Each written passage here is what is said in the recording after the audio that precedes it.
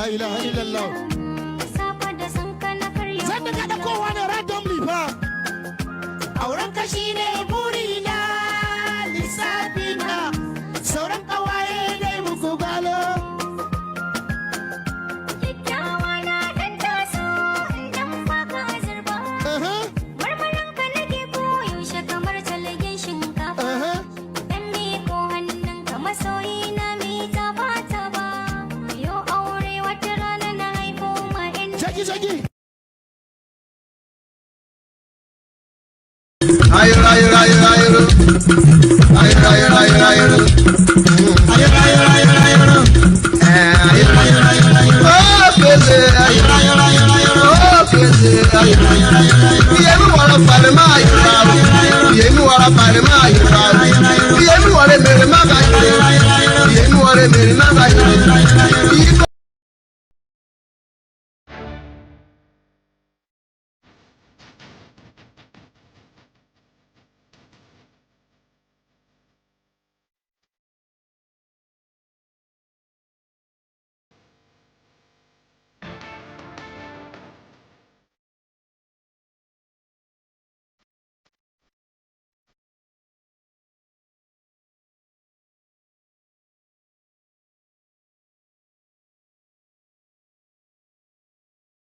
...2027 election. Do you still have intentions to run come 2031?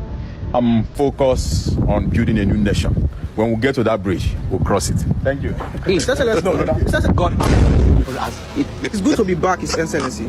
Now that you have won the 2035 election, is this going to be your last tenure? Because the youth are complaining that you are getting old. It's democracy, right? It is democracy. Let them come and run. Compete with us. And as for 2039, if I'm going to run again, when we get to that bridge, we'll cross it.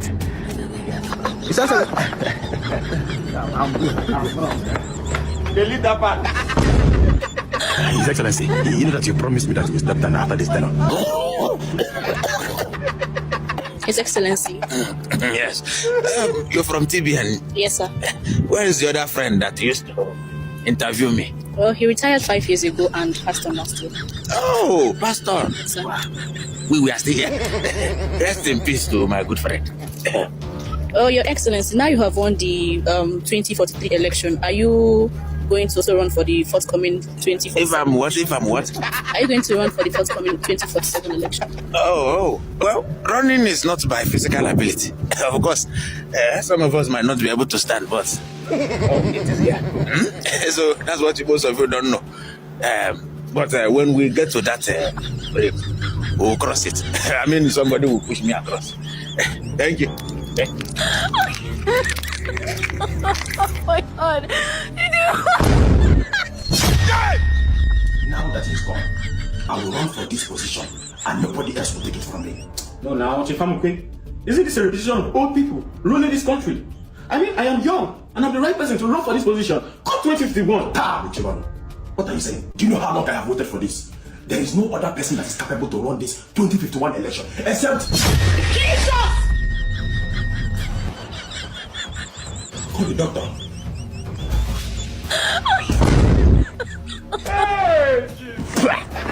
Let me see how you will rule the nation from the grave.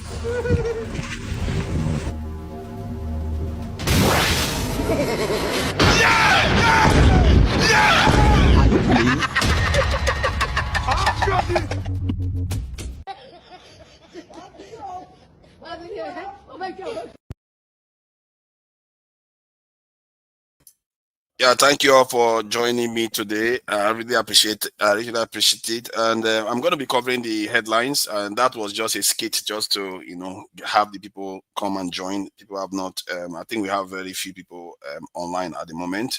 Also, as a disclaimer, this live is for discussing issues within Nigeria, within different regions of Nigeria, and also outside Nigeria and all over the world.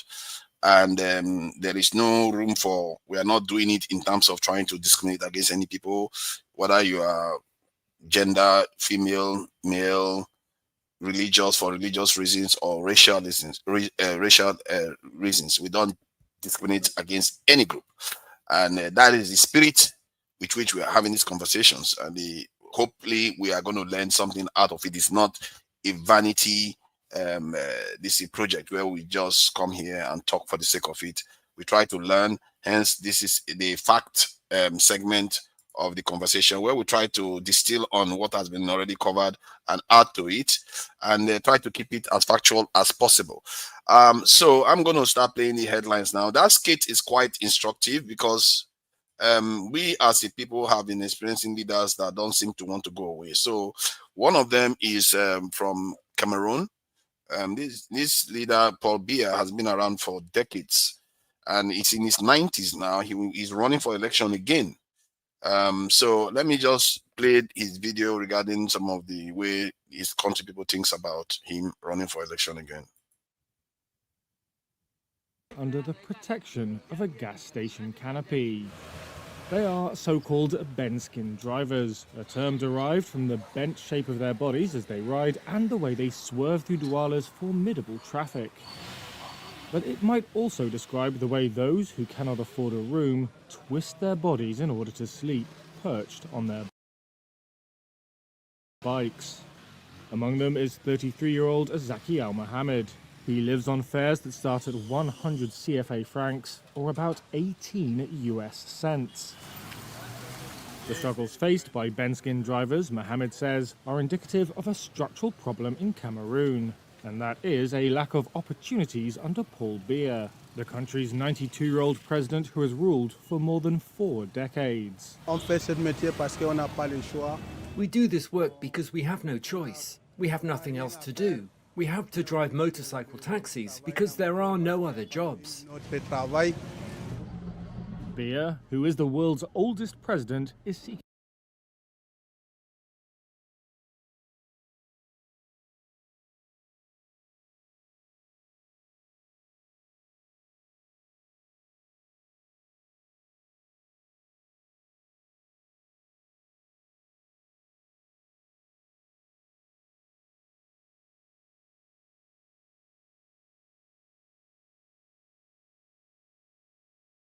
an 8th term in a vote that was held on Sunday. Cameroon's previous election in 2018 was marred by allegations of voter intimidation, violence and ballot stuffing, casting doubt over the credibility of the result. But Biya's government dismissed the allegations, and he stayed in power. Mohammed said he believes the entire population wants change, but that people are too afraid.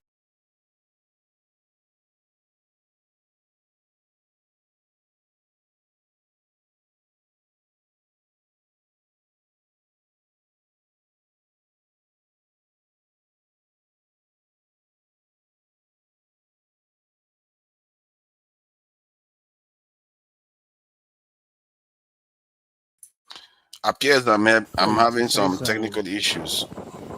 Cameroon's official unemployment rate stands at 3.5%, though the figure for young people is much higher. The International Organization for Migration says unemployment for 15 to 35-year-olds is a little over 39%. During his sole campaign rally on October 7th, Biya acknowledged widespread frustration over youth unemployment. He said if given another term, he would not rest until significant progress has been achieved. For Corinne Alphonsine Kegnay, progress cannot come too soon. She dropped out of school to care for her siblings after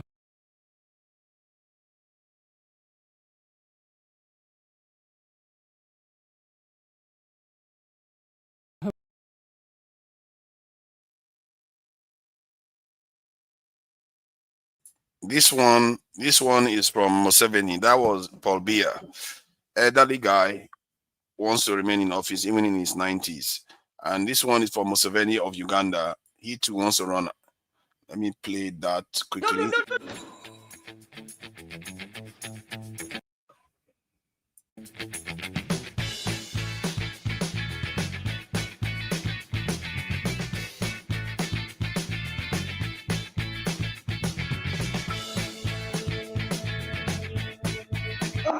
What's that? Like, why do you have to? Sorry, guys. Interrupting me while I was trying to talk about something very, very important. You guys already know that Ugandan President Yoweri Museveni wants to die in power. Sorry, Ugandans. No offense. But hey, I mean, it's not like we're better off in Nigeria. But this coming January will be 40 years since Yoweri Museveni has been president of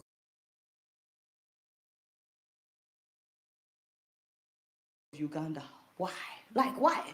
The man is 81, my people.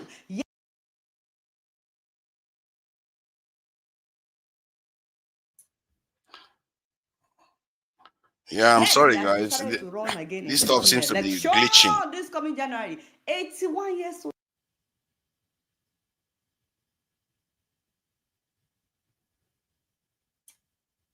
Kilo day. Who, what, why, what? Doesn't he have children or grandchildren and great grandchildren that will be like grandpa? He's enough. He don't do now. Only you Waka come. Are you the only one? In 2005.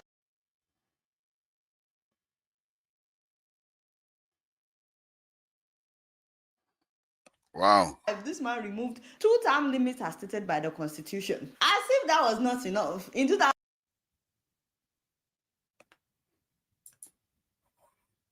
You know what? Let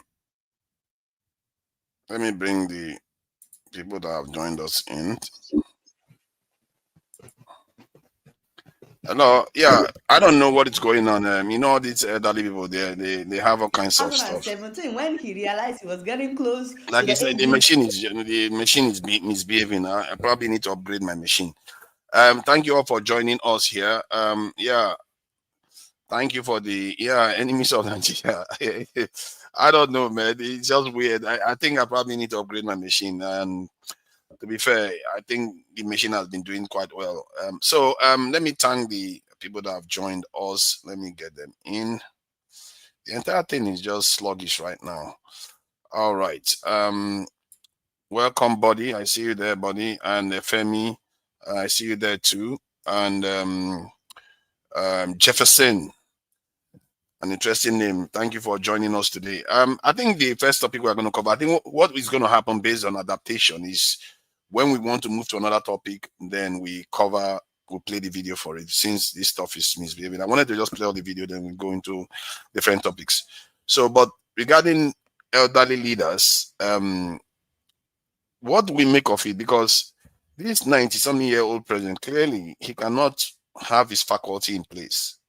He has been ill for a long time in Cameroon, and he spends most of his time overseas. And now he's running for office again.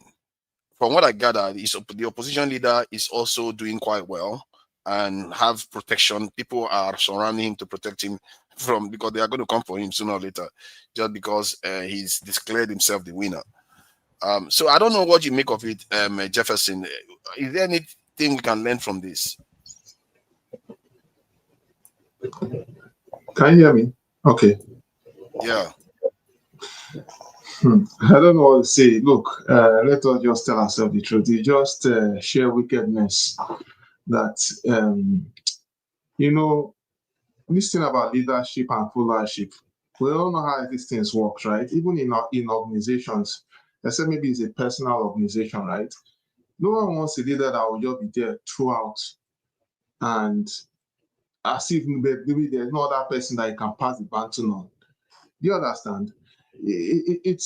I feel sad. Of course, when Cameroonian president, of course, I don't know when this other guy in Uganda took into office. Some of us were barely not in existence, Some of us were, came in and this guy has been ruling for a very long time.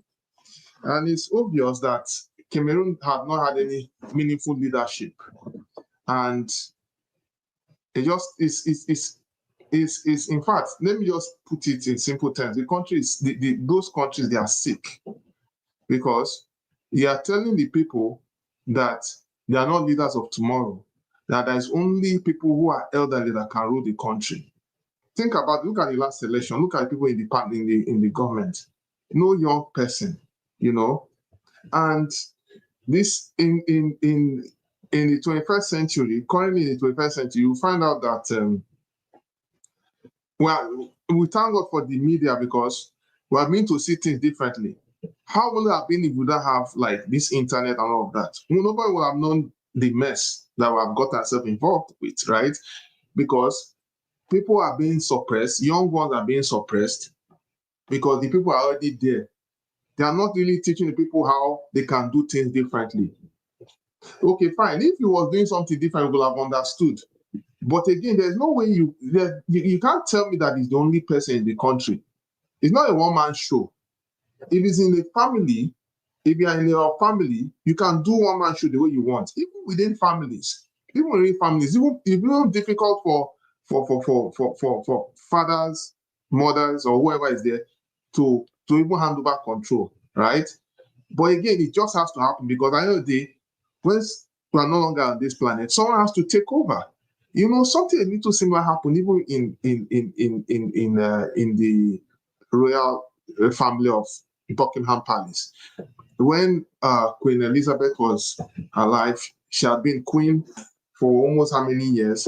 Due to some level of what they call it, sentiment, she felt she could not hand over to Charles when she was getting ill. And unfortunately, when she passed, that Charles had to now take the next mantle of leadership. And that was wrong. She didn't do that's in Britain. Oh, that was actually wrong what happened because she didn't do well on that note, irrespective of the rift they have between in the family. It just tells you one thing, that you cannot, no matter what anybody is doing, you can't be telling young ones because at the end of the day, like if you look very carefully now, if you look very well, especially the Gen Z generation, you find out, yes, there's a lot of information and people are asking questions. People are seeing things can be done differently. You know, the young learns from the old learns from the young. Yeah, everybody's learning from each other. But do you think that because like now Nigeria is next door to Cameroon? I don't know how Nigeria really allow, I don't know whether to call it allow, how they feel about, because they too, because Nigerian leaders are also compromised, so they can't even point fingers at Cameroon like, man, yeah, we are corrupt, but why don't you just hand over to some other person? You are really old. Nigeria doesn't seem to worry about anything going on around it. Even Benin Republic, they do whatever they like because basically Nigeria treats all the country around it like French countries, like they belong to France. It don't have nothing to do with Nigeria. I don't see Nigeria exerting influence over their behavior at all. And not to mention the fact that, okay, why is it that the people themselves, because when I hear about Cameroon, there's hardly any time you hear about serious civil unrest. It seems to be quite stable, even with these kind of leader for a very long time. How do you explain that? Is it that people don't know they can get better out of life, that they put up with this type of leadership? How can you explain it? Because Cameroon is actually more civil than Nigeria. They are civil, but again, don't forget there's something they call manipulation. Like what we have, obviously, let's not go too far, like what we have in North Korea. Manipulation too. Or some other countries. So when there's manipulation, the people don't seem to know better. People keep quiet because they feel they cannot be able to express themselves. We are all human beings. We are all free moral agents. We have the ability to make decisions and be able to. So look, whether they like it or not, it just, to me, I just see it as a thing of manipulation because it doesn't really make any sense. And when they say, with due respect, I don't want to go too far. When they say the issue of voodoo and witchcraft, it's not far-fetched. They could have done it in a big scale, and you'll be like, "Oh, this guy is good. Everything is okay," but it's not okay. No. So I just see that as a form of manipulation. It doesn't add up. Yeah, it's really sad because whole generations, for some years he's been in office, don't have a clue what being another leader feels like. And he's barely even been there for the last 10 years. He's just on and off. Most of the time they see him, he's looking like he's not very all there, like he's got dementia or stuff like that. Exactly. He's not even there. He doesn't even know what he's doing, because if he knew what he was doing, Cameroon could have been like a Dubai today with that length of leadership. So there's this assumption that if someone is in office and he thinks he has a vision of how a country should be, and he stays that long, we have to see it. Maybe in the next 10 years, this is this milestone. Another 20 years, this milestone. But we don't see nothing. Instead, we are seeing shanties all over the place. The guy is going abroad, he putting all the investment there, thinking of his own immediate family. So there's no progression plan. And because there's no progression plan, it just shows the guy doesn't know what he's doing. He's just there sitting and thinking of his immediate family. That's what it is. That's what it is. I mean, if you even compare to Gaddafi, there's a very slight, it's obvious. At least Gaddafi had an agenda. You know what? Gaddafi might not be perfect. He may have his own issues, right? But he made sure at least the citizens there had those basic amenities to the point that even after his death till today, most Libyans are crying in hospitals. They, oh, I wish Gaddafi is alive. You cannot say the same for Biya. You can't say the same for this other the other guy that is there. Because when Gaddafi took into office, he stayed a long time, no problem. And so people that did not, so most people that didn't understand what was going on, unfortunately, after his death, people now started understanding that, oh, I mean, he was there this long period of time, but there was something he was doing to position the country, also position the continent. Gaddafi, compared to Gaddafi, these leaders are like midgets, like they are beyond midgets. Look at the Okada drivers. The Okada drivers, they earn about equivalent to $18 in a month or so. Compared to the Libyan citizens, where if you are newly married, they will give you a house or they will give you a stipend. That is like a living wage. Living wage compared to what other African countries were getting. It's real. I don't understand it. Personally, the way when you look at the way Africa is, many countries, the way the leaders, even Kagame has been there for about 30 years, if I'm not mistaken, or 20 some years at least. They just stay on and on and on. They never want to go. And they will change the constitution on top of it. And that, for me, that is cool too. You can't be in office and you start changing constitution to allow you to stay longer. That's cool. Yeah. That should be outlawed continent-wide even. We've not even started. I think let me just move to body, because the entire thing is madness, really. They will allow the leaders who just come into office, they want to change the constitution. In a democratic system, while you're in office, you want to change it so that you can run again. That is, if you are not in office, it's a different thing. But while you're in office, if you do that, that is a coup. Because you're using your patronage power to affect or effect change on the constitution, so that to favor you too. It's a conflict of interest. It's not a big problem. Exactly. And that's what Biya did. Anything anybody is doing, they should have the country at heart. Even if they are doing that, it shouldn't be the benefactor. And that's the problem with us as a people. We always want to do something and they always be the one to enjoy, to benefit first, so that and that is why let me ask. I think Femi was next before Body. Body always comes last. Body always likes to come last. Everything. It's like that. So, Femi, why is it that we seem to struggle with creating people that follow us? Like, we don't have, especially powerful leaders within Africa that are really good. They struggle with having somebody that comes after them that will take over from and execute their agenda, their philosophy, whatever they believe in. They don't do that. Even Magufuli of Tanzania, the lady that took over after him, started changing things in the other way, the other direction. Kagame doesn't trust anybody to take over. Definitely Biya doesn't trust anybody to take over. Museveni, the same thing. So it's like, what is this thing? Why do we not have the ability to transfer leadership? As a matter of fact, one of the biggest gripes I have against Mugabe, of all the good things he did, he didn't put a proper successor in place. With all that ideology and everything, if he had done it, even Mandela, you can even argue that he didn't have a proper successor that really knows what they are doing. And that is one thing what do you think accounts for this? Because other people seem to know how to do it. Why is that? Why are we struggling with it? So, in recent months or years, I'm beginning to wonder if democracy is even an answer. Because if, with what we see going on currently in America, where America itself that's often looked at as the bastion of democracy, as an example, is having to deal with what it's dealing with right now, then even that is a problem in itself, because keep in mind, this year marks America's 250th year, allegedly, as a democracy. So I begin to wonder whether it's even a problem in itself that, whichever way you want to look at it, that whether democracy, because apparently democracy, the way it is, probably originated from Africa as a philosophy, because prior to when the West came and started breaking us apart, we had our own systems within our individual groups that was democratic in its own way. Whatever worked for us at the time. I say this to say that, actually, picture this. Even if, with the way you're asking the question, something I wanted to even start with originally before you threw that question at me.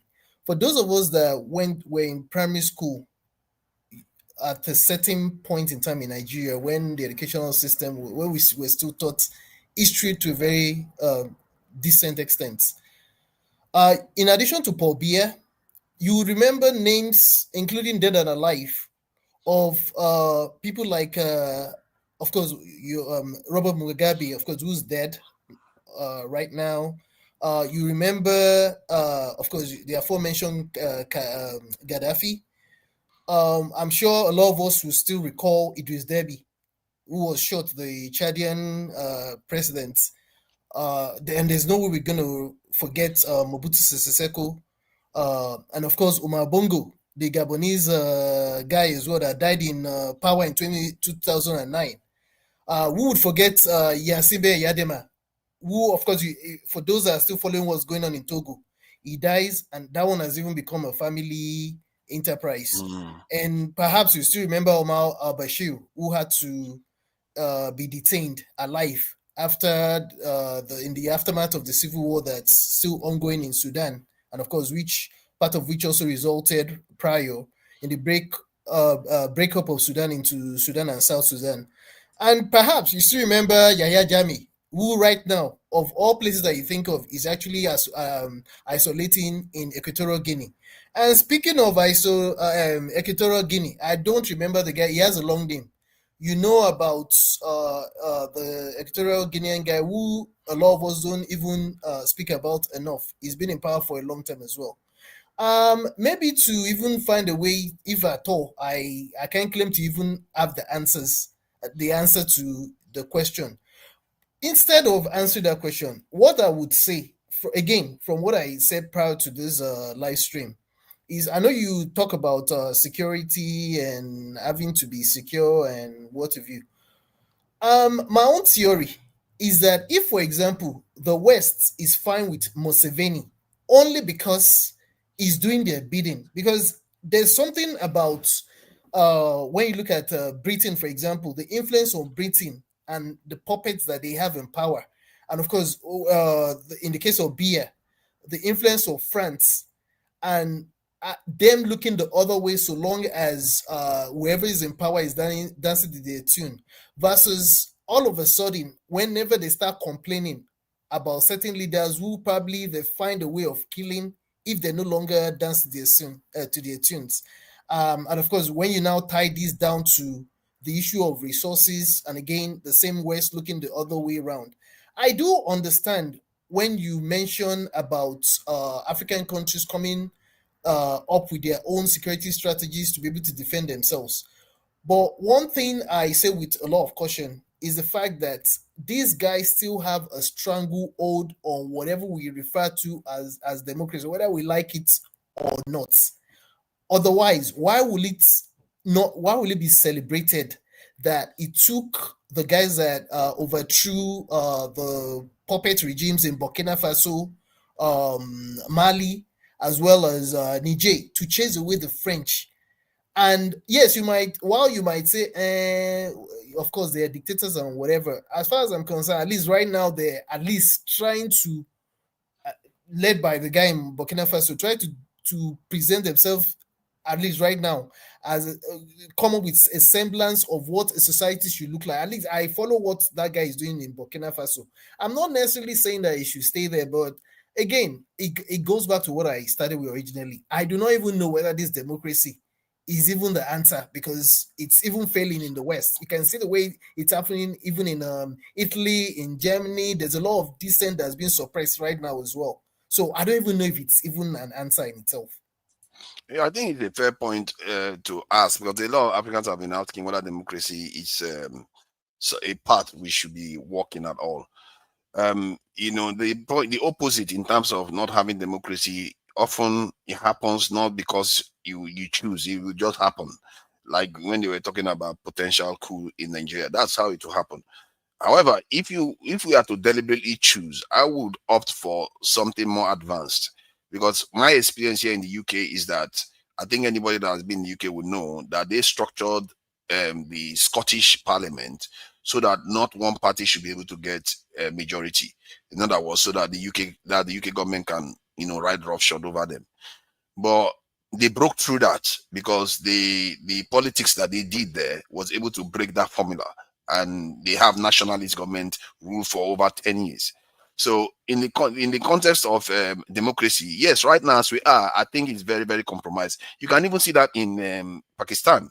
Pakistan is a good example that tells you that even a nuclear power couldn't prevent the influence of America. That the real president of Pakistan is in jail.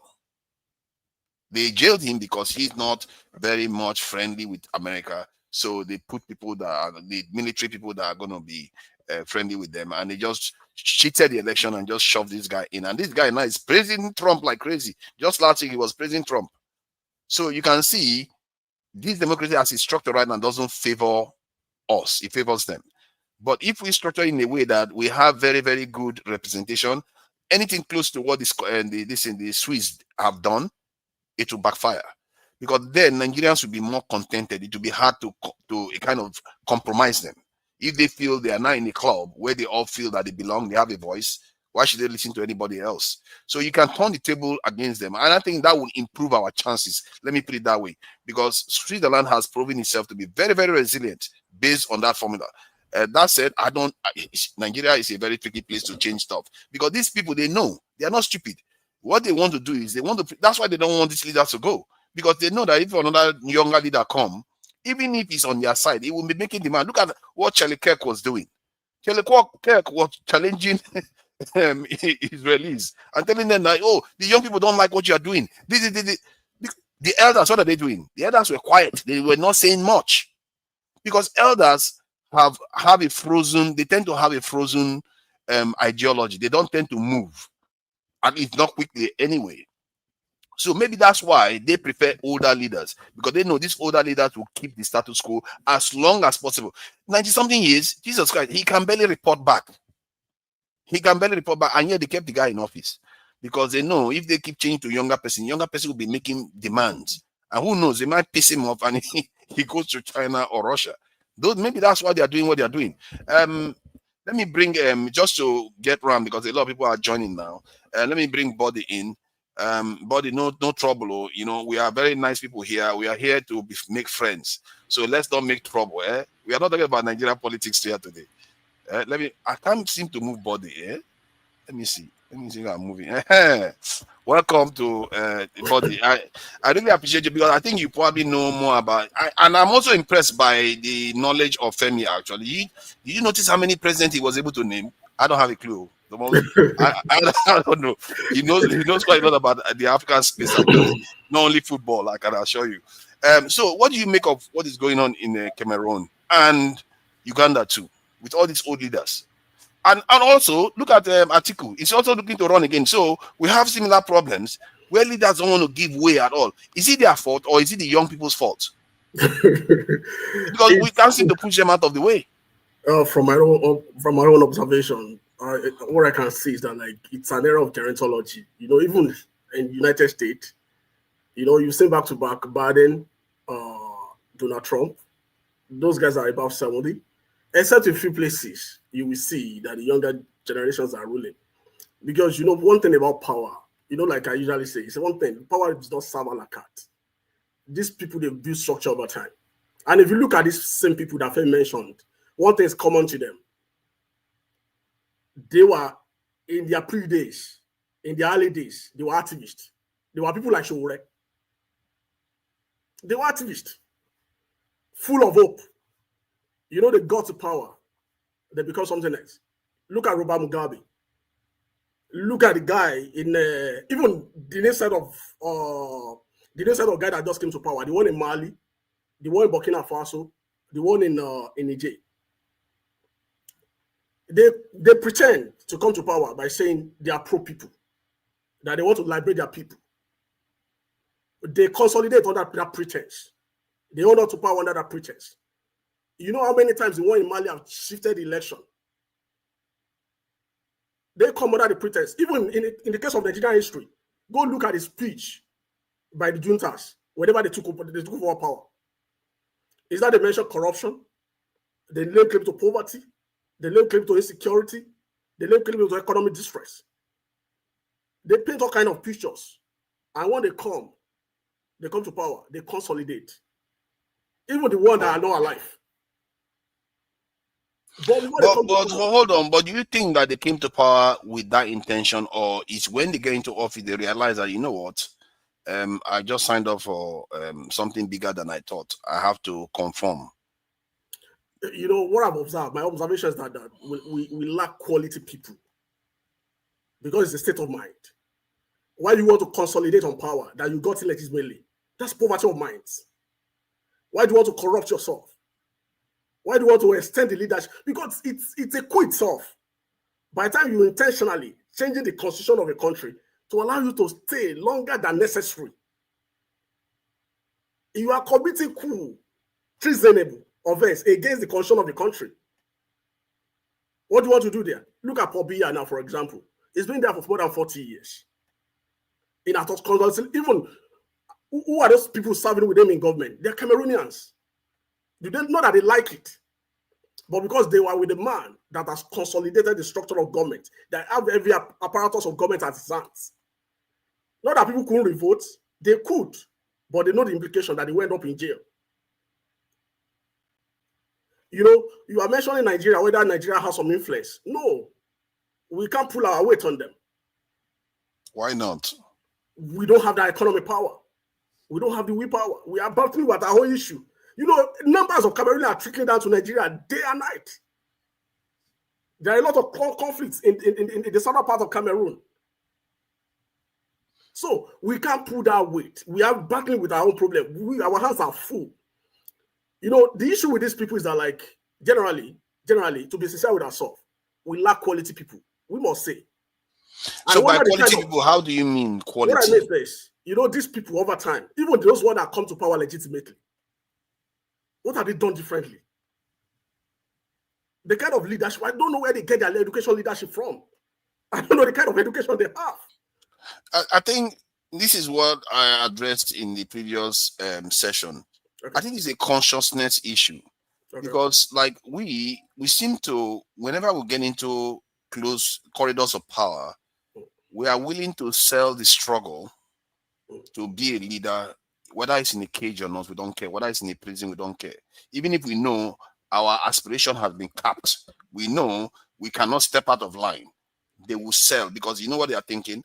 As long as I'm able to go and booga and show off and be the president, I'm okay. Whether my leadership means nothing in terms of progressing the people. I think that because look at all the people that were elected under Labour Party. They too went there and did the same thing. It's just an aspiration. They just want to check the bucket list. I want to be a president and I'll become a president. I want to be a governor and I want to be and I've become a governor. Way back in 2015, I said, but they don't seem to understand that it's for a purpose. Or even if they had a purpose, they don't care about it when you get there. You know, I tell you what, even if that position, you know, people have clamored for several times that our politicians should be no pay, shouldn't get paid, that it should be free. Even if it is free, you will see people struggling for it. People that don't have nothing to offer, that have nothing to offer. And then we've seen that in Africa over time. It's not new. Look at Ivory Coast, or what do they call it? The current president there, is trying to change the constitution to run for third term. Do people like it? No. Because that consolidated power is going to crush them. Look at the guy that was talking, the guy who plays video in Cameroon. Not that people like Paul Biya. The guy couldn't go out to campaign. They have to mount a statue to be moving and pulling a mobile statue all around to campaign for him. That means the guy is not viable anymore. It's not far, right? It's not strong. But there are still some cabals in that country that are managing the resources of that country. They don't want him to leave because he's the one that will win the trophy for them. And they are just there to share the booty. So they don't want to leave. So Femi said one thing. Maybe people are blaming democracy. Democracy is not the real issue. If you look at Africa, what kind of system have we practiced before? Majorly, you can say monarchy. And over time, do people really agree with that monarchy system, with the blue blood?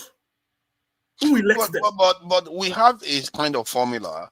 You can argue that, I don't know whether people agree with this, like President Tinubu now, when he was a governor, he did have prodigies that he brought after him that governed under his kind of ideology or tutelage, like the Shonwolu and the others that came after him.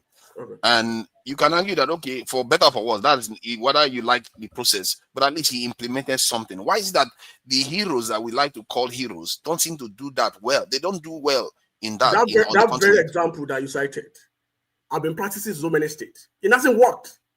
Look at Abia. All the use of Kanu brought in the other Kanu, what's his name? The former chief of staff. He brought him in. Within 6 months, the arrangement collapsed. Akpabio did the same thing. Within 6 months, the arrangement collapsed. It's telling you, I was pointed to one thing. It's pointed to one thing. You know, and if you look at leadership, it's not something you learn on the street. It's a thing that you have to devote time to learn. And I've said it way back in 2015, that either you want to become a governor, or either you want to become a president. It's not business as usual. You have to be creative. You have to be highly educated, intellectually mobile. If you look at the quality of government we have these days, or president anywhere, they can't even think or understand. You know, that's why you sit there through their policies. They don't wait all through. Because over time we learned that, once you can just write to anything, you can just become anything, you can just become a class captain, you can just become a leader without being through the school of leadership. Who is your teacher? Who is mentoring these people? You know, one thing about democracy is not a perfect idea in the whole sense of it. Democracy is just a concept. And there is no rule that is cast in stone for democracy. Look at America. In the case of America, we've seen democracy in a particular light in America. And in the space of few months, few years, we saw America in a different light. Democracy is just only a concept that has an expectation that people that want to be a Democrat must be about board. Must be people of good intention. Can you compare Obama with the guy that we have there right now? Can you compare Bush, even the Bush of Bush? But the thing is, I'm beginning to think that while you are saying this right now, I started thinking about other countries, like in the Middle East, because when I saw America recently, you know, America has had presidents that are over almost 80 years for the last 15 years, if I'm not mistaken, all the way back to the first, or 10 years at least. So, but if you look at how they behave, like Trump now, you can see now the whole thing is being unraveled, how they are, you know, peddle influence. They are being bribed here and there, and all kinds of stuff that is going on. Then you say, okay, they are compromised because it's democracy that made them compromised. But how do you explain the Arab countries too? There are many countries in the Arab countries that are not democratic, but yet they too are compromised. So it tells you that the trick is having the ability to compromise people or have them do what you want. If you have the ability to make people do what you want, whether they're a democracy or not, it doesn't matter. You can influence them. The quality of people that we are electing, the quality of people. You know, do really have good number of people.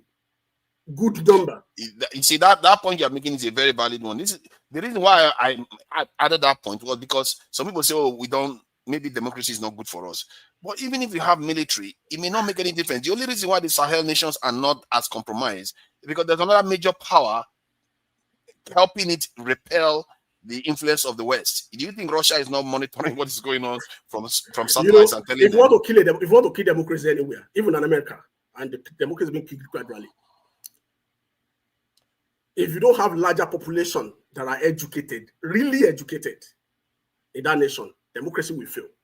Democracy is only for a nation, for a set of people that can make informed decisions, not out of emotions. That's why any country that you are peddling the idea of democracy, you must be peddling literacy, education, that people should be educated. Because that's the stuff that will inform them, that will shape the quality of But their why thought. do you say so, though? Even market women know how to pass vote, and I know. they don't need exceptional education. So, let me cite an example for you. In this country, by the time they elected Obama, everybody say, hey, we turned the corner.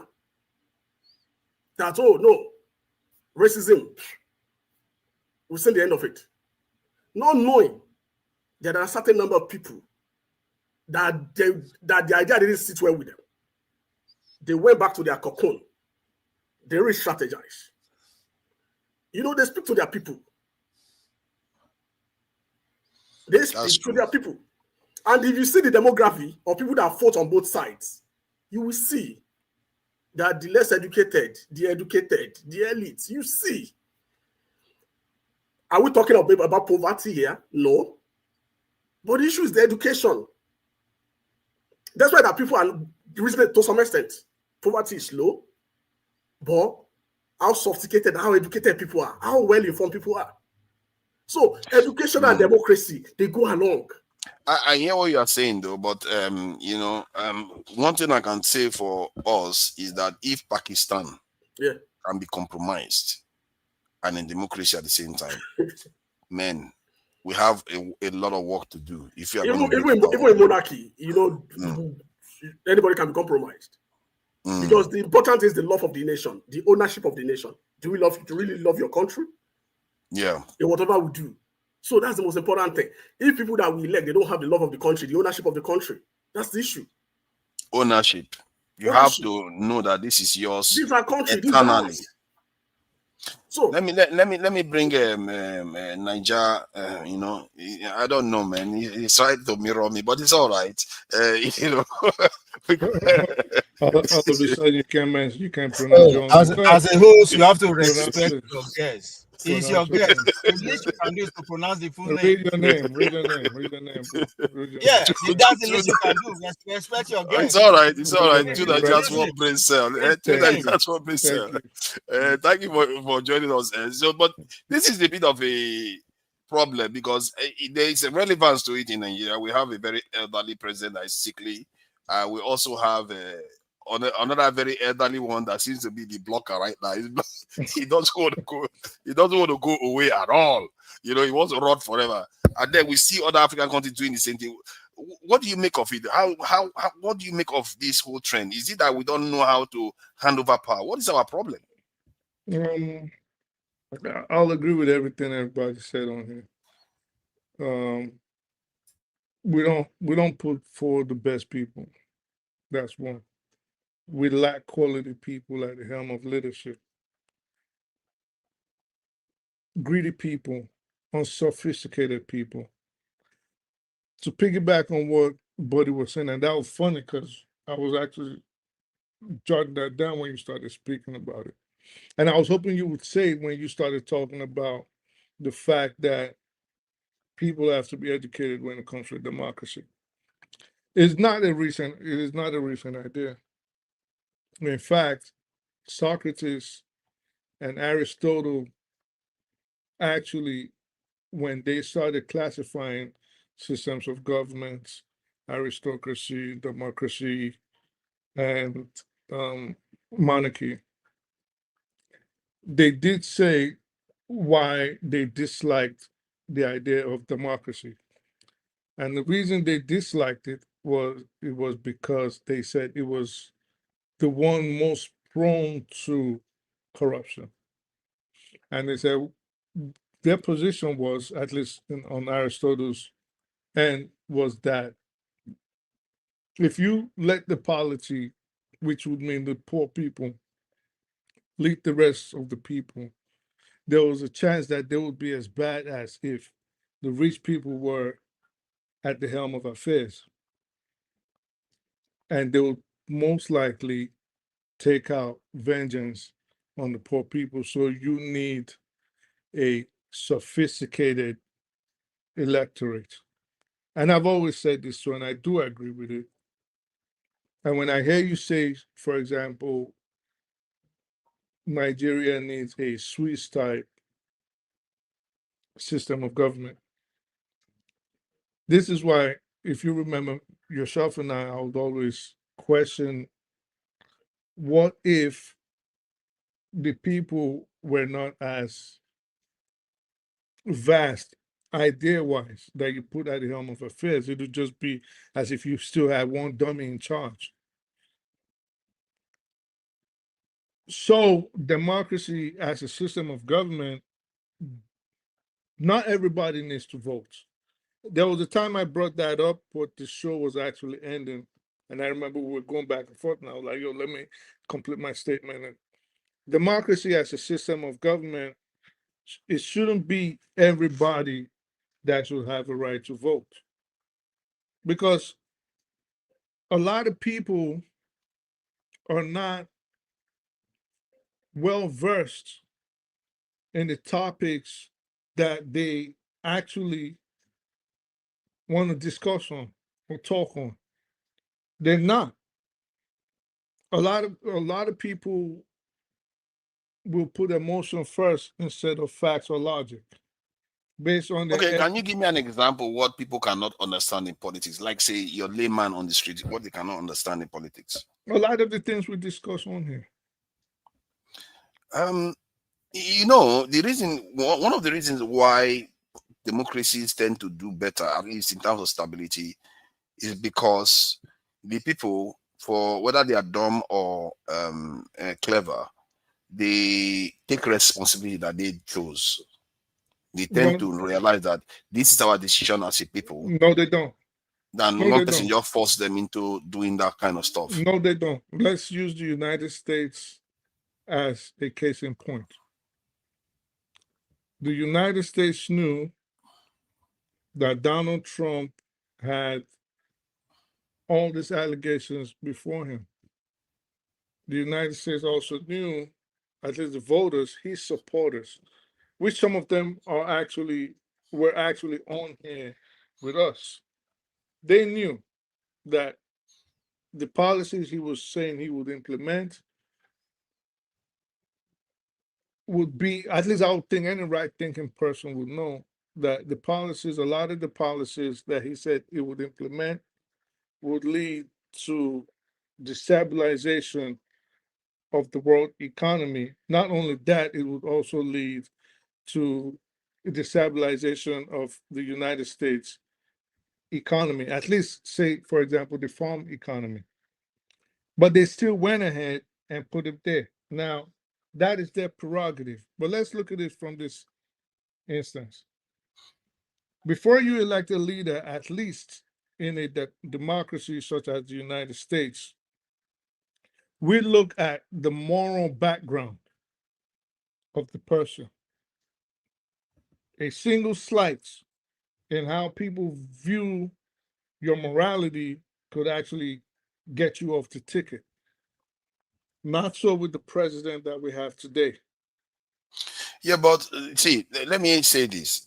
Don't you think, though, because I hear people say this all the time, and I used to share that opinion when things were not this problematic in America, that, okay, the poor people vote against their interests. You hear Democrats say this all the time, they vote against their interests. But are you not sure? Are you sure you're not mistaken that they know? I've seen them in the UK here when they voted for Brexit. People think they don't know what they are doing. They know exactly what they know. Things are going to be hard for them. They will support it. As long as Trump get rid of those foreigners, right? They will support it. Right. But so then, it's a conscious. They are not stupid. It's conscious. Well, they know what they are doing. I would say borders on stupidity, because if you know for a fact that fire is going to burn you, why would you stick your fingers in it? So yes, because the fire, there's a bigger fire you are worried about. To them, immigrants taking over the country is a bigger fire. Right. You have to understand them. But I'm not even speaking about the immigrant aspect. Maybe you might be right on that end, but I'm speaking on the economic aspect, right? And Absolutely. This is just one part of what I picked out. But the bottom line I'm saying is, and this also goes back to what we're saying, should everybody be allowed to vote? Because this is the context in which we're speaking in. If you know for a fact that this policy is going to be detrimental to the survivability of your nation, or even you as an individual, why then encourage a leader to pursue it? There's no point. So I would say this lends credence to my position and to Buddy's position that maybe, like the ancient Greeks and the Romans, maybe not everybody should be allowed to vote. And to a large extent, America is fashioned behind that because majority does not automatically win the votes in America. We still have to go through the electoral college. So I would say Nigeria needs to adopt something of that So nature. who would you say is not allowed to vote, man? Whom is gonna be? You know, I can select a few people. I don't know. I'm looking at some people right now. Decide that. You know. I don't know. So I think we just need to come up with a system where the electors are professionals in the same way you would not go to a dentist to fix your car. You would not go to a non-professional elector to serve your interest on who should lead the nation. This is what I think. So whatever system, however we decide to fashion that out, because the electorate, to be fair, is largely illiterate, and even the so-called literate ones would barely function as semi-literates in advanced countries. We have to admit this. You tell so personally, let me just make this point. So how long can you keep telling people that maybe you don't want to accept $10 for 4 years of your destiny? How long do you want to keep telling? You told the father the same thing, you told the grandfather the same thing, now we're telling the kids the same thing. And we're finna tell their kids the same thing if it keeps on going, if it continues on the same trajectory. I just feel like the people's vote is sovereign, and this is something a discovery that when the democratic system took hold, they discovered that there is something to be said for it, and it also allows the nation to transfer power more peacefully. Okay, they have a little bit of kerfuffle during the campaign, but the transfer of power at least is can happen in a diverse society. Because if you have a diverse society and the power is just residing in a house, let's say one tribe holds power, what will happen is eventually when power wants to be transferred, there's going to be upheaval in that society. So I don't understand. What I mean by that is, let's say in the context of Nigeria, it wasn't a democracy. It was Fulanis that were ruling. Sooner or later, when a Fulani leader dies and there is no clear chain, then a Yoruba person might say, it's my turn. And you see that in many empires and many societies where you have dictatorship. Pardon me, I'm trying to figure out how that is linked to what we're talking about. How it is linked is that because you are saying democracy has to be for the people that are educated. And in other words, you're not truly professional electors. Yes. But my issue with that is that I defer to the general public because I believe in, I see the importance of collective intelligence. To ascribe intelligence to only the people that understand normal, what we call knowledge, again, that have gained knowledge, is quite risky. No. Let me explain. So everybody has to play a part to feel included in a nation, to have some sort of loyalty. Well, you are saying that they should not vote. Some people should not vote. Sir, let me land. So everybody has to play a part to feel some sort of affinity to their homeland. Now it is up to the government to fashion out how it will achieve this. What I'm saying is, to get the final results, I think that would be best left in the hands of people that understand, for example, the Constitution, the interests of the country, the happenings in the country, and the world at large. People will still have to put those people in place. Now, if that will mean that this is the participation, the start and end of it, of the polity, the non-professional electors, so be it. They still have to play a part. You can't just, if you rule over them without having them vote, then that is a fiefdom. That is basically a theocracy. But they have to play a part as electorates. But so you are saying that there should be somewhere that filters people based on intelligence, at least. I'm not saying intelligence. Some people are educated. They're still the most unintelligent people you would ever run across, because they just knew how to cram and bamboozle people, good orators, things of that nature. Some people don't have a education as like a lawyer, for example. Our friend over there, I always forget his name, the Rasta guy, sure is my guy over Revolution there. Now. Revolution Now. Very, very intelligent, very smart guy, but he's not a lawyer. He's not a doctor. But when he speaks, you listen to him, you say, okay, this guy has he has more than one brain cell, like our friend up here. Right? This attitude is not helpful, it's not helpful. I'm being very civil, and you are just looking for trouble. No, don't mind me. So that's what I'm saying. So how we're going to achieve that, I don't know. But we have to have a situation where we have professional, dedicated, and knowledgeable electors to guide the country and choose its leaders. I guess that is a point. But there's something beautiful about people being sovereign. And I think, the crowd intelligence, it's based, even some aspect of science actually supports it. Crowd intelligence is something that is actually quite intuitive. And we have to be careful. We have to look at those things, but that's a different topic altogether. We're talking about old men that don't want to leave. And right now in Nigeria, one big old man is giving me heartburn because he's captured ADC and he won't let it go. And I don't understand how these young people, all these young people that won't do anything for themselves, they keep complaining, old men should give way. I don't blame the old men. They keep saying, if you want to run, this is democracy. Run, beat me. You keep calling them old men, but you can't beat them. Okay, what can I say? Let me bring Ogbegolo in. Ogbegolo, what do you make of these Biya and Ugandan president and Atiku also running? These are old people that don't want to give way. They want to perpetuate the old this in order that has been put in place by the colonizers.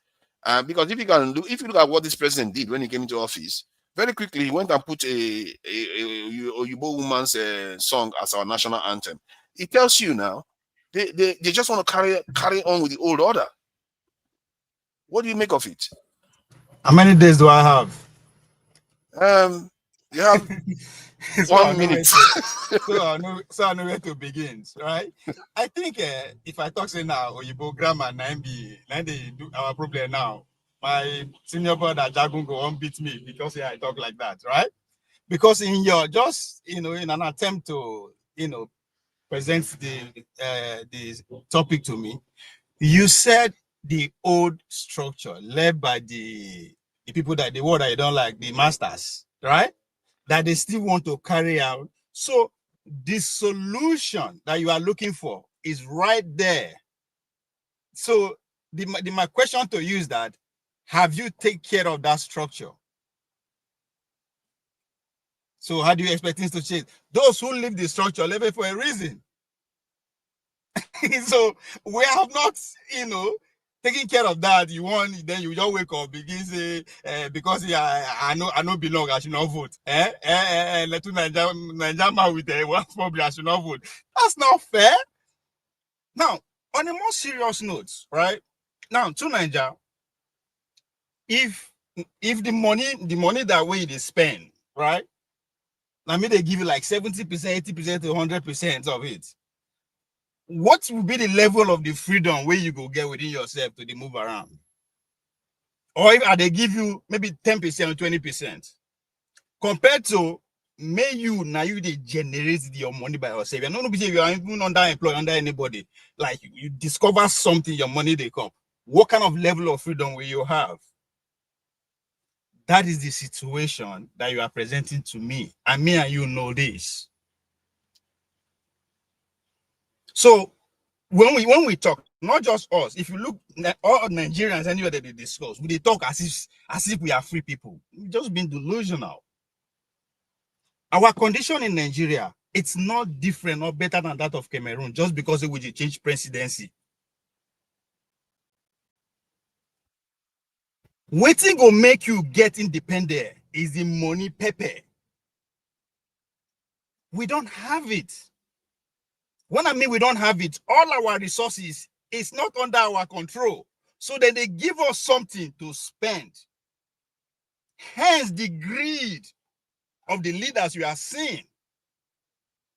And I feel bet you say, now like 75%, 25%, now be the agreement we will get with the West on our fuel. And it might be lower than that. When I mean 75, 25%, they get 75% too. And it might be lower than that because we fought civil war. Have we ever sit down and asked how much it cost us to fight civil war? And who financed it? Are we done paying? Now, I am putting money at the center stage because that's how you get power and control power. Power now be God. It depends on which level you control your power. Pope today, you know, get money, but if he say people should not drink water for 48 hours, I guarantee you 500 million people around the world will do it, if not a billion. That's power. That's God. But now people put on there so they can easily control money. So since the adventure of the agricultural revolution, power begin to be democratized. Once you don't come out from land, from factory, now power no day one place. Forget to say they parade themselves. Now they control everything. If you know they parade themselves, you don't know who control the energy sector. You don't know who control finance. You don't know who control agriculture. They are everywhere. So the issue here of that of Cameroon, it's not different from us.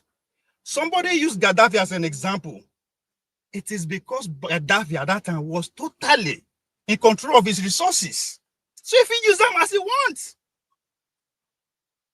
just look around the world today. Countries who are actually flourishing for the real sense of the meaning of that word are countries who are in control of their resources. China, Russia. These are countries who just free themselves economically. Nobody say that's how it was. They just free themselves economically. So economically, if you're not control of it, so that means the money where they spend, they tell you how to spend them. And it's very telling in our own situation. So we should start deceiving ourselves just because somebody with a change presidency. It's just to appease us as if because the system is designed for people who meet social standards, we believe that we get hope. We don't. Even if you are there, not. Yeah, So, but how hold on.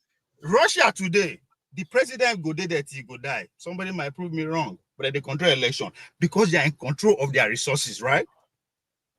Now, being in control of their resources means that the elite within the country are pretty much they're getting the better of the bargain with whoever the business are dealing with. So the business people, the people who are controlling the resources of Cameroon from outside, are at peace with the power, with the local powers, because that's what it is. Why would they feel share power? Because the two side, let's say the two, no one wants to see eye to eye, whether we like it or not. So we'll fight civil war. So I don't need to even exaggerate. For us to fight civil war, we don't want to see eye to eye. That's why the sharing formula see there. Cameroon, on that hand, the local power were able to coerce under one man. This man don't there for 40 years. Not be only in there they come. Some people don't die. Maybe the people who represent those ones are not well trusted. He still remains the living guy, the one that can be trusted. So if you take him out like that and bring somebody out, what is the probability that that person will not be muscled? That's the fear that I am seeing in both the Gaddafi, both the Museveni and our Zimbabwean man. No, Atiku, those I mean, you are not being democratic. You are not a Democrat if you see me Atiku no run. What are you talking about? Now they muscle our constitution. Constitution give everybody I'm rights. not saying that he should not run. In terms of as per rule, I'm saying that he should, as an elder, know when to pass the baton. No. That's a personal problem. Like, come on now. That's it. We don't even know when we are actually pushing the narrative and agenda of the elites.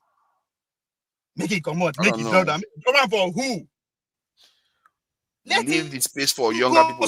He should raise people that are prodigies. Leaders create prodigies, people that can take over after them. But this guy is a failure that he's still running. It's like an old lady. Hold on, please. In our culture, an old lady doesn't go and fetch water, doesn't go and do certain things because they are old. This guy doesn't want to do the job of an old person. He wants to still remain like a young man. That is a problem. Hold on, to Niger. Today, let's say you are a billionaire from the sense of the world, right? You know, automatically, you are not eligible to be president of Nigeria until like 16 or 20 something years time, just because it's not turn by turn. You see, once you make case for either make somebody draw somebody too old, personalize it at times because you will get there, you might not know. No, the guy, I don't care about that. See, the guy has been running since the 1990s. We are not talking about a new person that just came up, burst onto the scene. He's been running since the 1990s. That is well more than 30 years.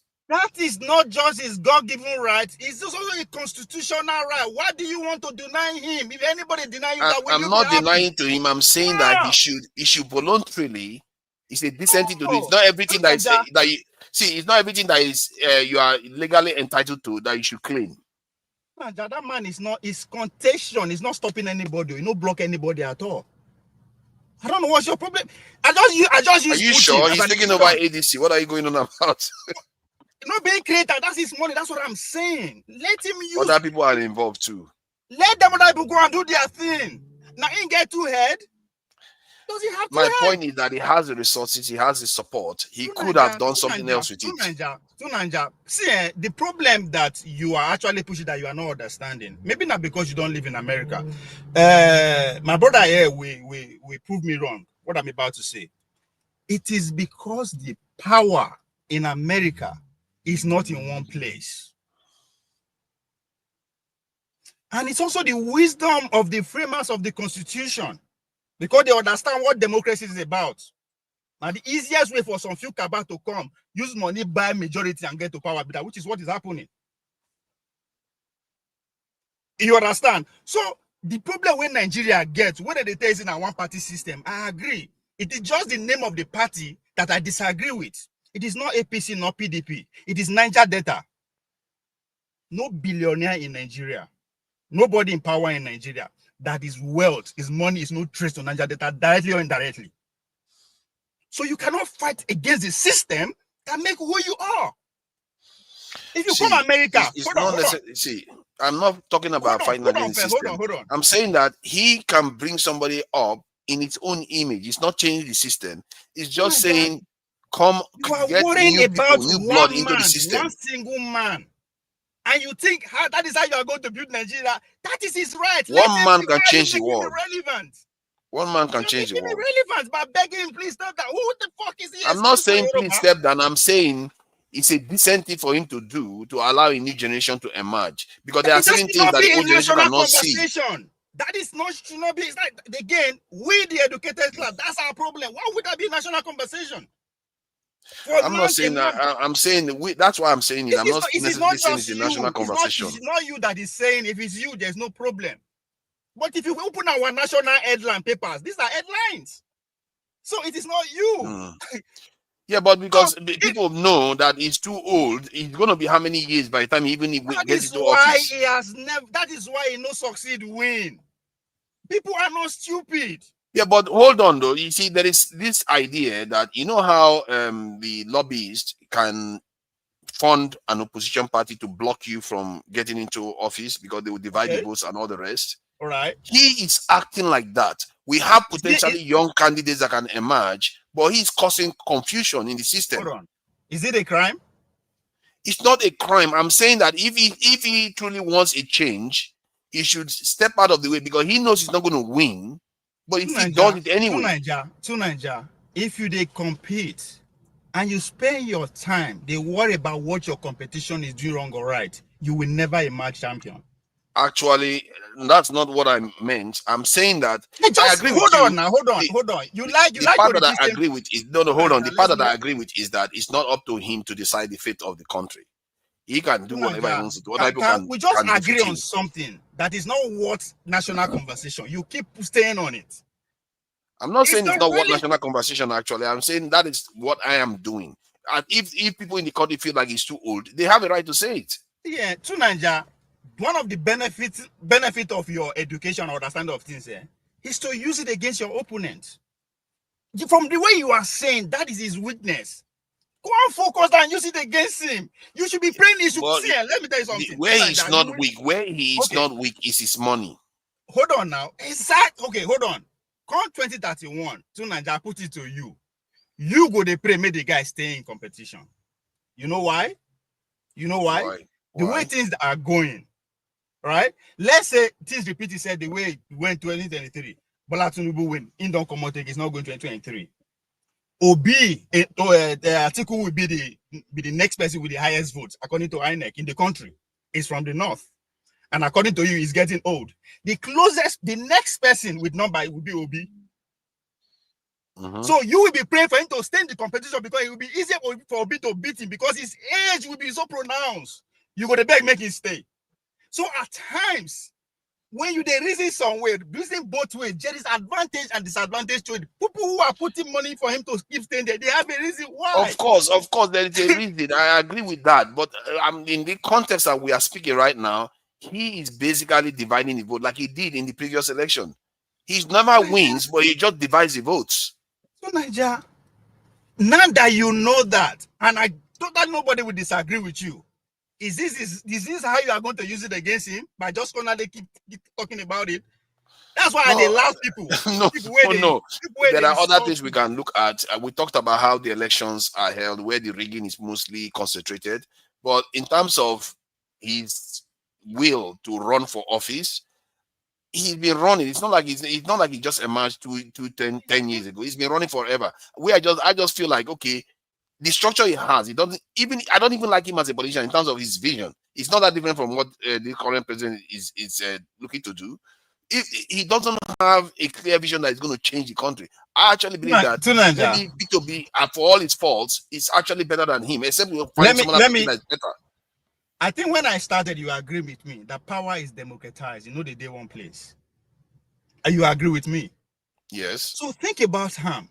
What part of the Nigerian power does he controls? Because money. Hold on now. Because one thing Nigerians are not talking about this ADC of a thing. Everybody's focused who's going to be the presidential head. Nobody's asking how many seats they go win for Senate and House of Assembly. Because when they talk, say, by the time the North will get to power, they'll be close to pretty much, if not 75% to 80% in controls of the political structure in Nigeria. I'm not talking political party, political structures. Who is your RG? Who is your this? Who is your that? And guess what? Tell me how you go to stop them from declaring Nigeria as an Islamic state. That time you go see them as hero. You are here judging people. I will see Atiku as hero. Hold on now, make I finish. You are here judging people who in kind of in a celebration mood say Buhari don't go. And you say one of the things that Buhari did that we are not talking about is that he actually, because of him, the advancements of the Islamic goal for the Iloni continues. That was you. I don't know what I said, anything like that too. Well, I said that Buhari is advancing what is happening in Ilorin. Okay, forget Iloni. Niger. What did Niger do for Nigeria in place of Niger? Abi? Oh yeah. During the war, in the 80s, and what you don't know is that they are families, like blood families, the Niger people and the northern people. Like so what difference does that make? He defended Nigeria, so what difference does it make? Oh, see, the point is that if you come back next time, give us the details of what actually transpired while he was defending Nigeria. Because they attacked a Nigerian facility. That's not what I am saying. If they say you go war theater, you have details now. How you carry out your what you go do? I mean, you're a military wannabe expert, Abi. If I say you go I war, don't know whether I'm a wannabe expert. All I know is that he. So if you say your general actually go war, responded if the way he come was supposed back, to he respond. go give you details how the mission go now, Abi. What is the point? The point is that you don't know what he actually, if the waiting and send and go do for them actually take place. Hold on. All the people where they send and go, whatever they send and go do, it did the opposite. You don't know. But yours is that he went there and nobody will disagree with you. See, okay, I hear what you are saying. By that standard, nothing is real.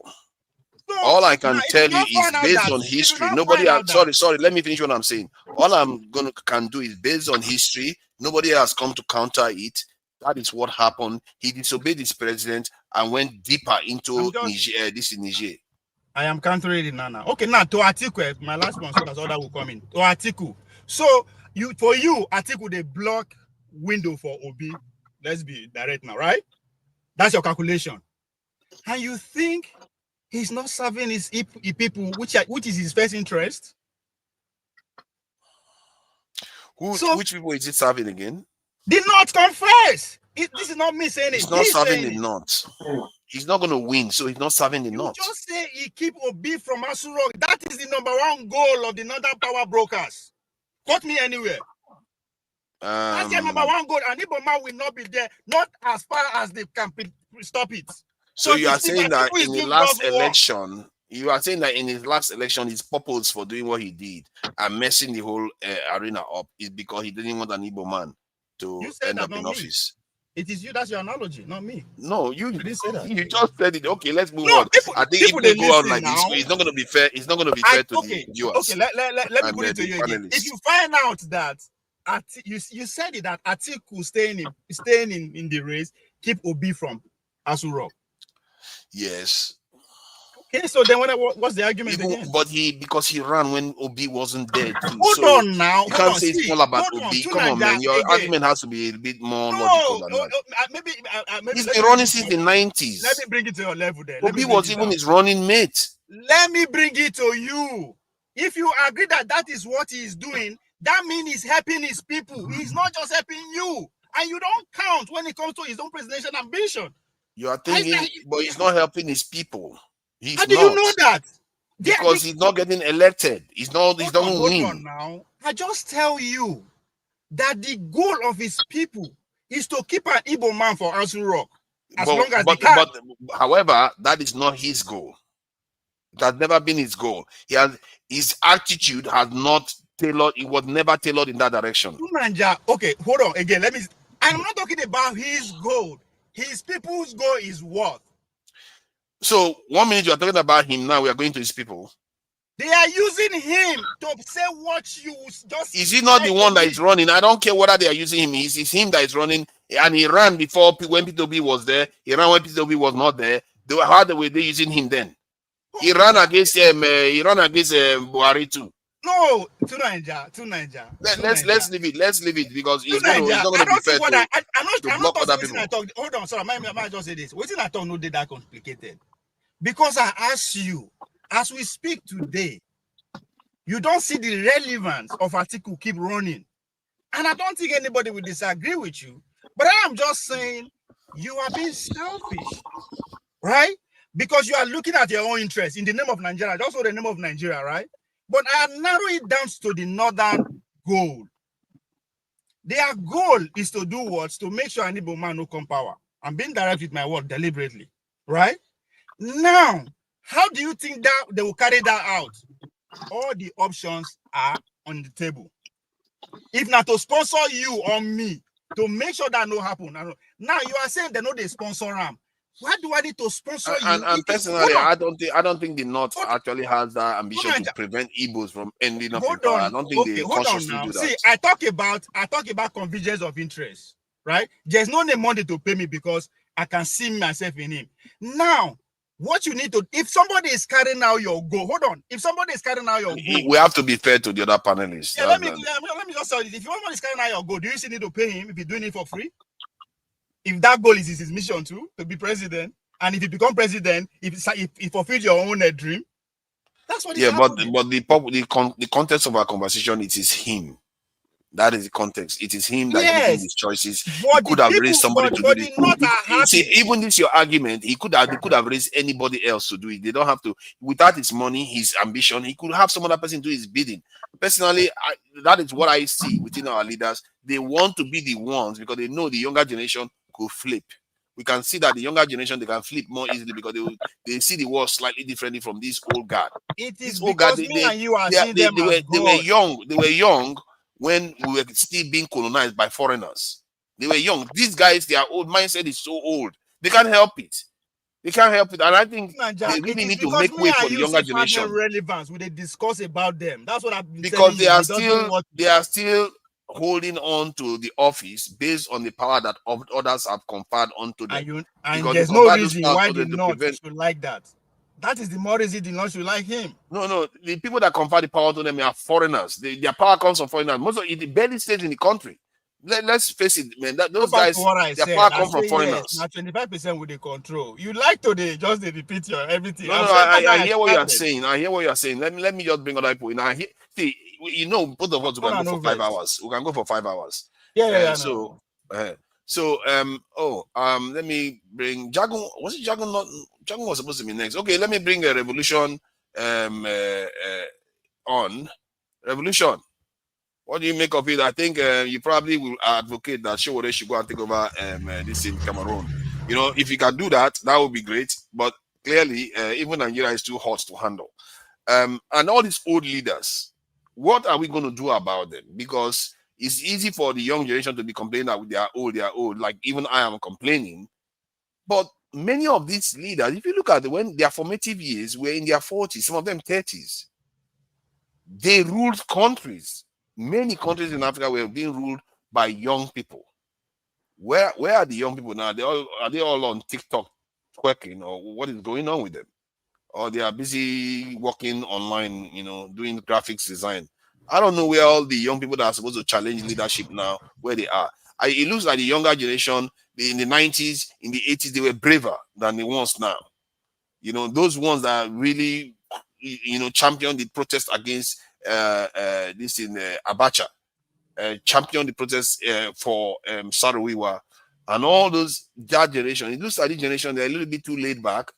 And they don't seem to. You look at Cameroon now, 90-something-year-old man. He doesn't even come out to campaign. They carry a doll to go and show people, and it's like he might even win again.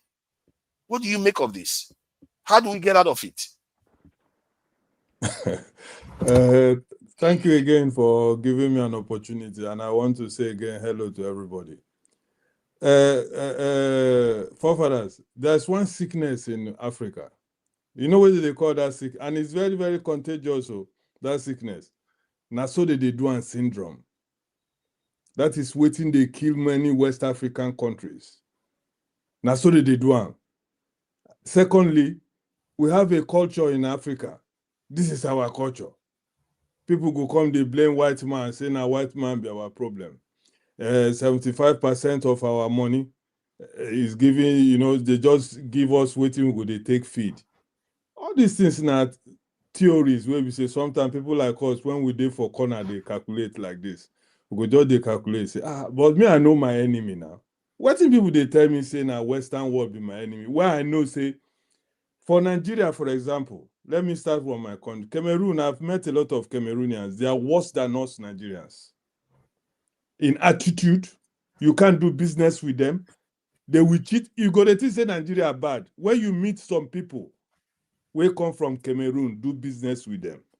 You go say, no, we know say we they die for Nigeria, but man, who are these? Yeah, personally. This my own that sounds like a very, very terrible this is maligning of the Cameroonian good reputation. Has anybody got a bad reputation? I don't know whether you've done anything with people like that. I've never heard that Cameroonians are difficult people in any way. I'm telling you about my personal experience. I don't know whether, I just tell you my experience with Cameroonians. And then when you take the second point, you see, West Africa as a whole, we have been captured through our culture, religion, and Naso de Duam syndrome. I know so many people go to think, say, if you, okay, look at my brother, our senior man here, waiting me name, Oga Ike. He's a man I respect a lot. But okay, for instance, he come now, he's having a problem from where does forefather comes from?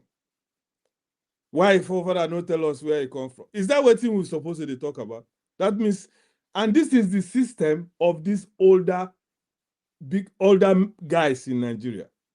They have their own system. Nobody should change it.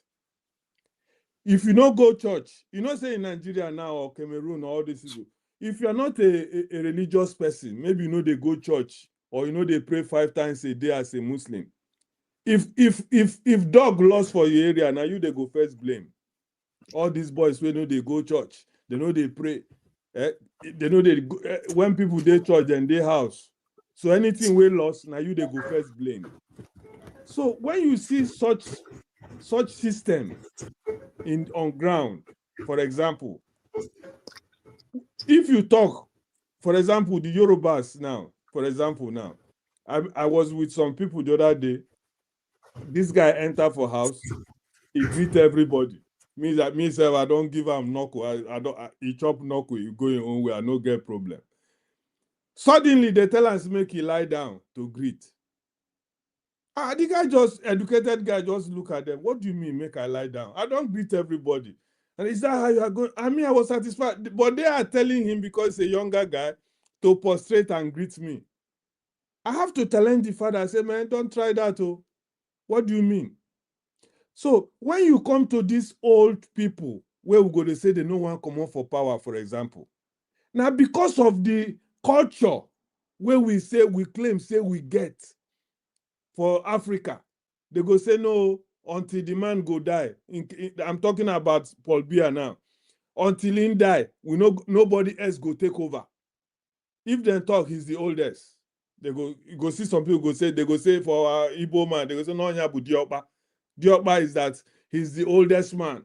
Until he die, no, even if anybody will rise up, say, boy, this old man. That is why you see, say, people like Shore, where you see for now. No, we say Nigeria, don't know, say Shore can handle Nigeria. But they look Shore, say, Atiku dey there, now they talk about Shore. That small boy. People don't call Shore small boy for this, our platform now. And the time where Atiku they enter power, they're relevant in Nigeria. They were even younger than Shore. You understand? Because those people get one kind way of life.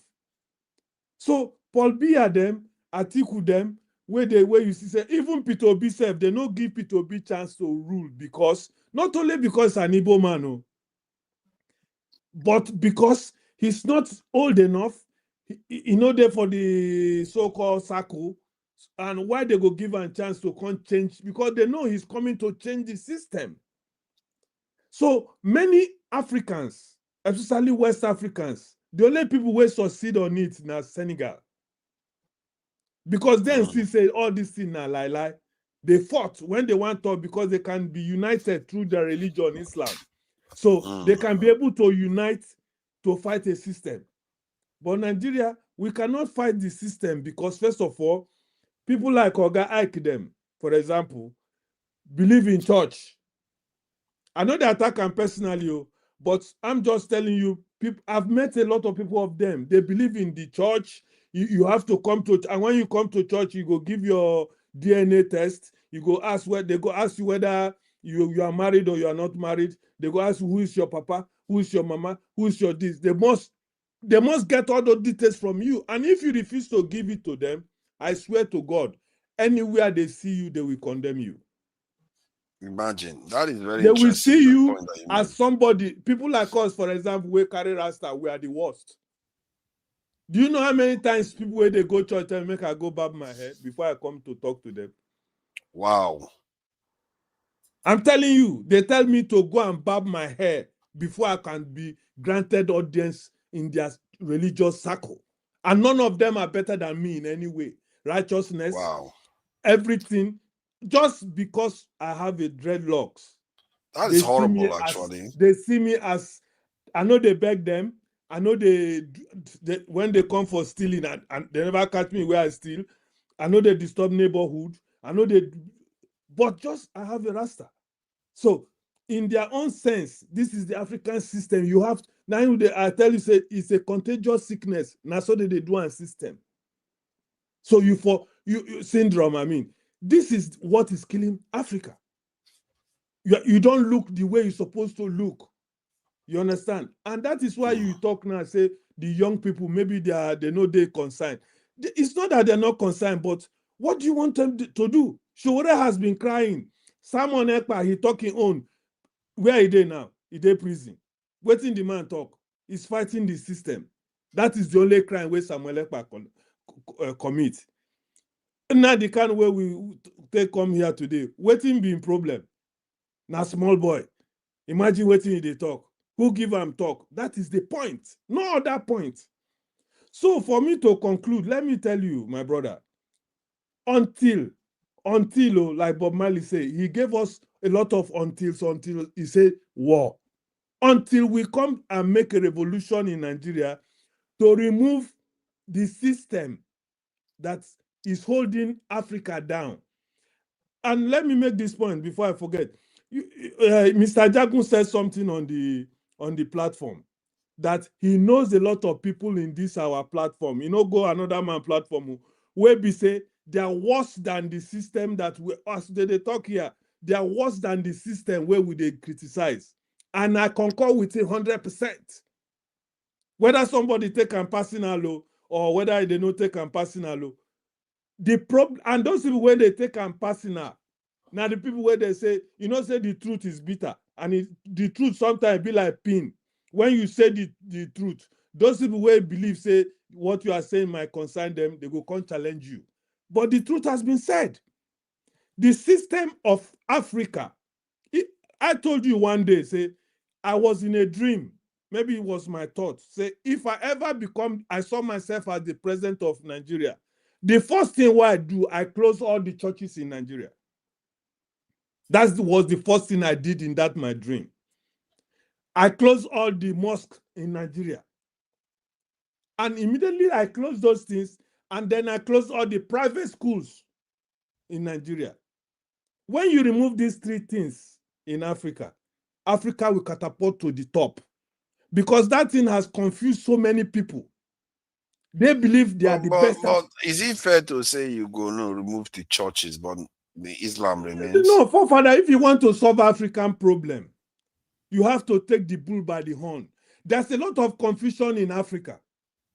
And the three confusion in Africa is religion, culture, and our system. That is what is keeping. That is why. So are you going to take out? Are you going to take out Islam too? Religion. Actually, I'm going to everything. Okay. I see what you mean. Yeah, after all, the Chinese. Whether Islam. Yeah. He mentioned Islam too, forefathers. Well, I didn't hear. I'm talking about religion. What type of? Because this is where we they get them wrong. For example, now the people terrorizing Nigeria today, is it not Islam? They say Boko Haram and whatever they are. Is it not what they are preaching that we make them go and kill innocent people when they don't even do anything because of one kind of religion ideology where they carry for head? So and that is why they don't want to hear revolution, because they know that Europe, where all of us they hide now, they enjoy, they talk as we like, get to confidence, they shine as people they say we are shining. Somebody came and made a comment and say, "Forefather, you are looking great," because we are living in London. How did they solve their problem? They made religion irrelevant so that people can look forward. But religion is the biggest problem that we have, especially in Nigeria today. But sometimes people are afraid to say it. Yeah. Thank you. I must say you have really said some things. And because while you were talking about how our elders try to keep this thing, I can't shake the feeling to watch how Tinubu behaved when he came into office. It tells you clearly that's a very clear signal where he went and changed the national anthem to something. It's like their mindset is so far behind. Wait, why would anybody thinking of the current situation that we are in think that the national anthem that was sung done by a British colonizer?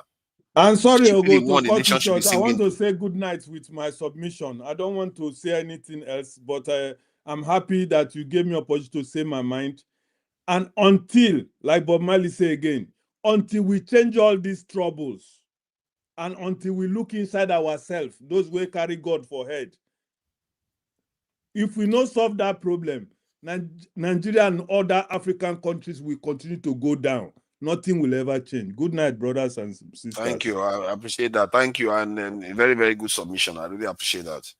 Well done. You know, I like the way you talk, because you also describe some of your personal experience. And I can't believe that, you know, we used to ask people that have that to go. We used to treat them badly, actually. And that is what he's expressing. It's almost like how people used to treat ginger, you know, and the people don't like, and the ginger people, when they come out, they feel pained about it, and we think it's just nothing at first. Welcome, Oga Ike. What do you make Mr. of? Forefather, Mr. Forefather. Is it you? I think. Wait, is it me, Care? It's between you and him. You never even say hello before you start handling me very rough. Come on, now. You know I don't have to you rough now. Bro, you took me up without me knowing anything. I'm here now. I think you are out of camera. I think you were out of camera. That's why. Why would I would never take you off? No. It was you never know when you're guilty. So you are just like a Nigerian politician. No, because if I'm taking my hand and I'm going to remove you from the stage, I have to make sure you. Bring me upstairs, Joe. You see that? Yeah, our people there. Yeah, I'm just telling you the truth. Okay, but I think Oga Ike was here before you. So after him, no, he wasn't. But Oga Ike, let him speak.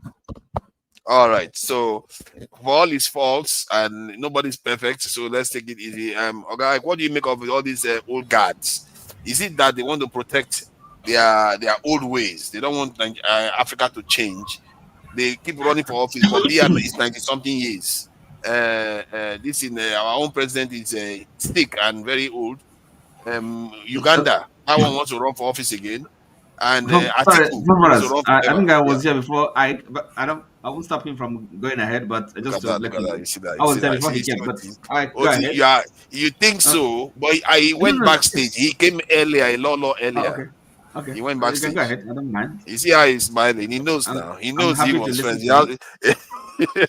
So it's like these old people. They don't want to give space, and they don't want to appoint young people to take over after them. Say whatever you like about President Tinubu. He did that in Lagos. He had people that came after him that seemed to do some of his will, and he didn't do it in a kind of like Fubara Wiki way. He did it in a kind of way that doesn't come across as domineering. So you have to admire that quality without admiring all the other aspects. So what do you think is going on with our leadership?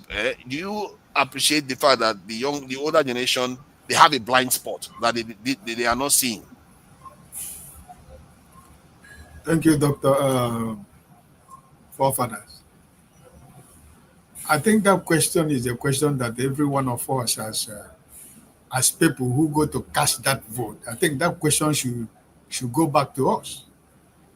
The citizens themselves. I think the question would be good for the citizens to answer. For example, I heard, I wasn't sure, I did not see, but I heard that in this Cameroonian election, this old man was sharing bread and people were collecting bread, and they collected bread and voted for this man who always gas even when he's standing, a man that cannot move anymore, a man that when he stands with the other world leaders, he's gassing before everybody, and you're blaming Paul Biya. The younger ones, the younger politicians in Cameroon, where are they? At least it was an opportunity for them to, this time around, to give the other man overwhelming majority of vote, because this is a walking dead man. Is he alive? He doesn't know what is happening around him. So, but why, like as you said, the people that are all those cabals that have been with him all these years that he has been in power, they are the people that are protecting him from the military to the civilians. So if not, the citizens of Cameroon, even though they are crying, that they have been crying for how many years they want Paul Biya to go. But it's still the same people that they want to bring him back to power. People receive bread. People collect bread to vote. So you can imagine. So, and for us, like a country like Nigeria, where is our credibility for us to begin to defend the other smaller countries? Nigeria was supposed to be a big brother nation, right? To other African countries, to emulate Nigerian system or Nigerian democracy. Do we have democracy in Nigeria? No. What we have is an illegitimate government that has been existing. And it's the same cabal people. We are talking about when Bakary was there, how many times does he go to London for medical checkup? You know, people that cannot even exist anymore without medication. People who cannot every day, they don't do like this, they can't live. They are the people that are ruling. And the people that are strong and healthy and smart and intelligent, they are the people who are answering them, Your Excellency. They are the people that are making Your Excellency. So you find out that Nigerian hands and legs have been broken in the Committee of Nations because we cannot protect any country in Africa because we are not protected. What is your credibility before the world, before the nation, for you to go to talk about other countries? For example, the president of Nigeria are going to tell the Paul Biya of Cameroon that you have to stand down. Did he himself win election? He never won an election. It was about grab it, run with it, steal it, and grab and run with it. That is the way he became president. So who is he going to go tell, hey, this man is too old to be your president? Himself, do we know the age that he was? No, what is the age of Bola Tinubu? What is his age? The school he said they attended in secondary school was not even established when he said he went to the school. So do you know who your president is? So this is the problem in Africa, because the people that are supposed to be the father figure of African country, they have failed the continent of Africa. Because we have decided, as we have decided that it is well. What are we facing in Nigeria is the same thing. 5,000 naira, you sell your conscience, you sell your future, you sell your destiny. Every 4 years, they come back to give you one cup of tomato, 10 cups of rice, and you sell your vote. And when they go there, they close the door for you. After 4 years, they come back again. So they have decided to use poverty as a weapon to make sure that you cannot survive without them giving you 10 cups of rice or giving you, 1 tin of tomato. So until the citizens of the country decide to say enough is enough. What is happening in Madagascar right now? If you talk to people, it's a small country. Certainly, it's a small country. That's the way it starts, right? The revolution that happened in Nigeria the other time, how many years ago? It was like that. The one that happened in Egypt, it was like that. So Nigerians are thinking that it's not going to happen in their country because they're telling you the president is he's controlling the military, he's controlling the everything. It doesn't work. The day that it will happen in Nigeria, both the people that are controlling the military, both the people who think that they are indispensable, all of those people, none of them is going to escape when it comes. So I think, forefathers, your question is that the citizens of all these countries who are making sure that these people comes back to power, it's our problem. Because if somebody can go to vote somebody with a loaf of bread, that is to tell you the level of ignorance that you have in Cameroon. The people are telling you that they are hungry because what it shows you is that the people has lost their sense of belonging. That a loaf of bread, you will use it to sell your vote, knowing fully well that after you collect that bread, you go back and say that Paul Biya, you don't want Paul Biya to be president of Cameroon, but you collected bread and vote him. Now, at 90-something years, Last week, I was watching Museveni. He was trying to show that he's strong. He was running to the stage. He wants to show you that he's physically fit to be president of Uganda. You know, these are the same people because he have forgotten how he became president. He fought a revolutionary war. And through the bush, he became president. Now he has forgotten that. He has become a politician. So now if the power is too much, the power is too sweet. And so he doesn't want another person to answer excellency. Because he wants to answer excellency until he goes to the grave. And that's the problem. And there are people that he's using. And those people that he's using are few individuals in the country, just like Nigeria. The cabals in Nigeria, they're up to 1 million. No, but we are 250 million population that cannot take our destiny in our own hands. Because Emiloko is my brother. He's from my tribe. He's from my nation. He's my village. And when I was going to school, he bought the exercise book for me. And because of that, even though he's killing the whole Nigeria, it's okay for everybody.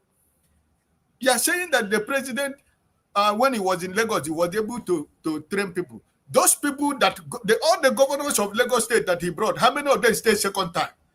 Because when you don't agree with him, you don't come back. So Wolu right now is fighting for his political life because every possibility is not coming back. So is it that kind of leadership? Is it what you want to emulate? Because if you read the people who followed him, who he made governors, where are they today? Ambode, where is he? After he talk, now he decided to go back to kiss the ring because you know that he doesn't have any political future if he doesn't follow the man who has made him.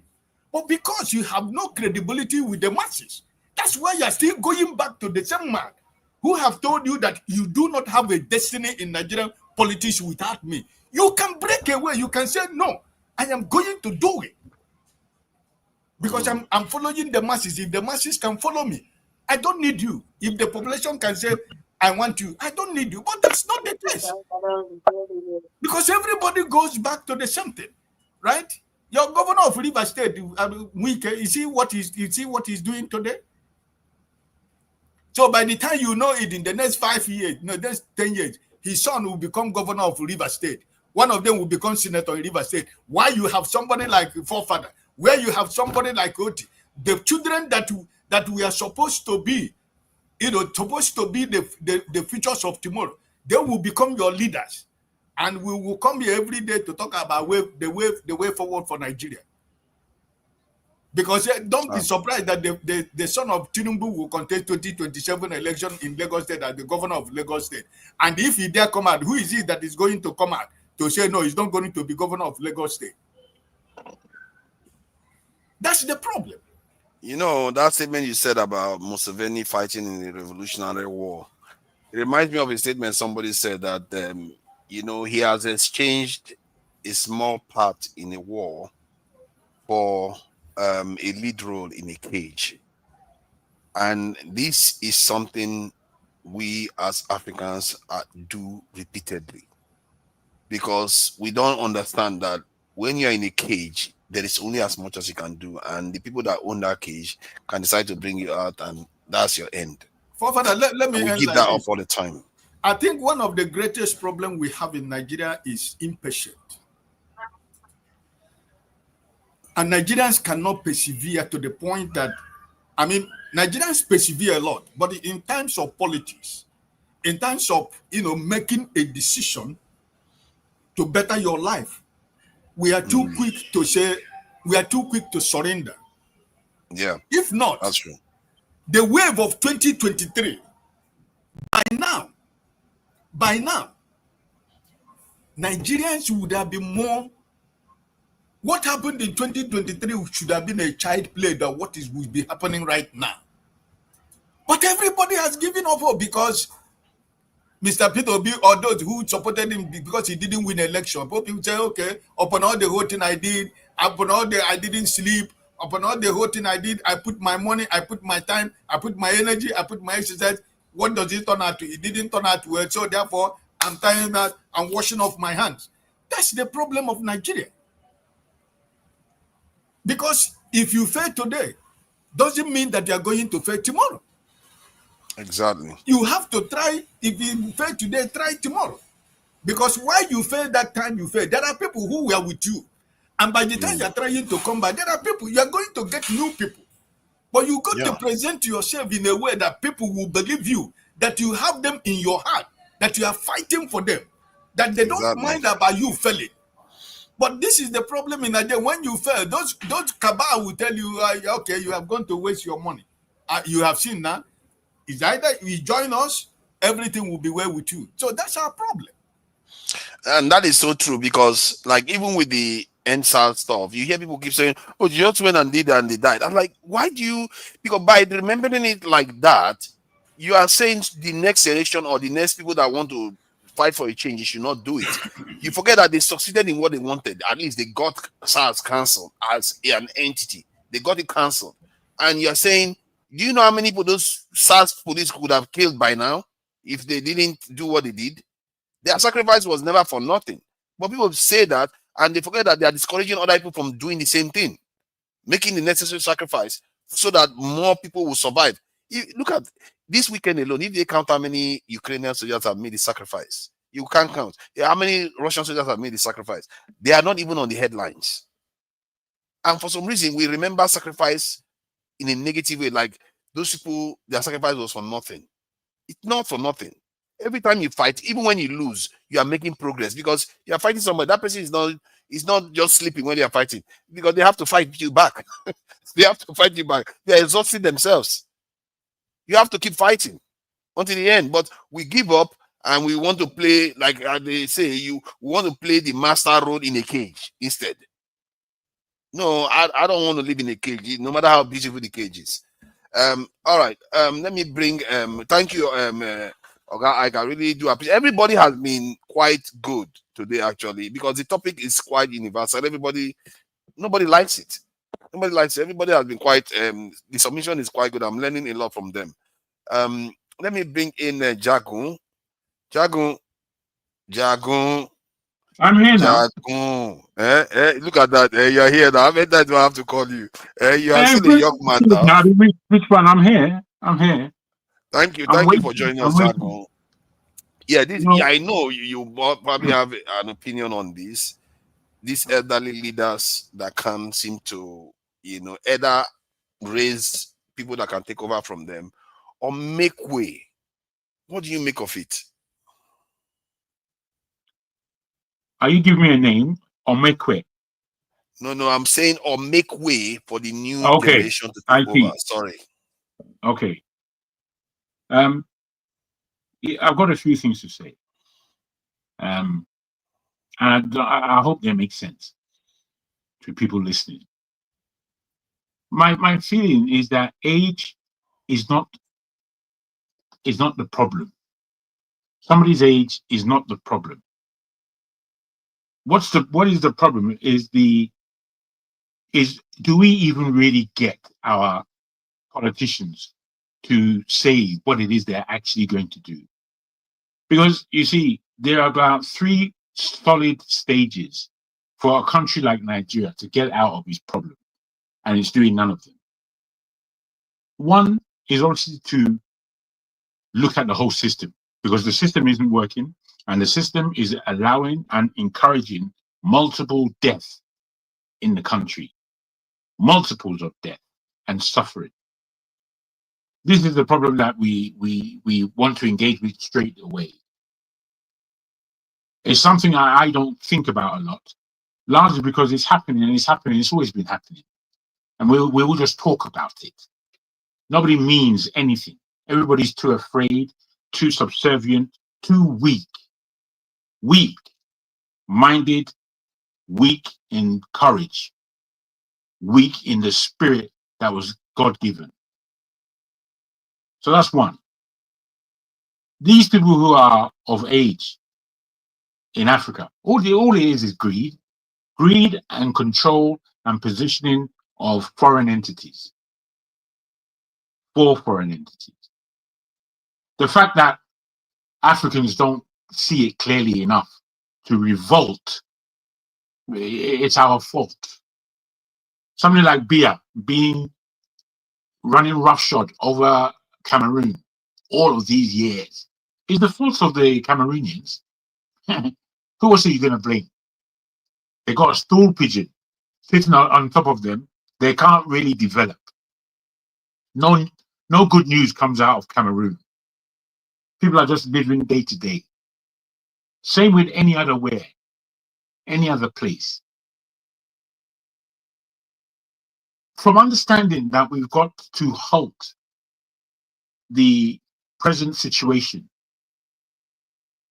that has run over our heads, okay, that's one. Two, Nigeria's economy is not a joke. It is not a joke. Nigeria's economy, no matter how poor Nigeria is, as it is right now, the country is still vastly, vastly rich. In fact, after the Congo, there's nowhere else to talk about than Nigeria in terms of mineral wealth and the amounts of different levels of wealth that we have under our ground.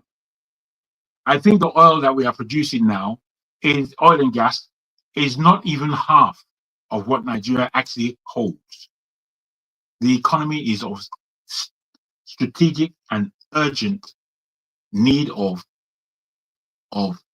control to the benefit of the country, its people, and the greater African society at large, which Nigeria should be very concerned with. I fear that Ghana is more the big brother of Africa and has been than Nigeria ever has. Nigeria's been a continued sleeping bastard. I want to say giant. Oh, come on, man. That is No. not fair, though. Ejo, let's be grown up. Let's be grown That up. is unfair, though. Nigeria has not It is. qualified. Nigeria operates like what you call a bastard. That's how it operates. It doesn't operate with any kind of love for fatherhood and all these things. No. It does not behave like that. It behaves in a way of a bastard. Now, let me move on. The third thing is the future. And what kind of future do we expect from the leadership of now? I can tell you for free that none of these three things are in the heads of any politician in Nigeria or nearly anywhere else, except the AES countries. So let me talk about the AES countries. Whatever those people have done in their past, what they're doing right now is of serious contemplation.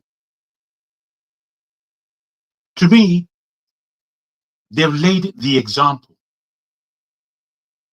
to which we Africans, we don't even speak about it really in the way it should be spoken about in order to begin to galvanize our people's minds and what our thought processes should be. Because they have picked out the corrupt leaders and then kicked out the foreign nationals that have come to disturb them. That's what they have done successfully. They still have a war to accomplish with the terrorism that faces those three nations and the nations of the Sahel, including Nigeria. Yet still, we are not talking to them. We're just asking them to come back to ECOWAS. What the hell for? What for? Age is not the problem. It's only that we have stupid people in Africa. You know, when I was young, I must always refer to these things. In this country, they used to say, the Jamaicans, the Caribbean people, they used to say that Africans are stupid. And I didn't know what the fuck they were talking about. Excuse me, I didn't know what the hell they were talking about. I didn't know what they were. Africans are stupid, really, ain't they? I'm thinking, what? Talking about Africa. I'm an African, I'm not stupid. My people aren't stupid. What are you talking about? But as I've gone through this life, I've seen that statement is valid. That statement is valid. Africans are stupid. It's very simple. You don't like to hear it. Well, you know, go and listen to something else. Africans are stupid. And the state of their stupidity is there in all of our faces in a continent called Africa, where things are just constantly going wrong. And when something comes to make it right, we don't protect this person. We allow him to be so open to the powers that be that he will be taken out in no time. You see, There are things that we suffer from, but they're mainly because we don't like to hear the truth. We have no idea about the history of our nation.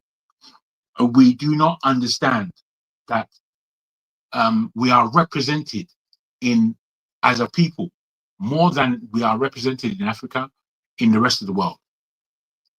The Caribbean is there, South America is there, North America is there, where we have seen what happened to us, our people. If you look at the Black American position, I don't want to be so dogmatic in giving them all a carte blanche, same name.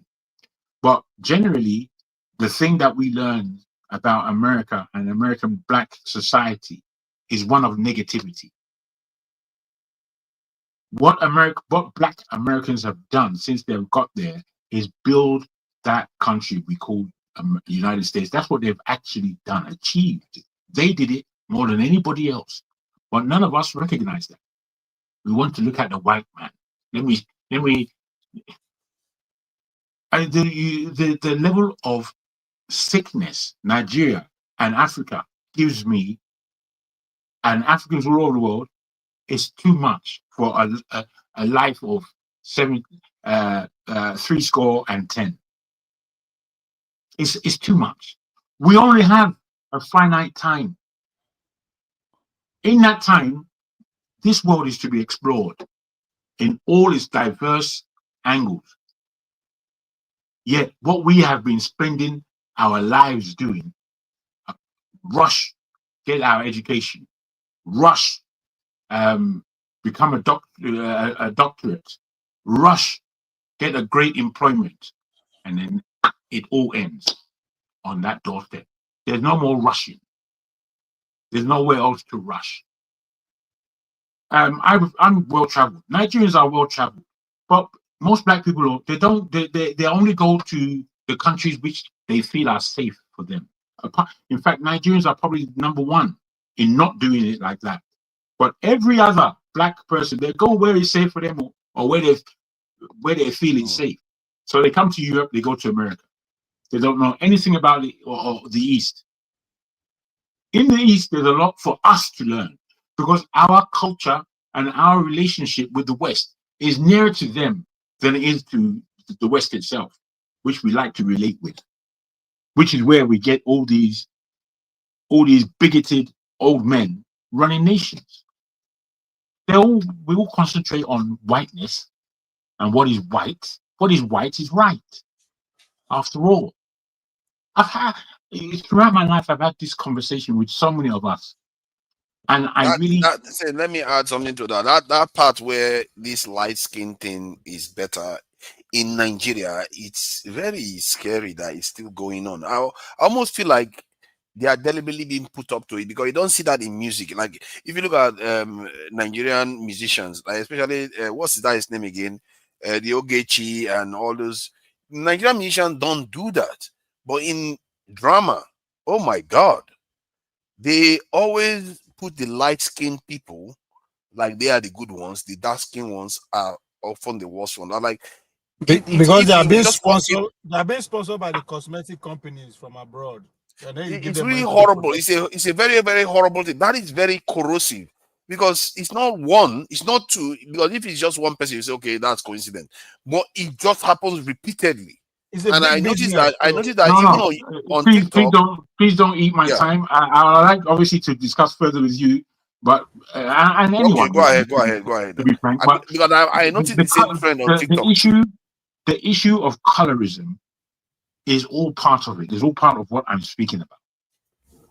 It's all part of the control that they have, and it's all part of the nonsense that we believe in.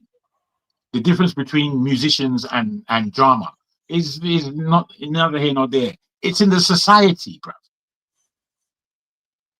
Yeah, there's a Jamaican guy. When I was in Spain, we were working together, and he said to me, he has an Igbo friend who told him that Yoruba people don't like Igbo people because Igbo people are light-skinned. I told him to get the hell out of here with this idiotic argument. Don't come next to me speaking nonsense, and tell that to your friend, because that's not the issue for me. as an individual, who light skin is not neither here nor there. We have light skinned people in Yoruba land. What do we have to prove on light skinism? What's that got to do with anything? We are stupid, I said. We are stupid. These are the levels of stupidity that we delve into and bring to the polity. It's disgraceful. But if I'm to ask you this question, is there any way you can look at our behavior and say you can understand it and understand that it's not necessarily stupidity that is causing it? My It's brother, just something you see, else. because I tell you why I don't see it. I'm in the UK, and I've been in the UK since I was 4 years old.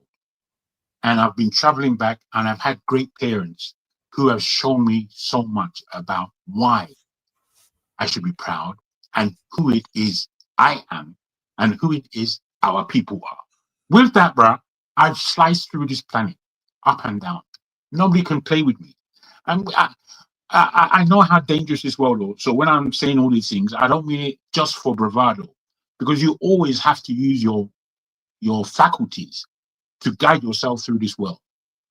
But nobody can come and tell me I'm an African, this, that, or the other, and not get, the other day, a friend of my friend's wife said to me, after knowing me for a good, I don't know, she's known me for a good 40 years. She said to me, "You're the only African that I know that always stood up as an African." For me, that was a shock. It wasn't something I was proud of, but I knew what she was talking about. Because most of the Africans that came here when I was here, they used to pretend that they're Jamaican. They used to be something else, but they're not Nigerian or African. Please. I didn't have that. I didn't have that complex. I just didn't have it. And I know why I didn't have it. If you are just left to your own devices in a Western country, you would change your whole identity. Don't you see how the West is losing its mind, that a man can be a woman and a woman can be a man? That shows you how lost Europe is.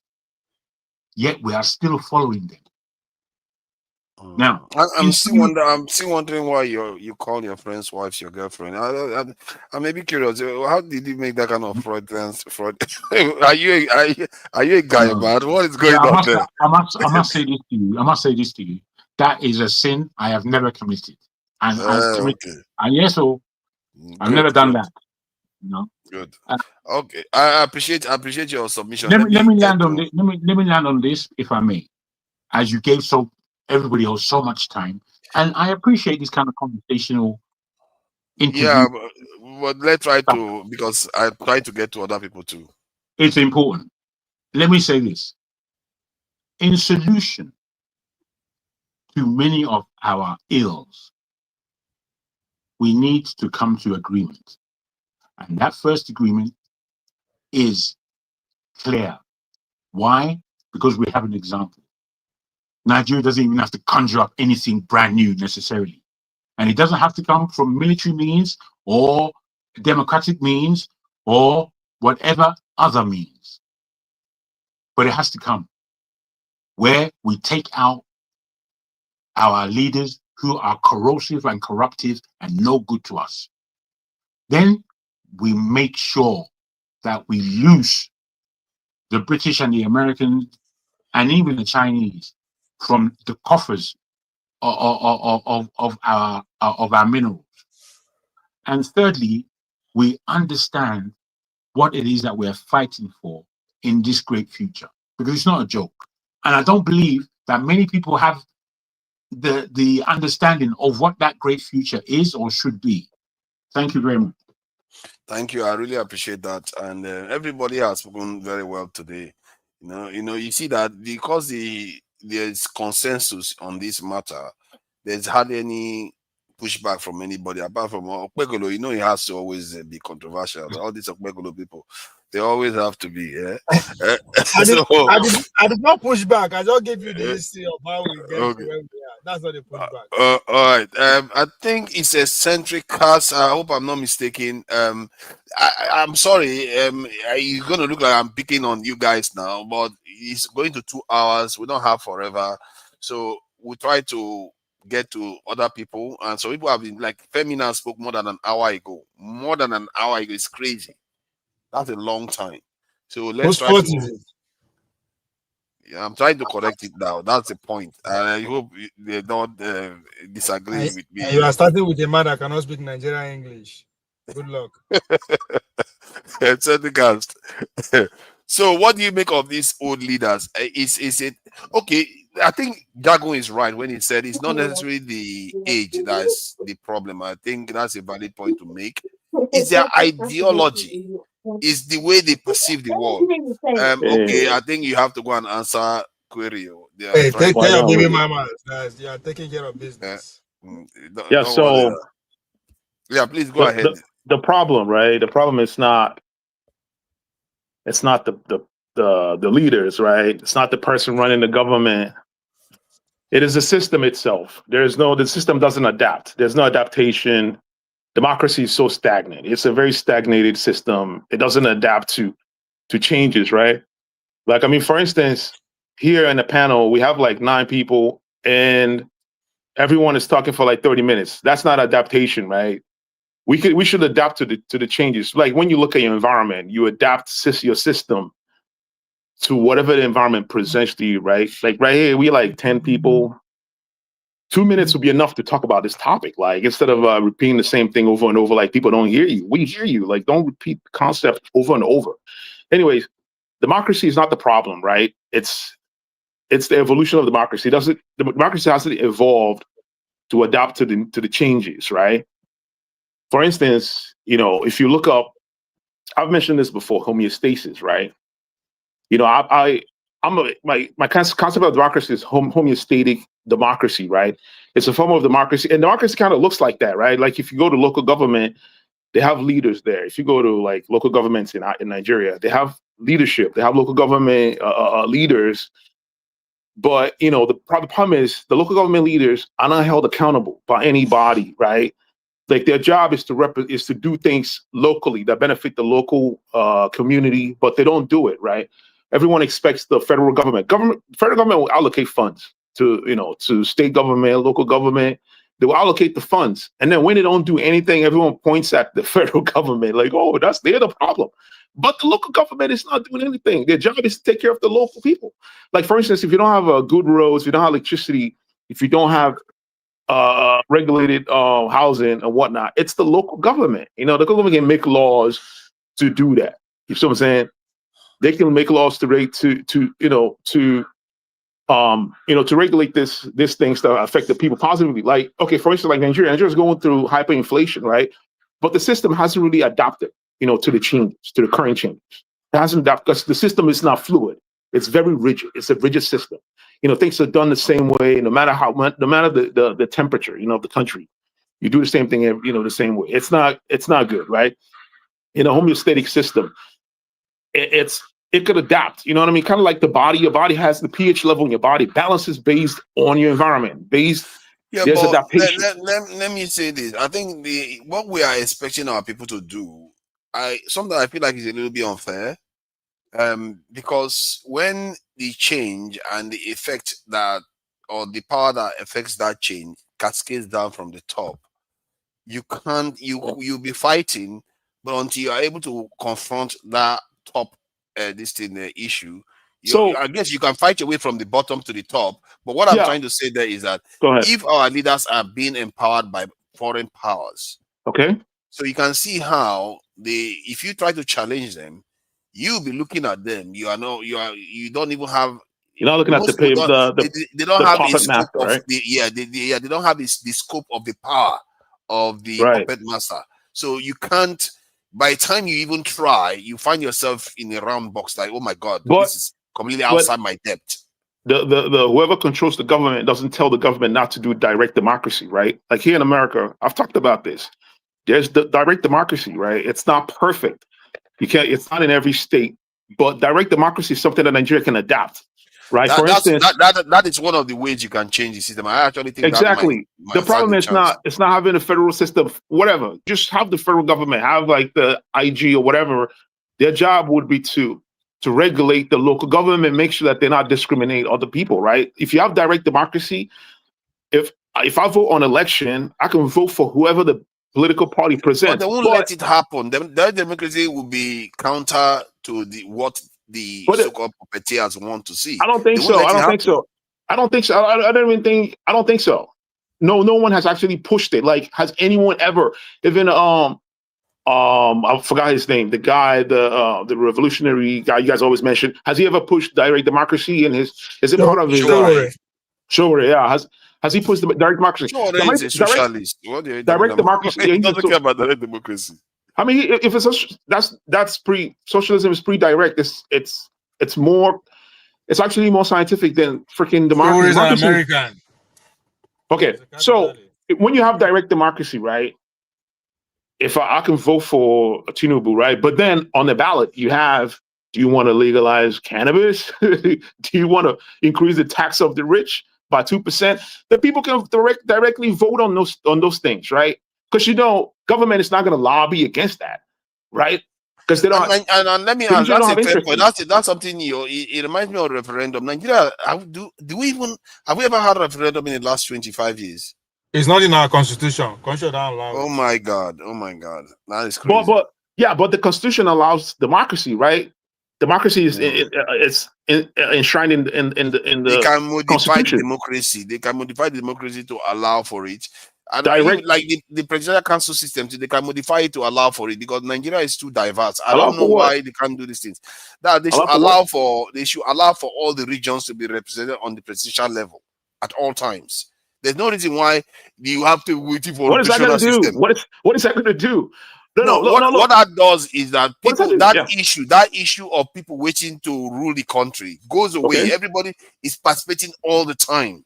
Okay, You have to okay. solve problem one at a time. Forefather, that's not the problem, though. That's not the issue here. It's not whoever an outside person can rule But it's however an long he wants. obstacle. It's an obstacle to getting to the core problem because if some people are feeling disenfranchised, you are bound to have more difficulties convincing them on an agenda. They're feeling disenfranchised on emotional level. It's not real. It's not a real thing. If you elect an evil person right now, he's going to go in and do the same thing Tinubu is doing. It's not going to change anything. Yeah, but they are still seeing it. You remember, these are nations that have come together in the last 60 or so years, or maybe if you look at it from 1914 or so, they are still their own people. And when they see people at the top that don't represent them, if you think about it, why did you think the Swiss decided to do it? The Swiss are less diverse than we are. They did it. They are very rich. They are doing very well. They don't have any issues.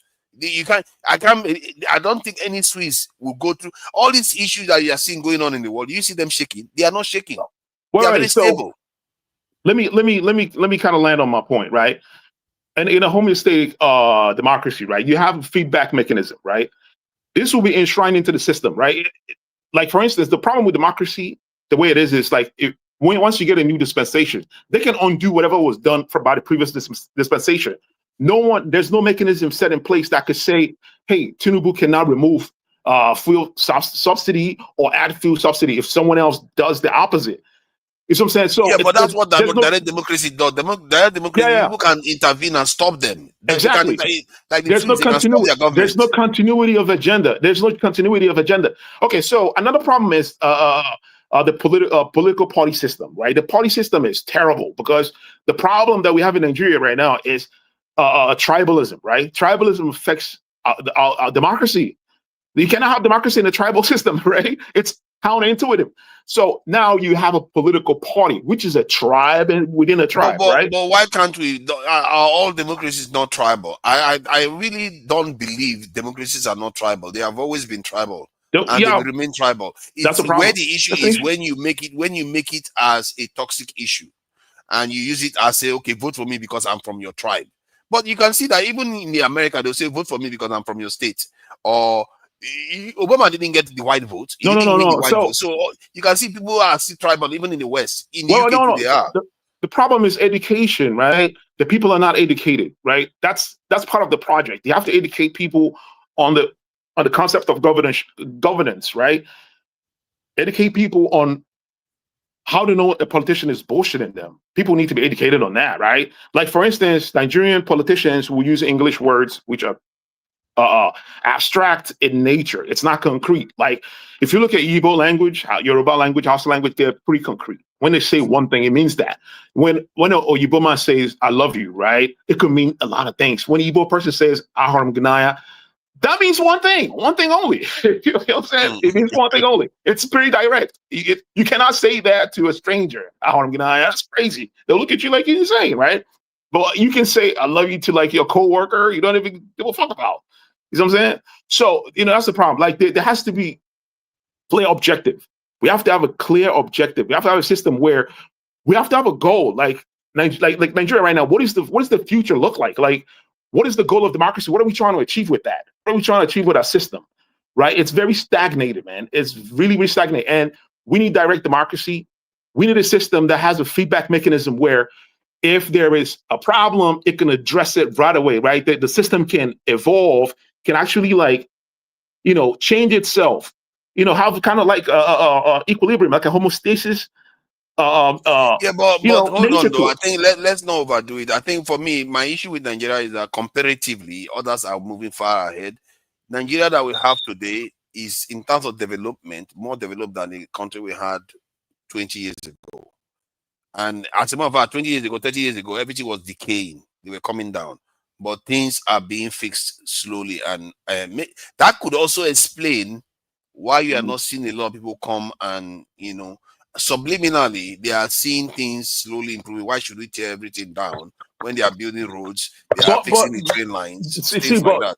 Father, you're not going to know that because the government doesn't even, like here in America, right? You have a system where people can actually put signatures, you can collect like 20,000 signatures about one issue, right? We don't have that in Nigeria. You don't have a place, you don't have a forum where Nigerians can come in and complain to the government, right? Like, let's say people from like, let's say Ekiti State, right? People from Ekiti State cannot go to a certain forum where the government, the people that work with the government, like their office people, can actually look and see the concerns of the people and say, people are complaining about their waterborne diseases, right? Everyone's complaining about it, and the government can listen and say, okay, that's the problem. Let's deal with that, right? So there's no, that communication is not there. People are not even, okay, it's like democracy stops. Have you asked Nigerians why they have town halls and ways of communicating with their elected officials? Town halls. I mean, there are town halls. Maybe they do. Do you know whether they don't? They do, but the thing is, it's always violent. It's kind of violent. If you complain in the town hall, the bodyguards of the governor will probably beat you up, right? So the thing is, democracy stops immediately. Election stops. Once we vote these people, democracy goes away. Like, it has to be continuous. It has to be continuous. That has to change. It has to change. It has to be continuous, right? It has to be continuous. After you vote, that's not enough. You should be able to hold them accountable. You should be able to recall these guys. If they're not doing what you want, there should be a way to recall them on a direct march. I think they should have a kind of requirement by the elected officials to report back to the people almost on a weekly basis. Like in the UK, it has to be a requirement. They have PMQs, Prime Minister questions, where they do that every single week. You have to. They can do it digitally. Yourself. It's for every local government. It's not even. It doesn't federal government. Forget federal government. The local government have to have a. That's what I'm saying. That's what I'm saying. Digital platform. You should all cascade down. Every single one of them should be accounting to the people. There should be local government platforms. They don't do that actually. People can. Do that. If you go to the local government platform, you see, the people are complaining about the road, the pothole, the big pothole on the road. That's a major issue. You say, okay, let's collect signature. We can do voting on the app. Do you want to fix the pothole, or do you want to fix the electricity pole? Which one is top priority? Everyone will vote, and then the government will do that. For about 15 minutes already. Anyway, that's it. I'm out. Thank you. Yeah, thank you. All right. Now it's the Honorable Masker. I know that we went a little bit regarding, we started talking about the state of democracy and everything. Maybe it's still relevant to what is going on in many of these. Sorry, forefathers. What is what that is next? Forefathers, did I tell you that I don't want to say anything on any of the topics we're discussing? I don't know why. I just thought that Masca was here Sorry, before I'm you. asking you, seriously. No. Why would I not want you to say anything? I enjoy talking to you now. What you was even complaining that even before I speak, he's supposed to speak, but he's Yeah, allowed. but I came in before, and even this our brother. I don't know if he's spoken. Clemmy, he was here before OT, but unfortunately, our honorable host is not paying good attention. He's enjoying the conversation far too much. Can't blame him now. No, I'm not blaming Jagun. No, not you. That's our forefather here. And look at that. Thank Not you. so now. Thank you for all the compliments. You're supposed to be concentrating. Thank you for all the compliments. He enjoys too much listening to himself. I don't know. It's unbelievable. Listen, I'm not. OT, you do a piling on that OT. Listen, don't take it personal, OT. You know, I enjoy hearing you I talk. don't talk too much, and now we are pissed OT. Let me just speak up a few things, okay? I don't know. You guys, you have unlimited strength for talking. No, seriously, it's just I can't believe it. Come true, brother. Come true. Take it easy now. Come on, man. I'm sorry. I didn't get it. I listen to people. I want to learn something. I don't just come here to waste my time. I mean, I could. I know. Right? I'm learning. Now, the last speaker, what he was saying, essentially, yes. I mean, kind of going around the circle, but it's all about accountability, right? In any kind of whatever we call democracy, no matter how we practice it. But my understanding, my belief is this, so the people have to count, and that means it's not really waiting for anybody, looking up to any politician. The people, whether these people, in this situation, they're elected, but whatever is the case, the people have to be responsible. They have to be alive, alert, and know that is about their welfare, their lives, their future, and the future of their children. Not just waiting for the politicians to, I don't know, do them any good or whatever. So that is I think that is the summary. If at least the last part of his presentation, that's what I got out of that. So yes, democracy, there has to be experimentation, institutional design. That's what it's all about. Now, really, what I wanted to is Jago, when he was talking, I wanted to kind of have a follow up to have things clarified. Because as I said, I listen and then want to make a meaning out of what people are saying. Now he talked about stupidity being our Africa. Africa's being stupid. Well, I don't want to argue about that, but I want some clarification. So by stupidity, Jago, you can come in later after spoken. I'm not going to take a lot of time. So do you mean because stupidity is not easy to define, really? Does that include, for example, I don't know, would you include pride, arrogance, close-mindedness into that? Or what do you mean by stupidity? Africa's being stupid. I'm not contesting that. I just want to understand what you mean by that. Brother, you deserve your time. You deserve your time. Don't worry. Forefathers will give you time. I'm just, I'm just saying, no, it's okay. Just calm down. Forefathers should offer you the time that you need, as he has done everyone else, to be honest. So, I agree with you that all those idiosyncrasies that we have as personalities in Nigeria are very much part of our stupidity. We have far too much pride. Why are we so proud? Why? Not willing to learn, not being open-minded. I mean, not, because I, as an African myself, you have personal relationships, and then you try to understand what sometimes the frictions we have with, even within our personal, familiar environments. You try to understand what is going on here. That is the African palaver, the difficulties we have, because these things are not just things that manifest in if like in the public space, but also at a much if like intimate spheres, personal relationships, family, communal, these difficulties, idiosyncrasies you call them. That's I'm saying my personal observation. And so the next question comes: what do we do? How do we solve this problem? I mean, is it shall we say it's kind of our nature, second nature, and then there's nothing we can do about it? Is it irradical? Simply, We can help ourselves. No, I don't believe we can't. There's no way out. Simply to say that the pride, the ignorance, the closed-mindedness has to change. And the way, as I said, is we've got the example. We should know our enemy, but we don't. We don't know who our enemy is, so we make enemies of ourselves. People I know who never had an enemy before. We were enemies before Oyinbo came on. All of a sudden, we're enemies. All of us, the ones who are spoiling. We are the major ones who are spoiling the nation. We are the major ones, whether you believe it or not. We should be saving our nation, but no, we're finding time to scribble, talking rubbish. All you need to do is take a page out of KJ's book, and you can see all the levels of strangeness. Strangeness, like we don't know each other. We know each other now. Apart from the fact that we know each other, now we become lying upon each other.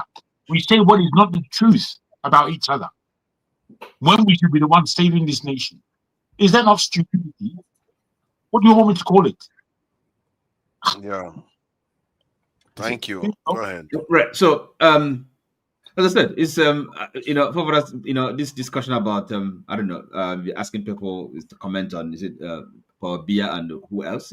So what is there? Museveni of Uganda, Atiku of Nigeria, current president. They seem to be elderly, and they seem to be, especially what I find disturbing is that they seem to be maintaining the old order, because for some reason they don't want the young generation to come in knowing that the young generation can flip on the script. The old order is to maintain, just like the current president did, to go and bring the old national anthem of 1960. That you can see why the people that control them prefer them in office, because they have the old mindset. I see. So so where do we go from here? I'm asking you. I'm trying to tap into your infinite knowledge that is coming. But that's why we are here. No, I mean, you see, because yes, we can see the pattern, the problems, but if you ask me, our focus should be really on how do we get out of this problem, because is it gonna go on forever? Are we happy with the situation? Okay, what can we do as a people? I think quite a few suggestions have been made. Have the leaders be slightly more accountable. Have a rule that requires them to come to the constituencies to explain themselves weekly, and you can make it a more direct democratic system. That too is a valid point. Some people advocated dictatorship. So people are coming up with different ideas. Yes, I think I agree. The thing is this, because democracy is any form of governance, government, regulating people, public affairs, is hard work. So, what can we be a bit less selfish, okay? Less egotistic, less self-regarded. Can we have a more public spirit? Because that's what it requires for this kind, for living together, prospering together. So people have to get involved in the public affairs, in the way they are governed, and that is, to me, I don't think there's a substitute for that, quite frankly. That's kind of talking broadly. Participation. There's no other way to that. It's not something you can just outsource. Say this is the job for politicians. No, if we can manage to get more of our people involved in politics, that's the only way to go. Yeah. That's to me. Then If you are saying that we have to get one of our people involved in politics, you mean the people that we control and the people, Everybody, or the people, everybody, okay, the ordinary people, okay. you know, yes, everybody, really, you know, starting from even those in the universities, you know, start educating them from secondary school what civic life, politics is about, you know, their responsibilities. That's the thing. You know, there was a video I saw recently of this Israeli. I don't know whether she's actually Israeli, but she's a Zionist, versus another Black American Zionist, gay or whatever.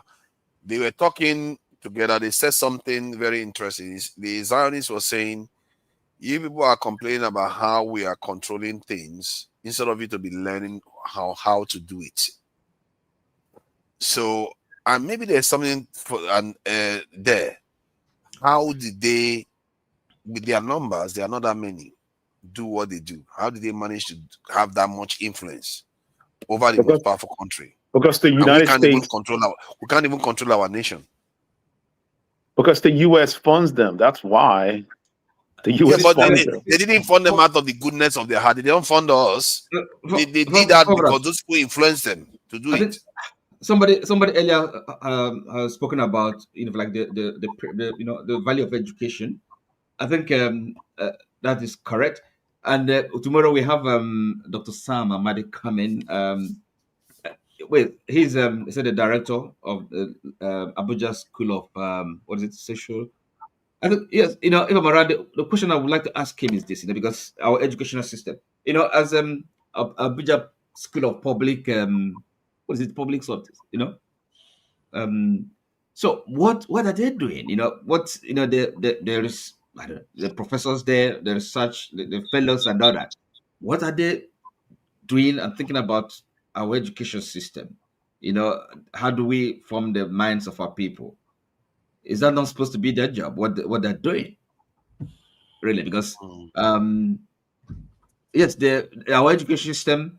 Somebody has to kind of fashion them or refashion them to actually suit our needs, our circumstances. It's not just, you know, learning things that you know, of no use to us.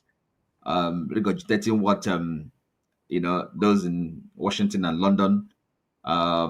You know, I mean, IMF, World Bank. But Oti, if you are in a powerful position, would it not make sense for you to have people that are going to take over your position, especially when you are in your 80s? You'll be planning that, okay, these are the people that are going to take over after me. Why is it that our African elders don't understand that when they become elder, they should hand over for the next generation? They are not even giving them chance to try and fail. You can argue that Trump gave Obama a chance. He saw Obama is useless, I want to take over. But you don't see that in our own. They don't want to give them road at all to come to emerge at all. Why is that? Well, look, it's for me, the simple explanation is that these people are not these people really they have no kind of public spirit. They lack public spirit. They are not, you know, the office they occupy. They never really understood what public service is all about. It's all about, you know, their ego. Again, at the personal level, is selfishness, is egotism, is you know, self-interest. Nothing beyond that, I would make. You know, so no sense of sacrifice. Okay, so they come into. I would even think that that's the wrong question. Sorry, Oti. I think the question you asked for, Father, is another question of parroting. You see, when you look at China and its growth, it only parroted what it needed economically, but it did not do it in terms of its policy or its culture. What we keep doing is copying rubbish. So when you put it to any old person, why didn't you groom somebody to take your position? That itself is, I don't even know if it's democracy. That could be who you're handing down to. Are you actually? Is it democracy that we're in that allows you to groom somebody to take the position? Thank you, Dagu. Thank you. No, I think the reason why I put it that way is because it has to have a sense of ideology, direction. Because every time you have a transfer of power and you have a totally different mindset show up, that nation is going to be in chaos.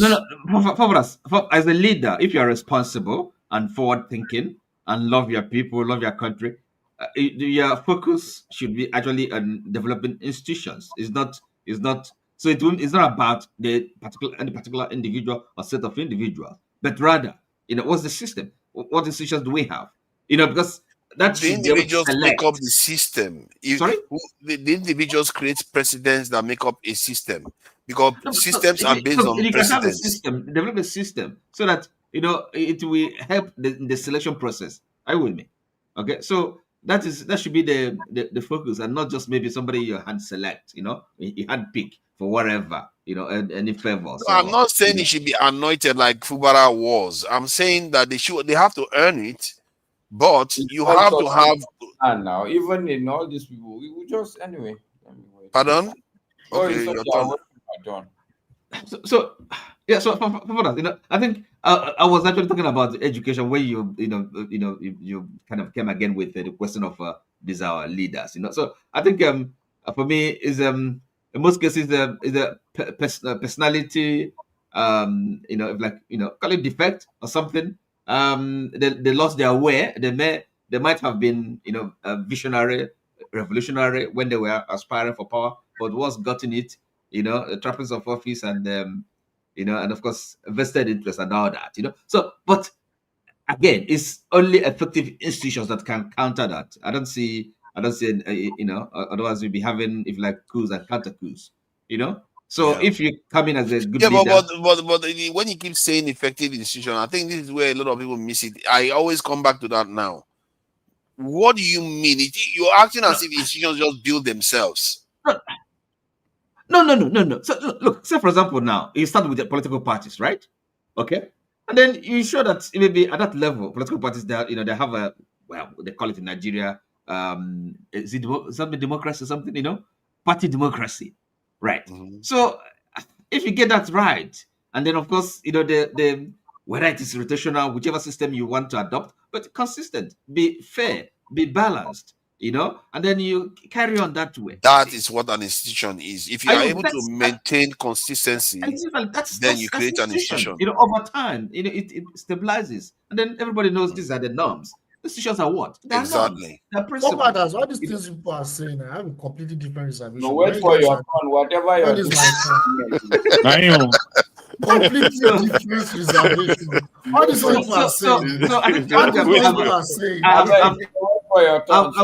spoken enough. And someone else can go ahead. Thank you. I appreciate that. I want to leave everybody. I want to go, please. Thank you for joining us. I appreciate it. Enjoy your weekend. You always come and give us good submission. Thank you. We You have a good one too. God's willing. God bless you. And have a great week ahead. All right. Thank you. Yeah. And I think it's Masca. And I don't know why, we should be treating Masca with a bit more difference, because he's on the ground. He's the real Nigerian. We are basically fake. Yes. Speak for yourself, Paul. I totally agree with forefathers. Actually, listening to you, forefathers, I can see the problem, because once you are in the white man's land, exactly. Why do we expect you to? Because you're thinking, all of you guys, when you talk all this direct democracy, even the word democracy, or you're just spewing the white man's. Do you know what a direct democracy is, though? Before you criticize it, do you know what it is? What is it? Please. I'm not in the mood to start getting upset. It's too late. What is direct democracy? What is direct democracy? If you don't know what direct democracy is, don't criticize it. What is direct democracy, bro? How does that become? Get out of here. Why is it a criticism? Okay. What is direct democracy? When I was talking, he was like hurrying me up to stop talking. Now it's your turn. You're not the only one. You're not the only one. I told Jide to wait for his turn. So don't make it sound as if I have anything against you. I don't. Yeah. Speak on direct democracy. You criticize it. Speak on. All right. So when I was listening to you, forefathers, it's clear to me that part of the problem also is because those of us that are supposed to shape the society, unfortunately, we've already been subsumed by a different culture that is not our own culture. I agree with, I can't remember who was talking about, I think it's revolution Revolution Now or somebody. One of the major problems is that we've taken a lot of things that are not our own. They are not culturally our own. They are not. So we're just in a big ball of confusion, whether you take the religion, whether you take even the institutional things that we practice, not to talk of the culture. Is it our dressing? Is it the movies before we used to watch? But why do you say that we are taking on foreign culture? That's as part of the conversation. Because, okay, so there is this thing they said, once bitten, twice shy. And I don't know who said that. Okay, I think it's Jagun. That you can't help but think that the black man is really stupid. Honestly speaking, once bitten, twice shy. Go and check what that means. Like if somebody cheats you tomorrow, when that person come, how do you treat that person? Only a black man that somebody come and carry you as slave. Yes, colonize you, and you are still hobnobbing. You're entering his skate all the time. I'm not saying that don't do what the white man say, but just be skeptical, be suspicious. This guy is not to be trusted. Okay? Only the black man that tomorrow will see. So I think that's part of the problem. But I also agree that, look, the white man is not sitting here himself directly and doing whatever it is.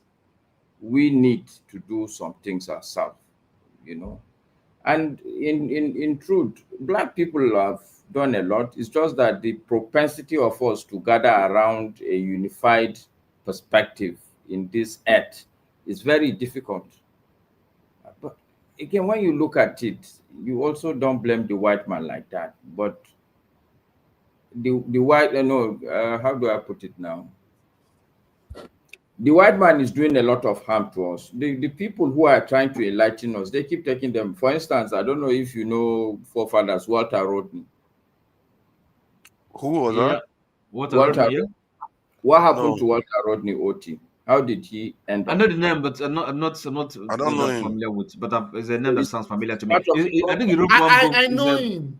He was Okay, so- assassinated after he wrote the book How Europe Underdeveloped Africa. So it's not just that they kill our leaders; they even kill our intellectuals. Those that are on. Oh the yeah, right. they do. They do. That I know. So you should not be. And the thing that you for this question you're asking, I think I want to put it to rest. At what age did Paul Biya become president? Don't make it look as if he became president when in his old age. He became president as a young man. So we don't know old people in Cameroon when he became the president. It's a matter of the West picking the people who they want to serve their interests. Once you have the person, they always say it, if he ain't broken, don't fix it. If the man is there serving their interests, why will Paul Biya go? Go and take Congo, for instance. Mobutu Sese Seko, at what age did he become the president of Congo? At what age did he go? These are the things this is the prism within which we need to be looking at these things. But then people spoke about, I think it's eccentric, as he said, it's a system. The truth also is that don't look at the individual. Understand that it's a system. It's a system. Everything works together. There's many parts to it. Some of the parts you see, some of the parts you will never get to see it. In fact, some of the most important parts of that system or the system we are suffering from here, you don't get to see it. It's well hidden. It's well hidden. So we have to also have that understanding that it's a systemic thing. But the answer to all that also is institutions. We have to be institutional, because today, if you say, okay, Walter Rodney is dead, that if it's systematic and institutional, somebody will carry it as a torch. We have to put the institutions together to make sure that it's not about one man or two people, but it's institutional. What I mean by institutionalized, for instance, is that we need to be educating our people. If you educate 100 people about certain realities, okay, the truth is that they can't all go at the same time. 50% of these people will remain, and they will also have to understand that it's not going to be just about them. They should also educate other people. If you look at even mentally, our people have problems. If you look at the governors, how many governors have really done this, what do they call it now? Succession plan. Which state has a clear plan that this is the governor today, after this is the guy, after this one, this is the guy? And not to say that you are looking for somebody who you think is weak, will do what you want him to do. No. If you look, for instance, in my state, I'm sure that's not the best guy from Kano that is currently there. It's just the guy who also thinks that, okay, maybe this guy will listen to me for one reason or the other. You get it? So I'll rest it here, but I want to just summarize that there's a bigger picture. All these old people you see is because they are serving a vested interest. And most of them, they started as young people. So the problem we have is not about age. It's about the system that some people have put in place and is serving their interest. Whether it's a young man or it's an old man, as long as it serves their interest, it's okay. Something remember is that let's look at this thing truly as a systemic problem. It's not just you look at one part, you look at the age and say, oh no, you have to think and ask yourself, what are the various components of this system? And the solution is for us to be institutional as a people. I think, you know, okay, go ahead. And to remember that these white people have fought us before. Only a stupid person would continue to relate with somebody who has dealt with you ruthlessly in the same manner. I rest my case. Okay. Sorry, just to clarify, Maske, so in effect, you've we are kind of aligning. There's kind of a broad agreement, in terms of the solution being this kind of institutional awareness, right? Because talking about governance, for example, maybe in whichever political party that is ruling the state, they have to begin to think about, people. I agree with you, Oti. For instance, one of the things ADC started saying, and I think they are still maintaining it, that they would make sure they do a proper primaries. Sure. And so if you look at ADC today, what you would see is that, okay, maybe let me not say controversial things, but I would pray that if there's any party that would begin to do what you called the internal party democracy that you raised, that is the starting point. Once that thing, if that party, people will be gravitating towards that party. You know that if you are in this party, you get a fair primaries. They do their primaries. You have a fair shake. I think the Americans said a fair shake. It's not just what an individual decided. And again, and also education. You mentioned education as well. I mean, which for example, we have our professors. Well, it's education, but to make people understand that, look, you have to put yourself within context. For me, that's the education, not to go that's and just. It has to be critical education, not just anything. Them go through. They need to put you in proper context. That this is what these people did for you before, and that these are certain realities. It's not just about what I would say. It's not just about book, rote learning, and awareness.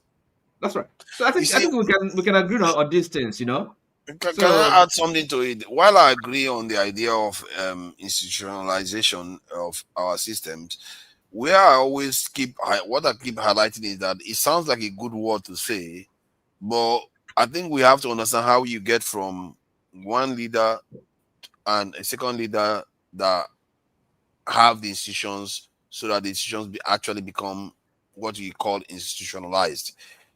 For institutions to become institutionalized, you need continuity. Every time when a new leader comes in and has a totally different ideology and a different way of doing things, then they will destroy that old system and they create their own narrative again, their own way of doing things.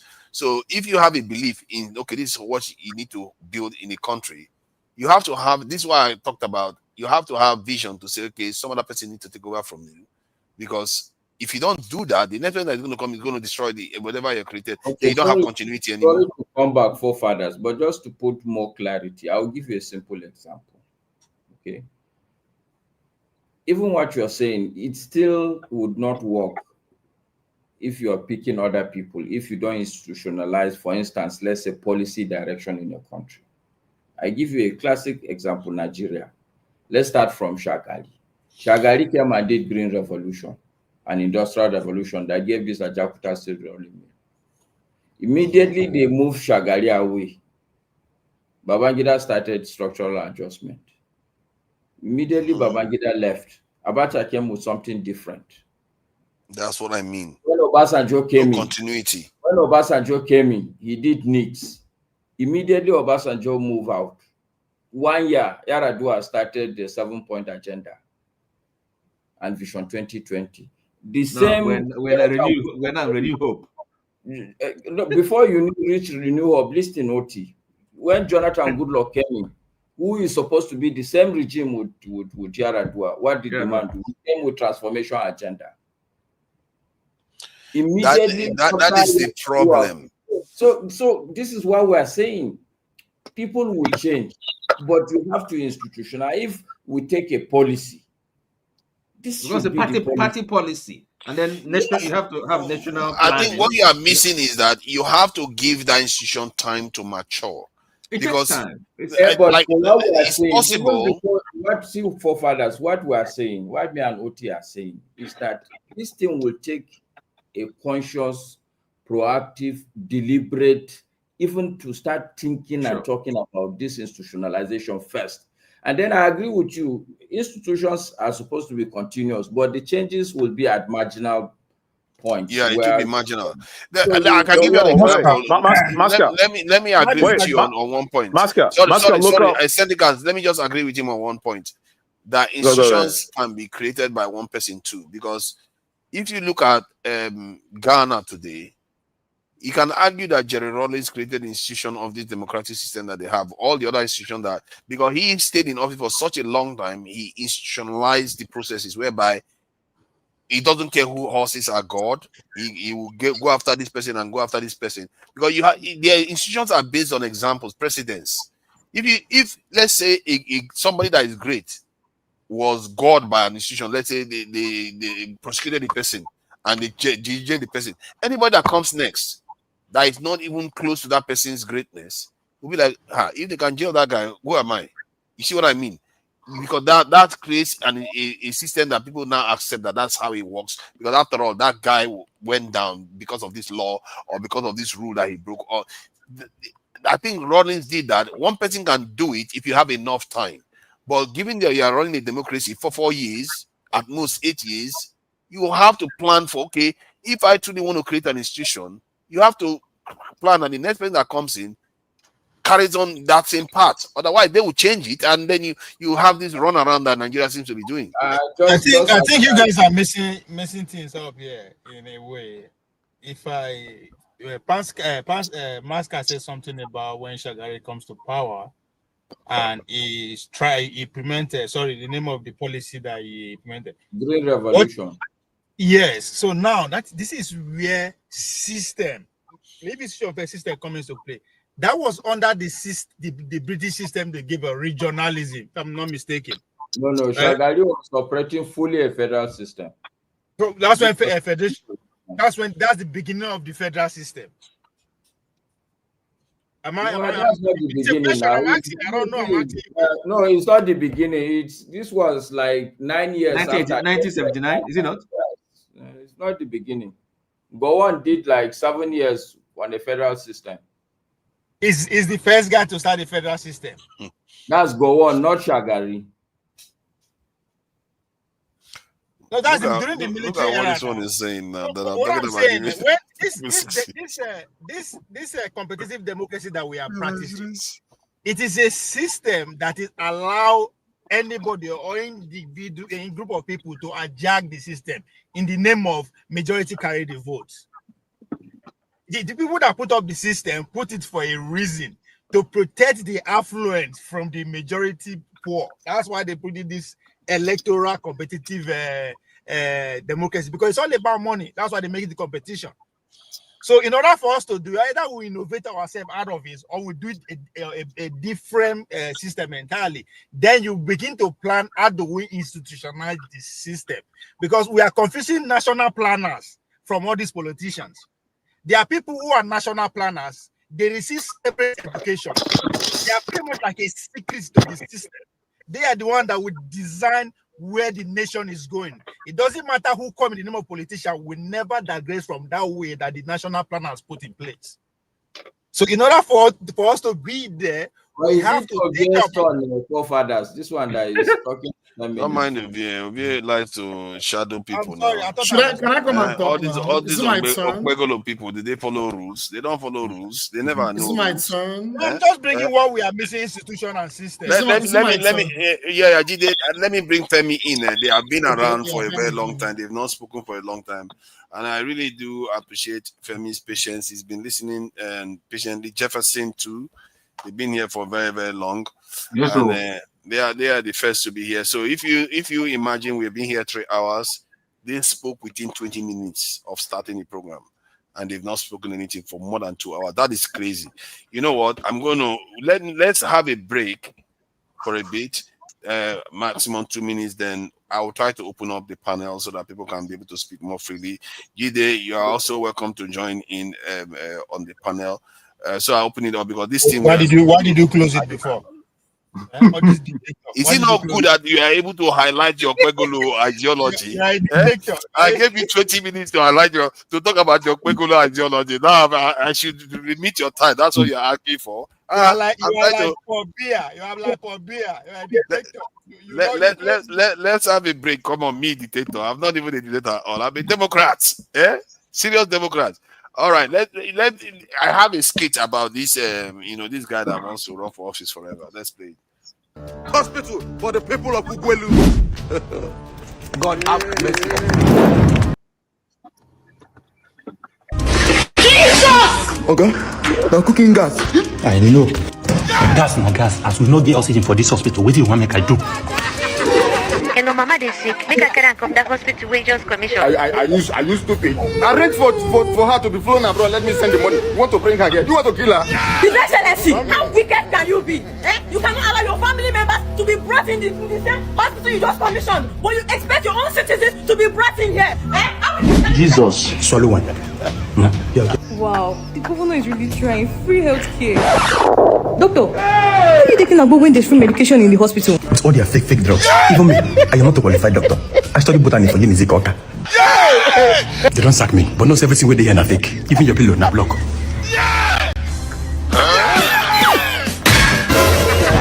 Hope you got good videos. There are not too many. But add videos from internet or use AI. Let me see the edit. Man of the people. Patients are happy. Ultra-modern facilities. Vote Chifa Muneke come 2027. Correct. 2027, Governor Muneke. Here I come. Over 2.5. Correct score. No unlike than a gas, and they use that gas to That was close. Election. Do you still have intentions to run come 2031? I'm focused on building a new nation. When we get to that bridge, we'll cross it. Thank you. It's good to be back, His Excellency. Now that you have won the 2035 election, is this going to be your last tenure? Because the youth are complaining that you are getting old. It's democracy, right? Let them come and run. Compete with us. And as for 2039, if I'm going to run again, when we get to that bridge, we'll cross it.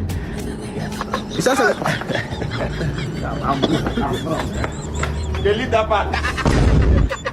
His Excellency, you know that you promised me that you will step down after this tenor. His Excellency. Yes.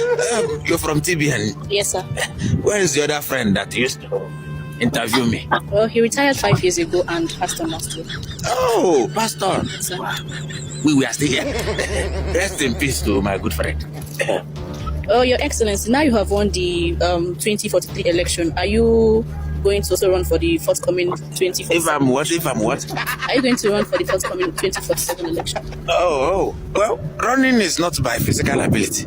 Of course, some of us might not be able to stand, but it is here. So that's what most of you don't know. But when we get to that break, we'll cross it. I mean, somebody will push me across. Thank you. Oh my God. Now that he's gone, I will run for this position and nobody else will take it from me. No, now, Chifamukwe, isn't this a repetition of old people ruling this country? I mean, I am young and I'm the right person to run for this position. Come 2051. What are you saying? Do you know how long I have voted for this? there is no other person that is capable to run this 2051 election except Jesus! Call the doctor.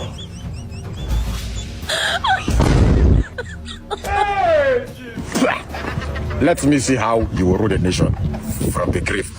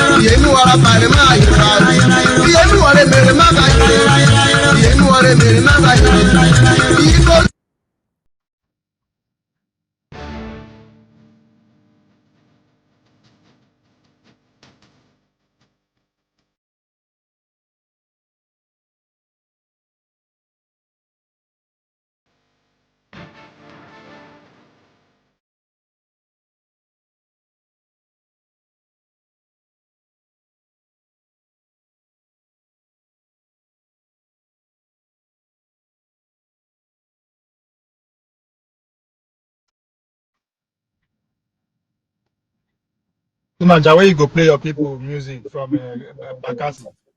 Don't worry, I will find one. I will find one. Soon I will be playing African ones actually. That would be cool to do. No, play from your place. You are from Bakassi. Play from Bakassi music. We won't hear that. This is the problem. All these things that forefather plays, all his people. We are all his people. Exactly. No, we are not from Bakassi now. Basen just send them out. No, but are we not talking about the same Cameroon? And now you okay. They are not our people. Okay, I agree. I'm with you on that one. So I think we have to be generous to the people that haven't spoken much. So we'll go from Femi, Jefferson, Jide. So Femi, so what would you like to talk about? There's Nnamdi Kanu's issue. Jide never speak at all. Yeah, he was first. Jefferson was first before Femi, if I'm not mistaken. Yeah, you are right, Jefferson. Jide should go because he's the last. No. Jide just came in compared to them. 2.5 hours is a bit long. It's not, the last yeah, I know, and it's fair. It's only fair to give them a hearing because it's very, very long. You know, Okwegolo, can we let them speak? So, Jide hasn't spoken though. Femi has spoken. Jefferson spoke. They were the first people to speak. Remember? Yes. How long ago? Jide just arrived. Jide hasn't hold on. Hear me out. Jide arrived less than 30 minutes ago. They've been here for more than 2.5 hours. You have to understand that. So what are they going to say again? What else are they going to say? They've said their own piece. They said that you started with your trouble. I thought you said let's hear something new, bro. Let's hear something new from Jide. No, it's a different topic now. It's a different topic now. Okay, so can I just talk about this topic? Okay, let this topic. Okay, let Jefferson speak. You have your chance to let them speak. It's only fair. I can't keep them any much longer. It's just ridiculous. No, you're right. You have to hold your ground. Yeah. It's a bit ridiculous now. Jefferson. Let me just play one video about some of the signs of the controls that we are under. Our own control. It's in short, it's like it's in our neck and it's so strong we don't even see it. We have choked. They've choked us out already because Pakistan. That one they are still struggling to push off. The Pakistan president is basically praising Trump like as if he's never seen any leader like Trump before now. And you can see that in the UK, the video I'm playing is about the UK prince that they have a kind of withdrawn the title from him. They've withdrawn the title from him, and he's not allowed to use that title again because he did some things. Let me just play it so you can hear. It's just about the Epstein situation again.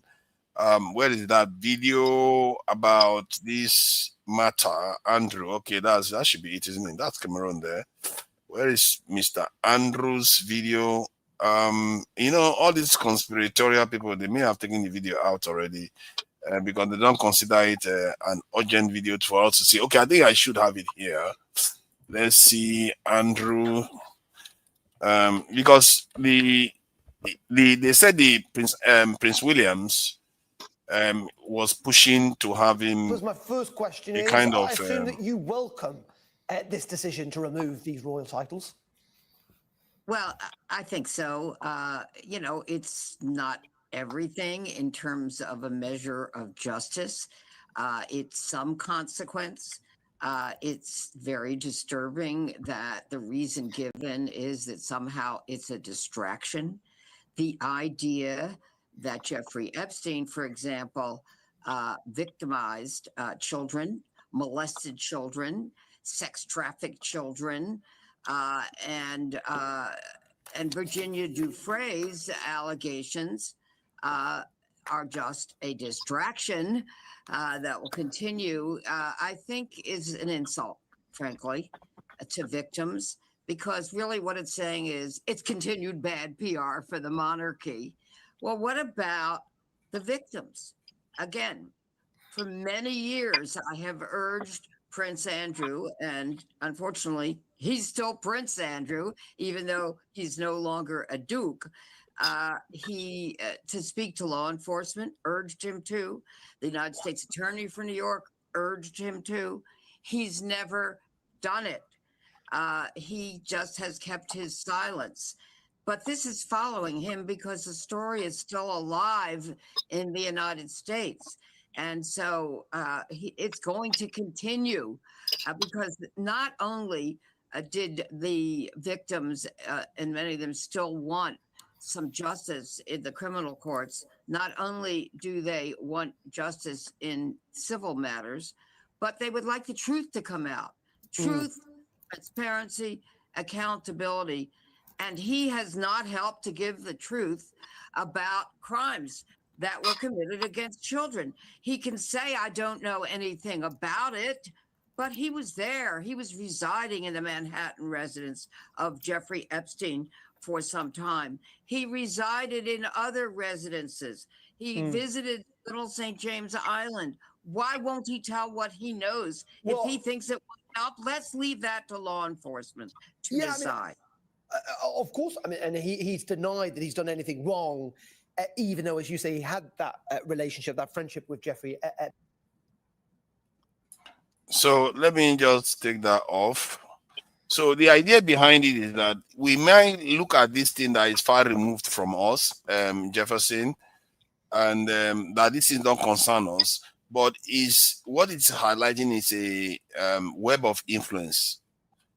And the reason why he got caught in this, and what makes it even more fascinating now, before I used to think that it was just a pedophile issue, but it turns out that because Jeffrey Epstein may actually be associated with intelligence agencies of other nations, you can now see how that is a problem.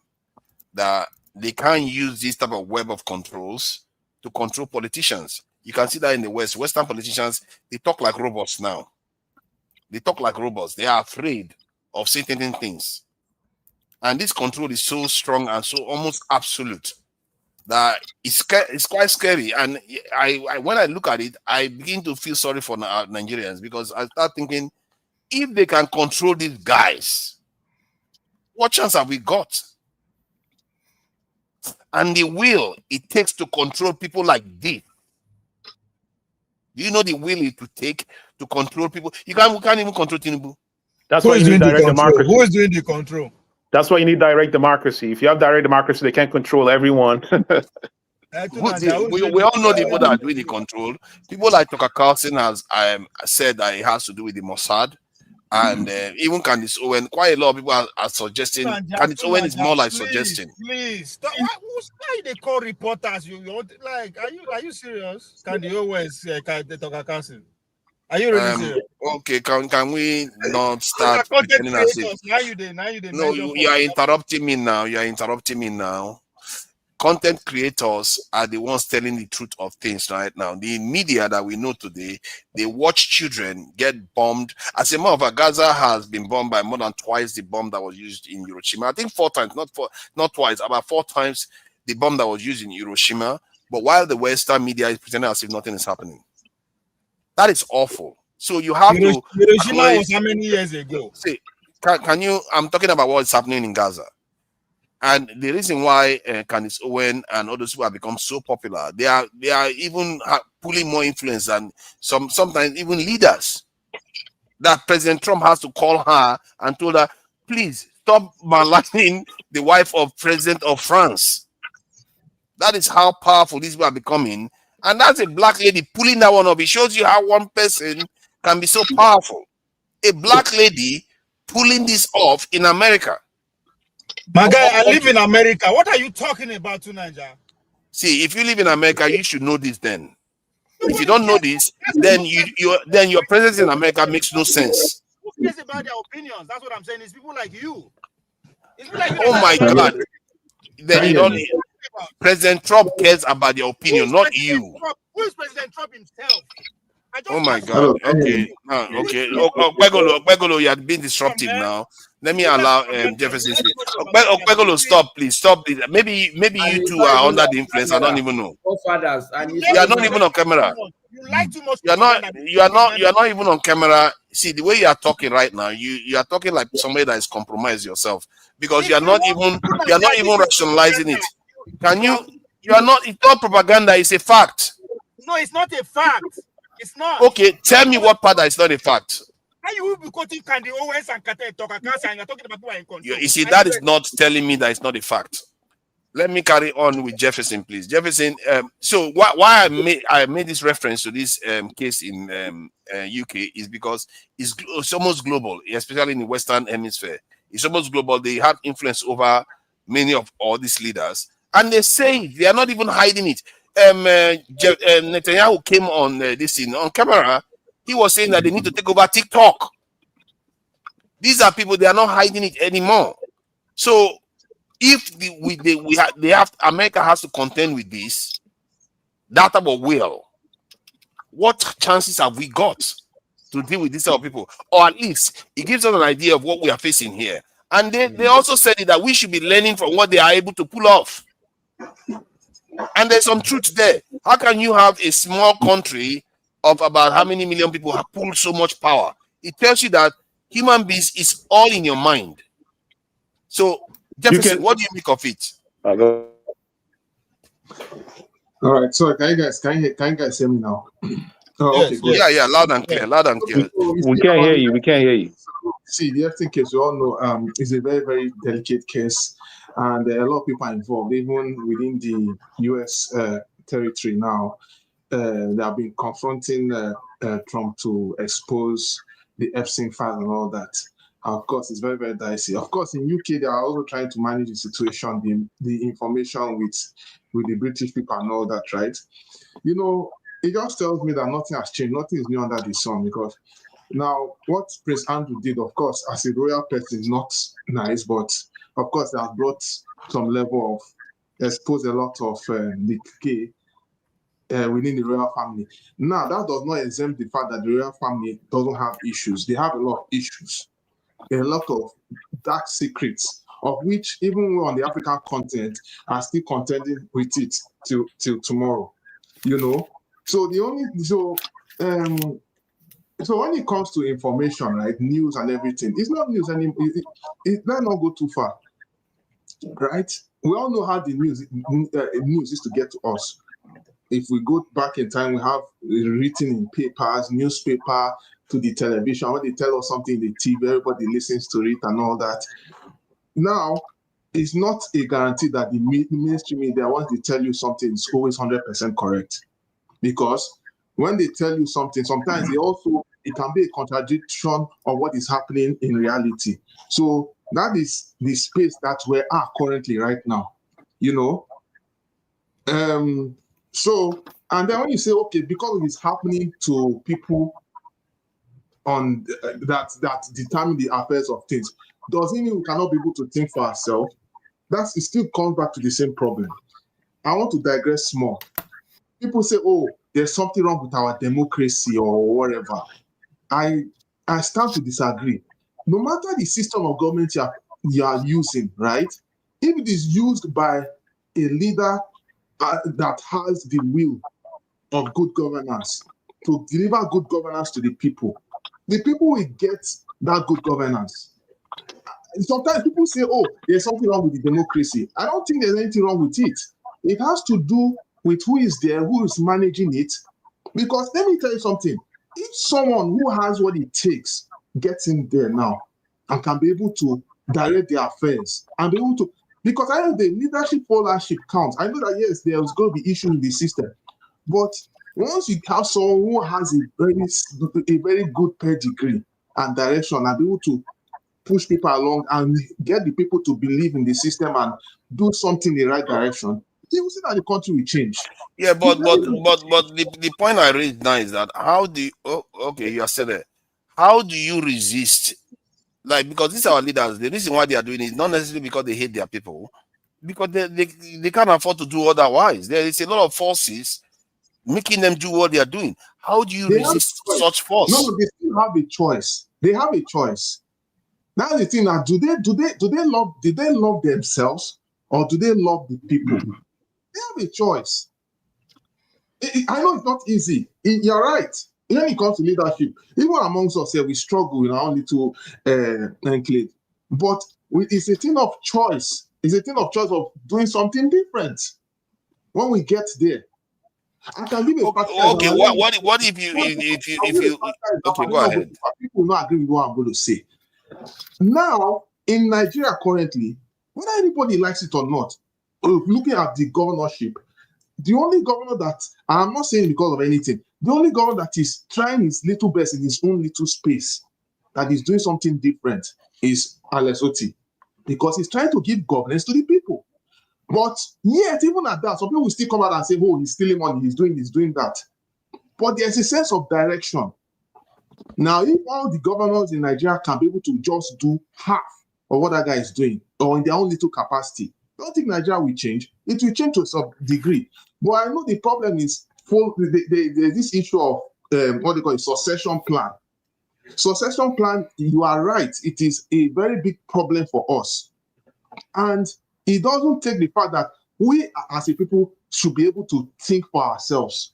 We can do it. It's not far from us. Most times, we always try to look out. We're always looking outside for the problem instead of concentrating, trying to solve the problem from within. So it just takes a lot. It just takes two things. Mind you, don't forget to, during the time of the Adua, even as crazy as Nigeria was, when the guy got into power, the guy knew that how he got in was terrible. But guess what? He understood what it means to have the Nigerian spirit. He knew how he came in there, and he was saying he's going to do things differently. Even when there was issue in Niger Delta, he tried to make sure he carried everybody along, because he knows that he's not just president of Katsina, he's the president of everybody.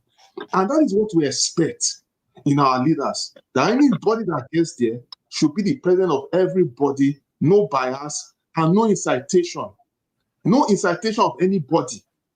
Those are the kind of things we want as a country. So everybody feels among and everybody is carried along. And because all the divisiveness, believe me, that is why we are in this mess. And of course, let's not forget to the issue of corruption that we know is there, but these things it's not rocket science, really. It's not rocket science. And I'm being worried that I'm beginning to even see that corruption is not like, I've always thought that corruption on its own is not necessarily the core issue, because if you spend the money in the economy, it's going to be fine. But I'm also even beginning to think that even when our leaders take some of the money and steal it overseas, it's not necessarily the worst part of it.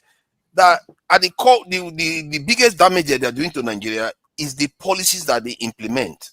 Because I witnessed one that has cost the Nigerian economy about $60 billion in 2 years. At the same time, has made life hard for the Nigerian people for no justifiable reason. It's like, there's no gain. We didn't gain much from it. Why do those things? So that is what I think is the real damage, because we have been working for 60, how many years now we've been independent? And this is still all we've got to show for it. There are nations that started during that time, and they are major powers right now, or they are very, very good economies right now, like Singapore and other nations. Indonesia, all of them, they've left us behind. So that policy that they are instituting, that they are taking instruction for foreigners to institute, that's where the real damage, not even the corruption, because that one kneecaps us completely. Exactly. Like, look around. With due respect to this so-called administration, that team that is trying to correct the mistakes of Tinubu, of Buhari, right? If you look very carefully now, ever since he has come in, all he's doing is traveling to France. He said subsidies were gone. But when you look at all these things, it doesn't add up. Then next year, they're talking of fuel tax and how they will tax Nigerians both abroad and in their home country, Nigeria. Now, there's nothing wrong in saying you are trying to get revenue. But a lot is wrong when you don't provide the neighboring environment. A lot is wrong when people are living in heavy flamboyance, when you know that things are very, very expensive, you know, when you know that things are very, very stringent. A government that really cares will look into the ISS and say, okay, look, we're spending so much here. How do we do it in such a way? We need to cut down drastically, cut down in budget, or any, you know, be it National Assembly, be it everybody. Do something different. It's not, like for instance, now, if you eat 111, we as guy men now, before we hustle, we do 101 or whatever. Are they telling me they can't do it? Look at the president a former president in Yoruba or whatever. He had the opportunity. He had the opportunity to live in affluence, but he started to live as the poorest president. There's someone in South America. I've forgotten, if I have it, I'll send you the link. Yeah. Because it's a choice. He said he would deny himself of all those things so that everybody, so that me and you can be able to have a country. Which country do you say that was again? I think it's either Uruguay or I think it's Uruguay. Either Uruguay or Paraguay. It's Bolivia. Bolivia. Oh, Bolivia. Yeah, I heard they are going for an election soon. Uruguay, yes. No, not Bolivia, it's Uruguay. So, okay. You understand? Cut down those excesses. There's so much spending, inflation of projects, whatever. You don't look at the other day. Minister of Works was saying cost per kilometer 7.5 billion. You know, Jefferson, are you talking about Argentina? No, it's not Argentina. Okay, never mind. Sorry, don't let me confuse you. Don't worry. Okay, sorry.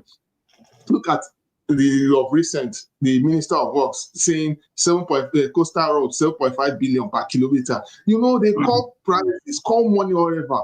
They borrow and borrow and borrow, and yet nobody's saying nothing. We're not seeing nothing.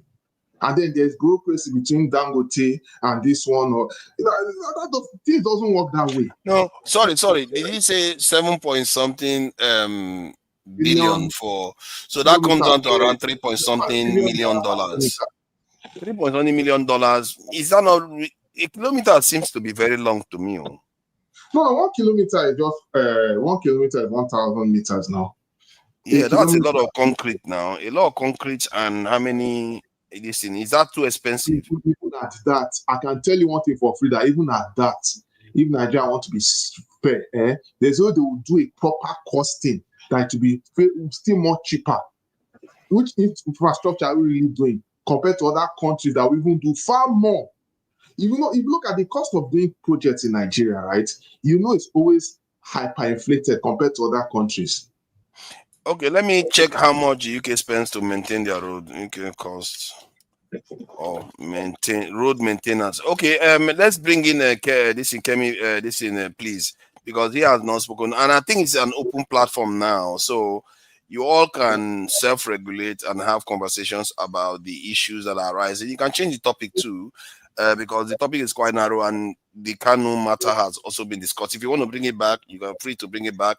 And so let's bring Femi in regarding, because the question I was asking was regarding how we can be able to maintain our own control and will to, you know, do the right things by our country instead of actually being outsourced to foreigners.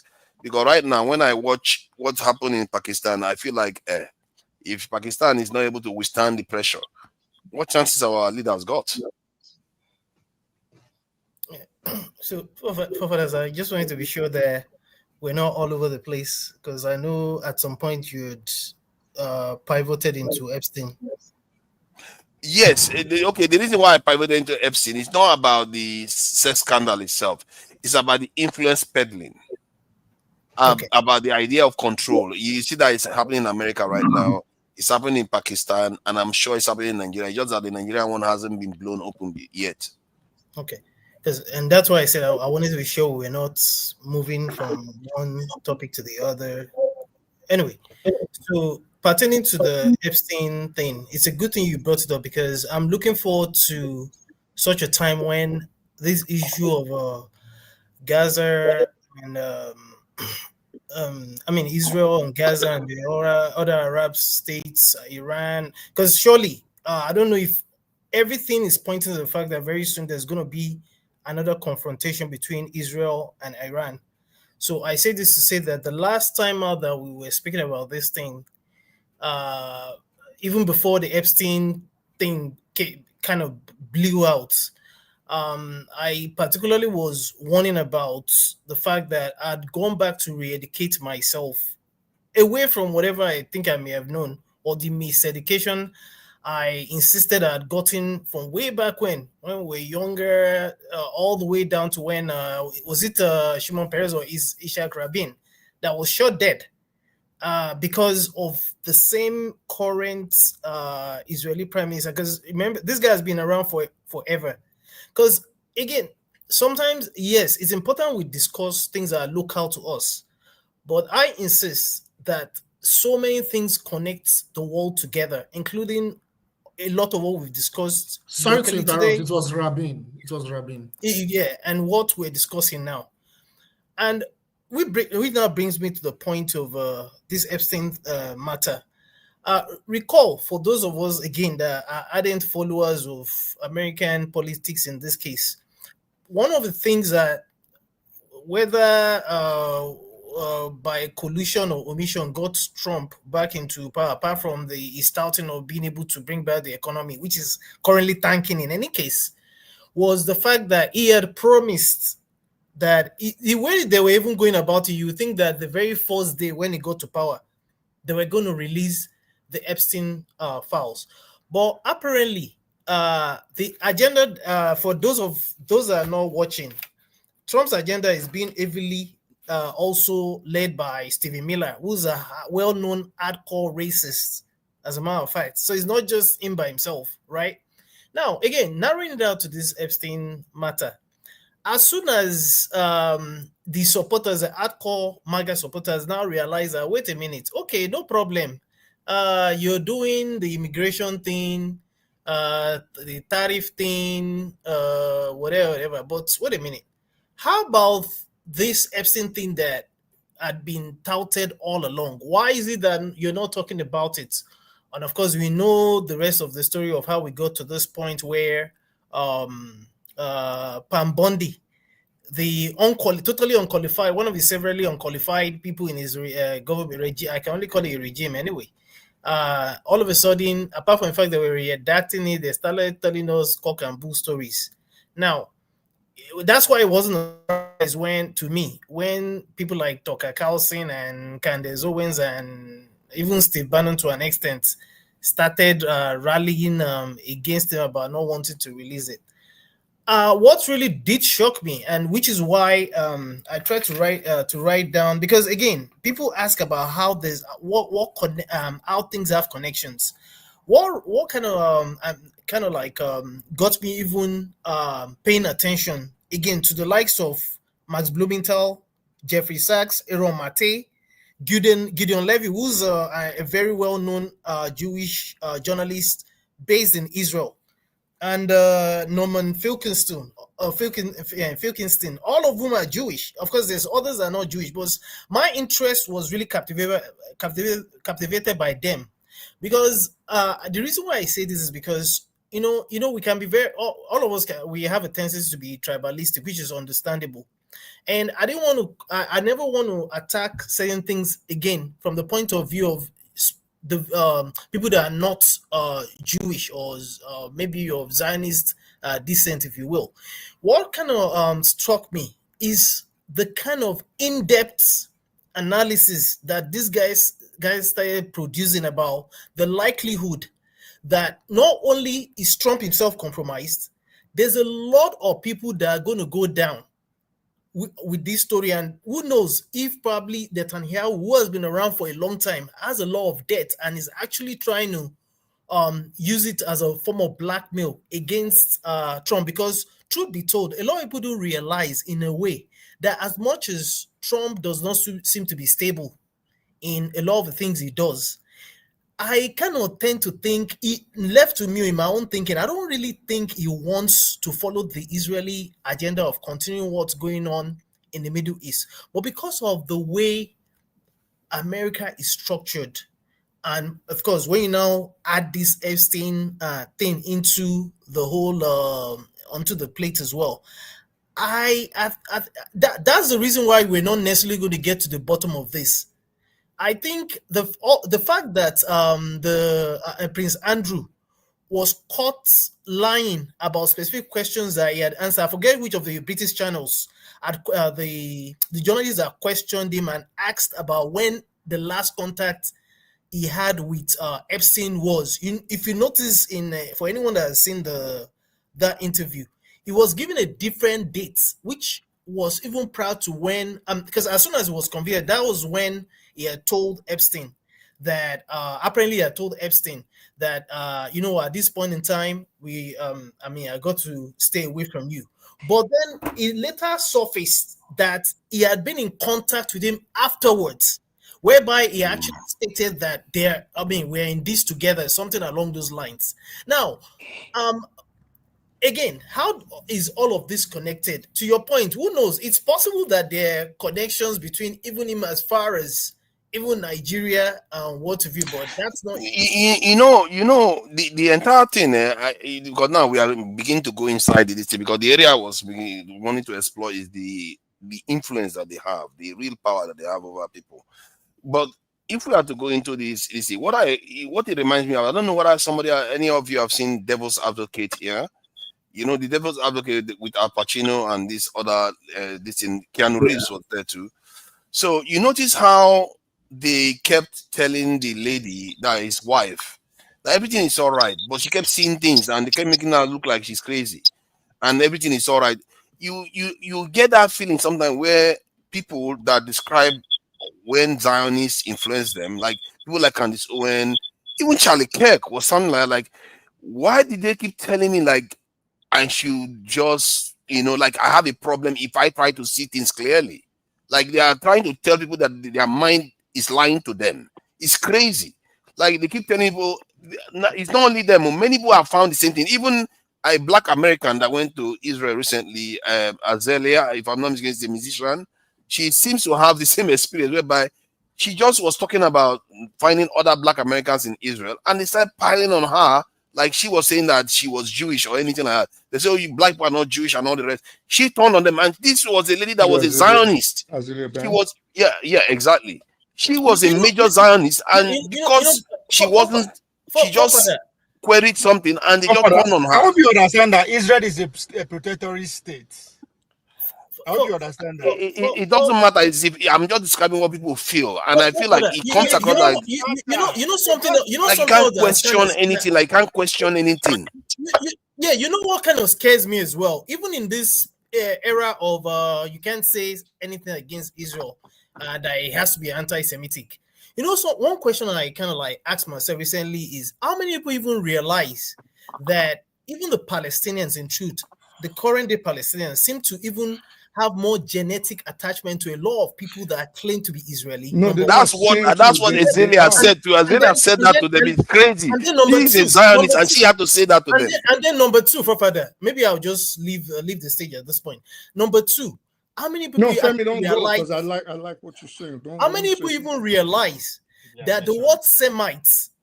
Because me, I'm doing a lot of education. The word Semite refers to includes even the current day Palestinians.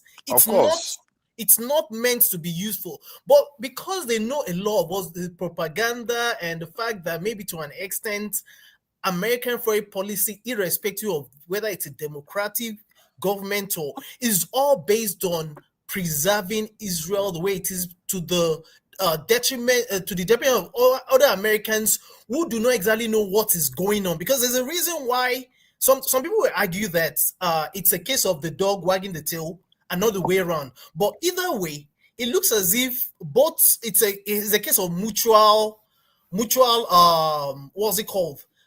Feelings between both America and the US. There's a reason why America continues to support Israel with the amount of money.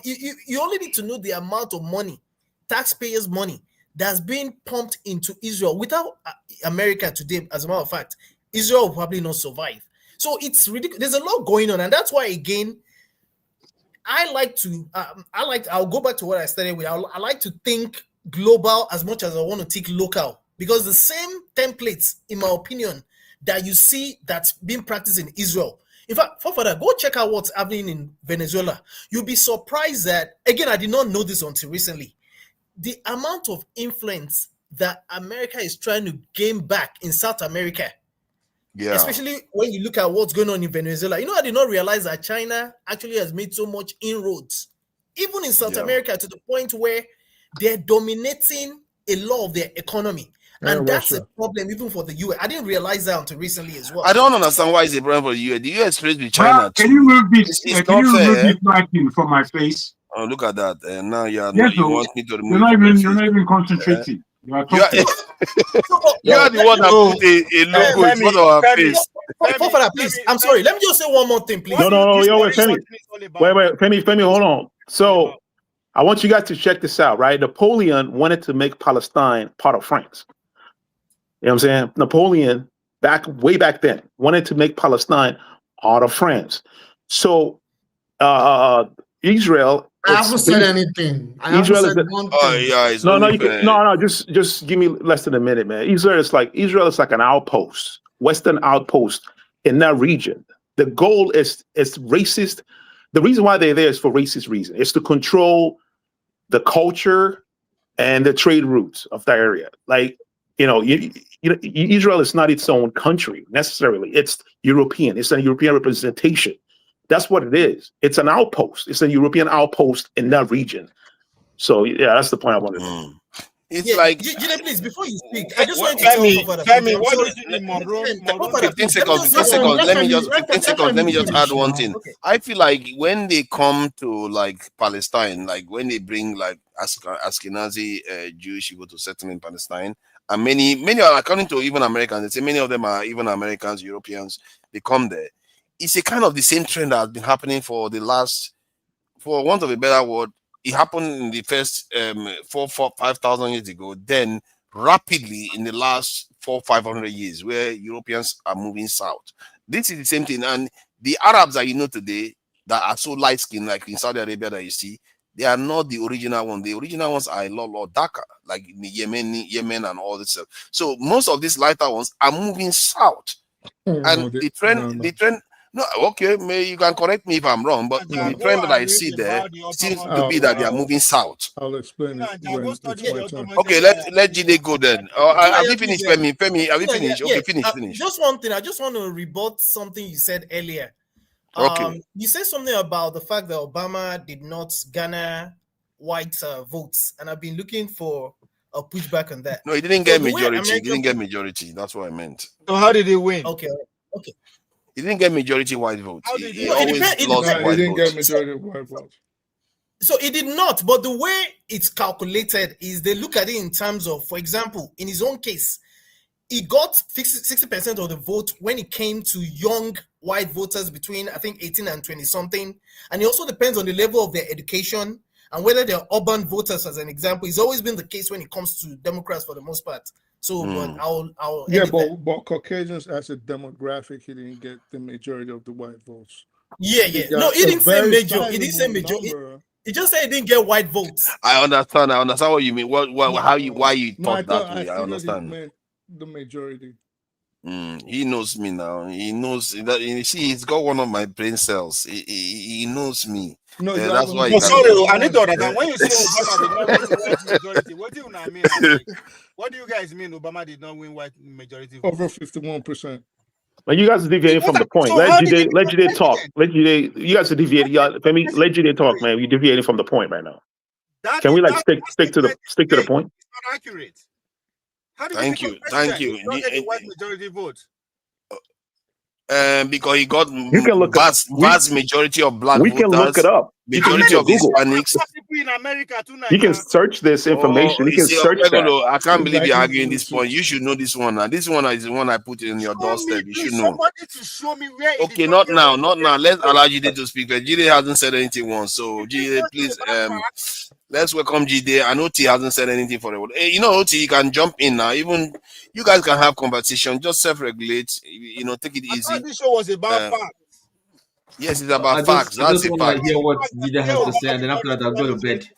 Can you give us? Okay. Can you please give us facts about that when Obama did not get white majority vote? Okay, I will provide that later. Both times, 40% of the majority of can you rough people hold on? Let Jide speak. Obama ran for election. See, he did not get majority of the white votes. He got. How did he become president? Because the rest of the races rallied around him, but white Caucasians as a demographic voting unit, he did not get a majority of. We are talking about America, not Nigeria. There are statistics out there that can. Wow, I'm surprised you don't know this. Okay, let me get it. Let's move on. Please, can I talk? This is not the best thing. Yeah, please go ahead, Jide. This is fact session, so. Okay, fact session. Okay, good to see everyone. And thank you so much for having me. Good to see everyone. I've been listening. I mean, very interesting conversations. Those are the comment section and everyone listening. I greet everyone. There's a lot going on around the world right now. Welcome. Like we're talking about.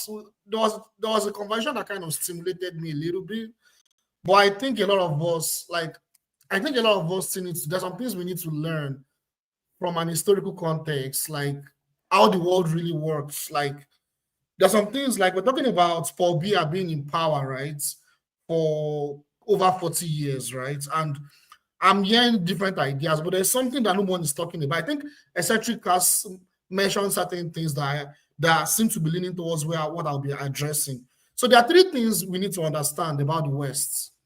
There are three things we need to understand. The West currently, if you look after the developed countries, I'm going to use the West, the developed countries, Western Europe, North America, South Korea, Singapore, Japan, if you look at these countries, particularly those countries that were decimated after the Second World War, like Korea, Japan, Germany, a lot of these countries, when they needed to redevelop, or when they needed to go through the reconstruction efforts, it was not through liberal democracy. No, it was not. It was through a military administration where they had to rebuild. They had to develop. They had to develop an economic plan. The military were the ones in power, the US military. They were in power in Japan, in Korea, in all this. So why am I talking about this? Before they got to the point of the democracy that we're talking about, they had to start from what we call authoritarian, right? We call it authoritarian, but they have to start from a centralized planned approach and a kind of a military style approach, draconian style approach, to actually begin building institutions that will eventually lead to democracy, to develop economic plan that will lead to development, develop strategies that will lead to housing, healthcare, education, that led to the development of those countries, investments in the people to develop their country. We had it in Singapore. If you talk about the people that developed Singapore, they were not voted in, right? If you talk about the people that developed Korea, I can't remember his name now, South Korea, they were not voted in. They were military guys. Even Germany, they were military guys. Then they developed those institutions. The people were able to become educated. There were institutions that were built, infrastructures that were built they were able to redevelop. Then they now started to practice liberal democracy. That's the first aspect. The second aspect that we need to talk about, in relation to Paul Biya, is sovereign democracy. A lot of these leaders in Africa, like Paul Biya, like the guy in Uganda, Museveni, we need to understand that these countries, they are neo-colonial states. I keep talking about neo-colonial states for so many times, but we'll talk about it again. These people that are in power, they are puppets. A lot of us probably understand that they are puppets. Now, those countries, according to the West, because we are still, we're still dominated by the West, even though their domination is now declining. They see those people, they see those countries as democratic countries. But in the real sense, what they mean is that their systems and institutions are hijacked and dominated by the West. Paul Biya has been in power for over 40 years, but you won't believe that NGOs that propagate democracy, liberal democracy, they are operating in Cameroon, and they are very efficient. They are very efficient. The major sponsors, I'll give an example. We have Cameroon not Cameroon. I can't remember the CHRDA. Someone can fact check me on this. CHRDA is an NGO. There are many NGOs in Cameroon. Many that are operating in Cameroon. One of them is CHRDA, for instance. I can't remember the C, but Human Rights Development of Africa. They are in many parts of Africa too. These NGOs, they ensure that that these institutions and people like Paul Biya are in power. And if Paul Biya decides to go against the imperialists, these NGOs are there to act and actually create an atmosphere that will lead to regime change in Cameroon. I don't know if you guys get what I'm saying. These NGOs are primarily sponsored by the US Embassy, by German Embassy. Like, I think you guys can fact check me. These are things so the point I'm making is sovereign democracy is the way forward for Africa. Because what sovereign democracy does is you have a democracy that is aligned to the culture, to the history, to the national interest of the people, the evolution of the people, the psyche of the people. That is what Russia practices. Sorry, Jide, what is democracy? What is your understanding of democracy? Let me get to my point. I don't want to digress. Sovereign democracy. Sovereign democracy is sovereignty. Like you are building a democratic system that is away from foreign influence. You understand? Completely away from foreign influence. So that's the way forward, and that's what all these other countries are doing. And these countries, because they are doing that, the West is now targeting them. So the third point, we keep talking about democracy on this channel. Can I emphasize that point that you made just now? Because we need to understand what democracy means. Sorry. We all know what it means, but can I emphasize the point that he made? We're gonna please hold on. Let me just make the point I'm making. That point that he has made about sovereign democracy addresses. I think it goes towards the core of the point I was making about influence. Because if you are sovereign, your democracy is sovereign, influence cannot penetrate it. That's your whole point. You are trying to make sure people don't influence your democracy. Whatever decision comes out of there is based on the will of the people of that nation. So it's quite a critical aspect of what we actually need to retrieve back. Or I wouldn't say we retrieve it back because we never really had a democracy before, but we really to gain that to be able to control our own fate. I think it's worthy of emphasizing. But even this democracy that we're talking about, what makes us actually think that these so-called developed countries are even democratic? I'll give an example. The United States. Yeah, the United States. We talk about the United States. For me, it's not the most democratic country in the world. But to so many people, believe the United States is the exemplary of democracy. Now, we need to understand something. That a lot of these developed countries, they have core institutions, they have core factors that actually influences their political architecture that is even beyond the decisions of the people of those countries. So if you look at US, for example, there are some decisions that are made, there are foreign policies that are made that is even beyond the decision of Americans in America. So you have the donors of the political class, right?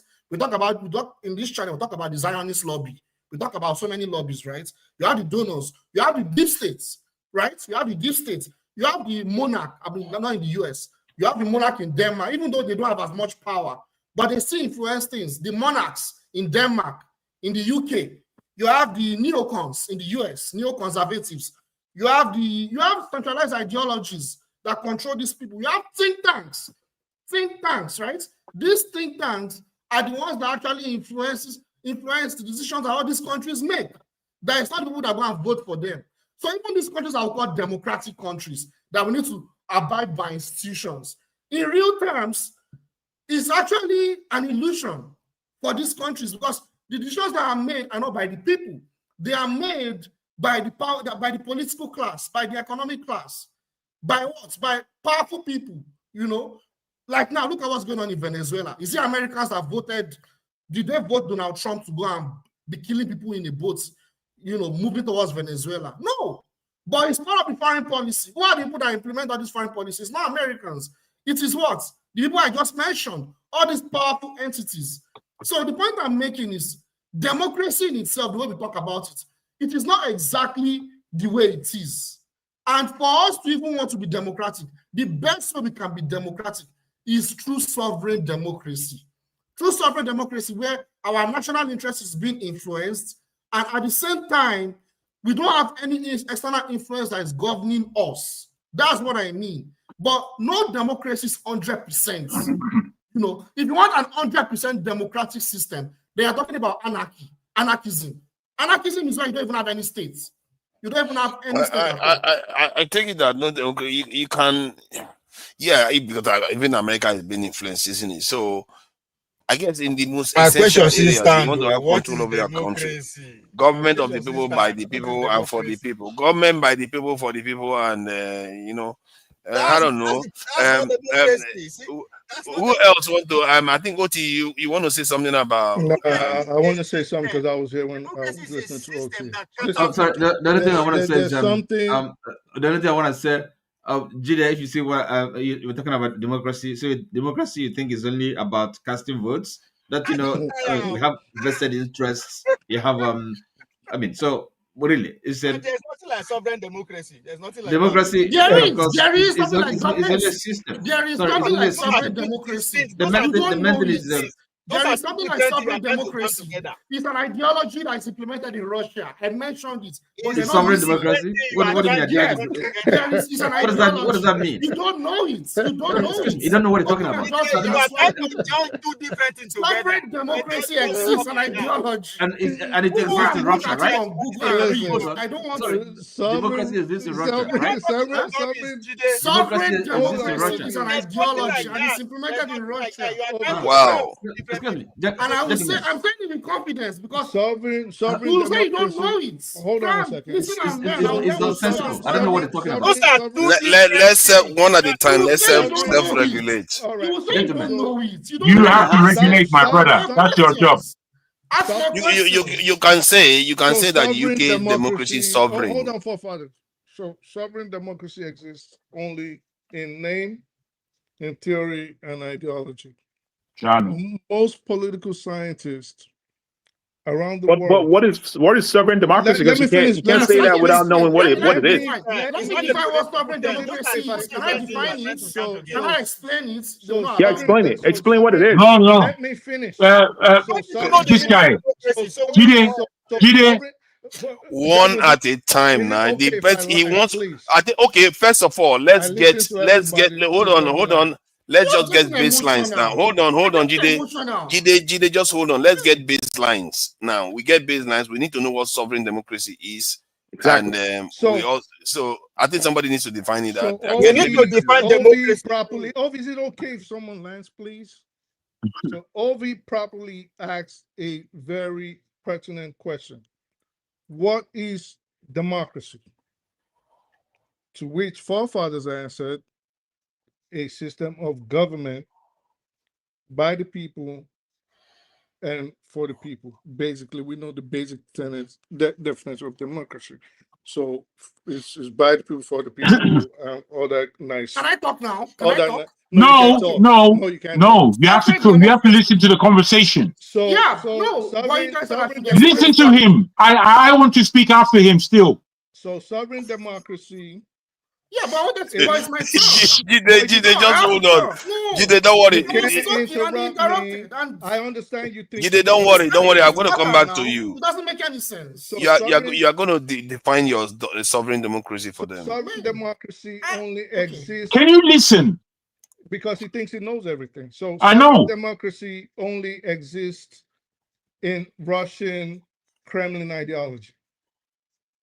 Most political scientists around the world, historians, have rejected the definition of the Kremlin style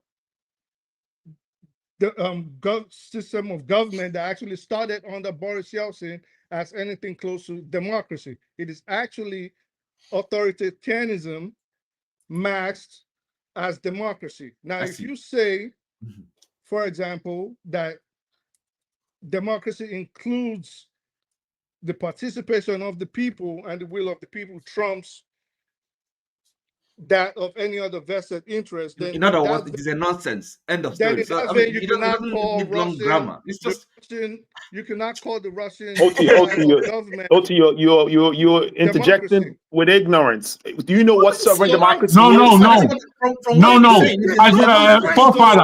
Forefather, I want to address Jide. Can you define what sovereign democracy is? Look, Forefather, I want to address Jide real quick. If you listen, what I'm saying, what you're saying. Oh, shit. You came to interject, and you were saying things that were wrong. I come to interject You were saying things that were wrong. Everybody You said things that were wrong.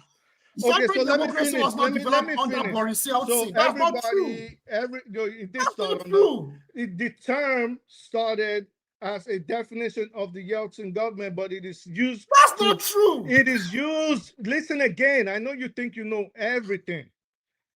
It is used to describe the system of government that Vladimir Putin runs today. Hold on. I think what he's trying to say that in the context of Russia, yes, they use that to describe it, but that is not its origin. Am I mistaken, Jide? I mentioned Russia as an example when I was. Forefather, I'm asking your permission to speak. Make una define that first now. Yeah, let's get the baseline. Let's get the baseline. I feel that we've got more or less the baseline. If this guy would just listen. No, it's not fair. It's not fair to him. Let's give him a chance. No. Allow me to make a comment so he can do his work. We'll come back to him. Let's Jide give us his baseline, then you can respond. Exactly. Jide, please give us a baseline of what sovereign democracy means. Thank you. Sovereign democracy is a political ideology where the system itself is governed by political architecture that is free from external influence and external pressure to determine the country or the state's direction or goals or agenda. And now sovereign democracy is built on national interest, culture, history, and evolution of that state, of that country. Thank you. Very good. Now, can I? Why is in Russia? It's not what can be in Nigeria. I'm not saying why Russia should be copied in Nigeria. I don't know. The Russian authoritarian system is not necessarily the same as sovereign democracy. It's different. No, let me say this, please. I'm not happy at all with the fact that Jide is somehow being... Speak on his point. Stop attacking him directly. Speak on his point. Oh, please shut up. Please shut up, please. No, you shut up. You shut up. No, my God. What kind of wahala is this? You started again. No, he does not talk about the topic. He's just attacking personality. Okay, I will put both of you backstage now if you carry on. No, it's not both of you. I didn't disturb him. It's not both of you. You're telling each other to shut up. Hey, that's what you should do when I'm speaking. Thank you very much. What's the right out of here? Don't you know how things are balanced? Let it go. Ridiculous. Please, carry on. I want to speak to Jide. I said it many times. And I want to speak to him about how he's projecting his point of view. His point of view is extremely textbook, as though we don't know the points he's talking about. which means to me, to a man like me, you're speaking down to us. You are not a teacher here. You don't need to give me any history lesson. None. He does that all the time, though. You do that all the time. However, me too, I do it, but I do it not in such a condescending way. Let me. I don't see what's condescending about it. What is condescending about what you just said? Okay, you're attacking me now. I don't feel like it's being condescending. I'm going to land, please. The reason why I critique the way Jide is now speaking is because it's as though you, Jide, don't understand that we are now in a global world system. The world is a village. And in such village, the pressures aren't local. They've become international. And upon that international scale, if you read like you're supposed to read, apart from reading, that's pretty condescending. That's pretty condescending right there. I will finish. Look, can you stop this, my friend? Eccentric, let it go, please. It is not that you read and then come and speak verbatim about what you read. It's that you're supposed to read and then project what you read into the world and match it, see what is true from what is just written words and the kind of diatribe that is in several political books. What's going on right now is that the pressures in the world are making democracies extremely weak. And these democracies that you speak of are acting in a way as failure. The UK here, where I live, would soon become worse than Nigeria in terms of how they direct what the new politics should be, which will be far against what the people want. That is how it is. That is how it is globally. So you come in here to give us something that you read yesterday, and then come and memorize it and spout it out. Jago, that's not fair. Jago, that's no, not fair. It's true. That's what he does. No. Yes, just because you read it, it doesn't make it less relevant. No, it doesn't. It's a valuable idea. It's still an important idea. Okay. This is what I'm trying to say. Let me touch on the point you just made. Hold on. Let me touch on the point you just made. You made a point. You made a point about the UK government is going to do things that are not in the will of the people. That means the UK needs more sovereign, more characteristics of sovereign democracy, just like America needs more of it, because you see that they govern against the people. Most of the people believe that there should be gun regulation in America, but the politicians refuse to do it. I hear you, forefather, but this is exactly why Speaks spoke about the fact that these things are fallacies. They're not real. They're simple ideologies. But when if you as an individual, a sovereign individual, should be able to look at the world and tell yourself where the book is now telling lies or where the book is now out of date. Not come here and preach the book. I'm not preaching the book. Sorry, you're preaching the book. Sorry, just one question. Right, That's so condescending. He does that all the time. I have to be. I have to be. I can't have someone speaking like that. No. Sorry, excuse me. Just one. Wait. Hold on, please. Hold on. OT. Let OT speak, please. Wait, but before he speaks, he has to know what sovereign democracy is. He doesn't know that. I'm going home. I think he has had He doesn't know that. He doesn't know that. No, let him speak. OT, please go ahead. Sorry, so you're so much enamored, impressed with this your sovereign democracy. Simple question. And of course you're giving us an example of that, So in other words, in your mind, in your understanding, this sovereign democracy exists somewhere. So a simple question. Is Russia democratic? I mean, does Russia that was the worst example ever. Is it practicing democracy? Is there any democracy in Russia? Yes, it's practicing sovereign democracy. That's the point. That's the point. Yes. It's the point? Sovereign. They're practicing sovereign democracy. What are you talking about? What's democratic in Russia? It's a sovereign democracy where power is concentrated in the center. The power is concentrated in the center. Excuse me. In one man, right? In one man. Okay. Yes. So that's democracy. Wait. Power is concentrated in the states, unlike your traditional democracy. It's different from your traditional democracy, but it's still a democracy. You have to get that? understand what Excuse me. You have to have You get democracy has to have principles. your own form of democracy. There's a name for that democracy. It's called sovereign democracy. It's not the same. Let me read the definition. I got that. Sorry.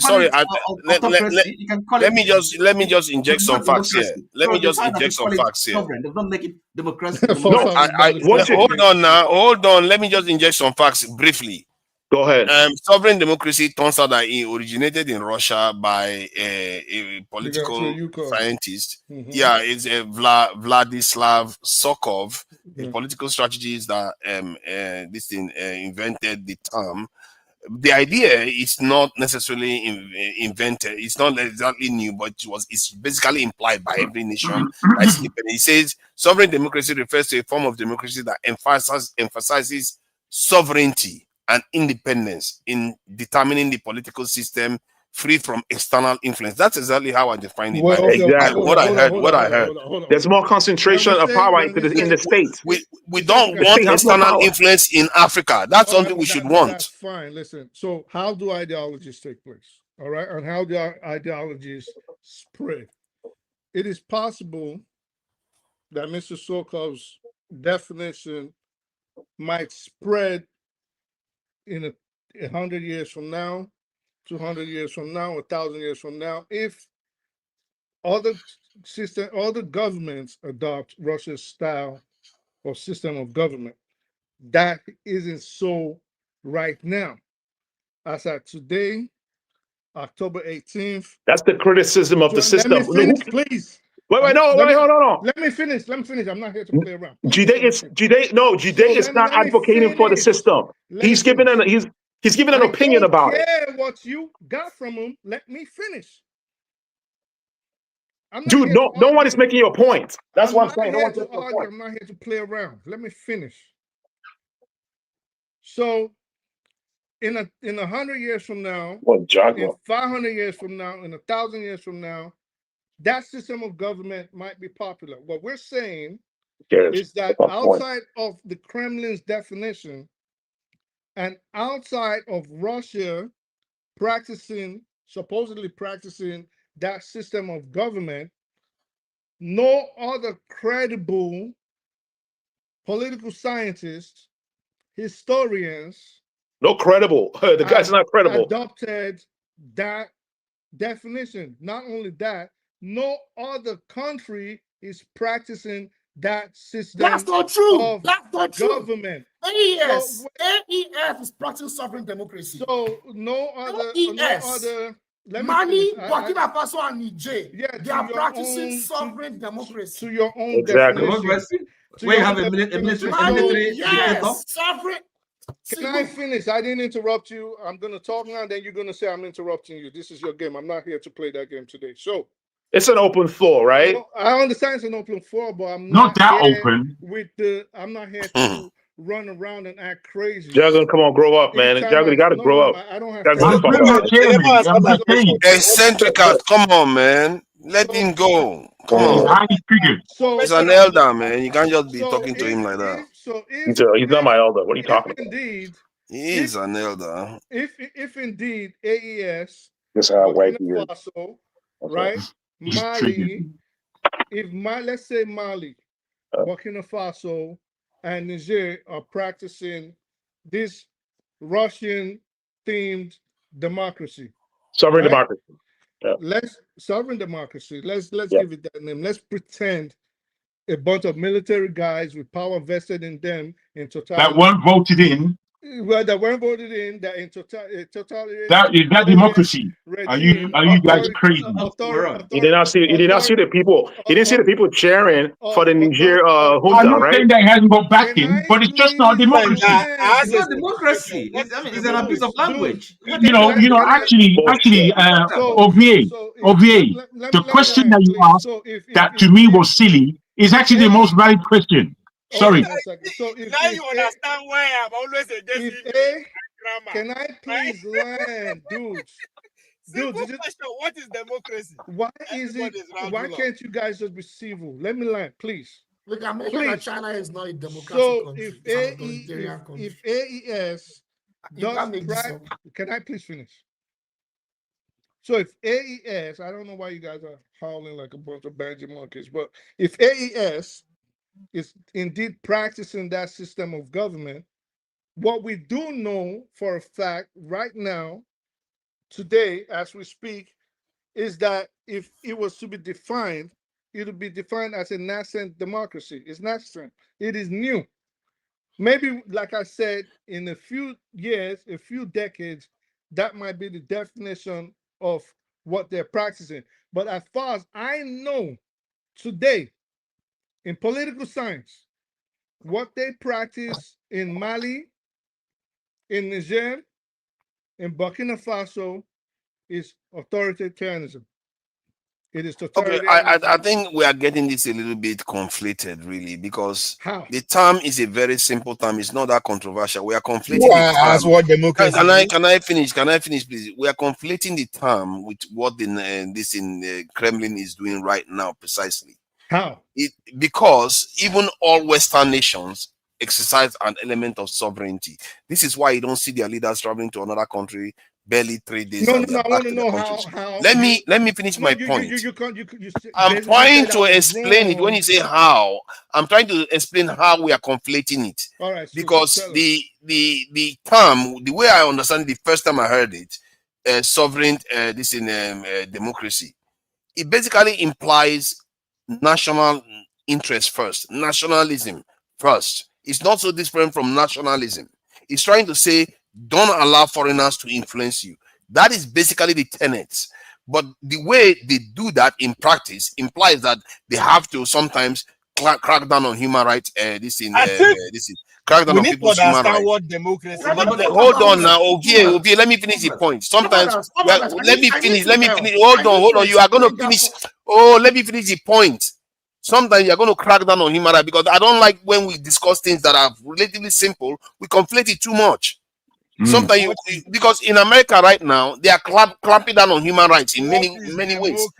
Can you let me finish? That I'll put you backstage. No, but he asked a very simple question. Yeah, but that's not the question I'm answering at the moment. I have to finish answering one first. Then you guys can answer all you want. We all see you already okay. You just disrupted now. See, the point I'm making is that there's no point acting as if we don't know what the sovereign democracy is. That's what most Western democracies are. In the context of Russia, the reason why probably they came up with that, particularly because we saw what happened with Boris Yeltsin. He was basically being controlled. He didn't know what he was doing.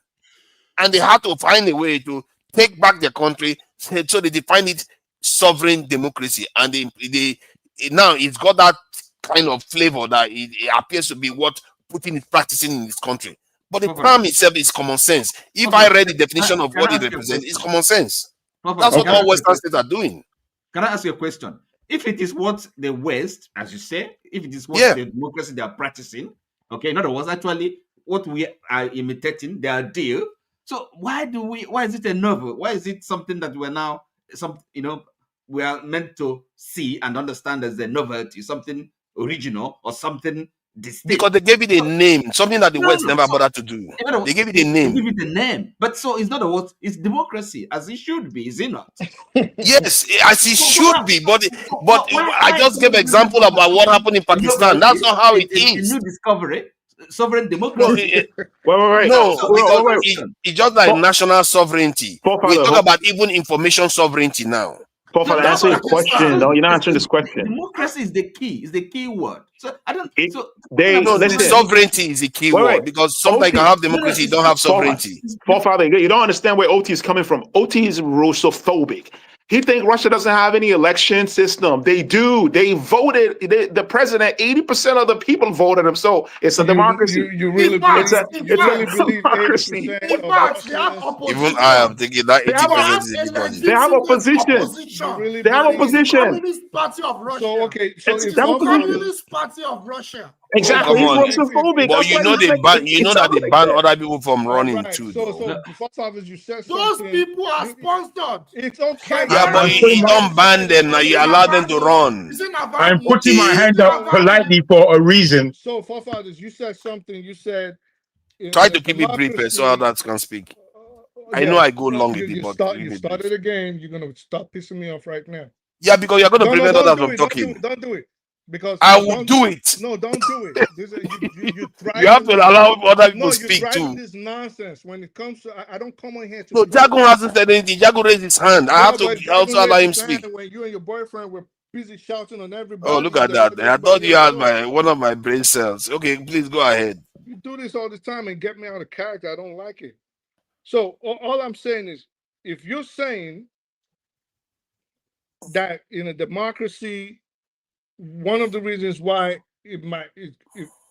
one of the things they do if they don't like an opposition's position is to crack down on oppositions and silence them.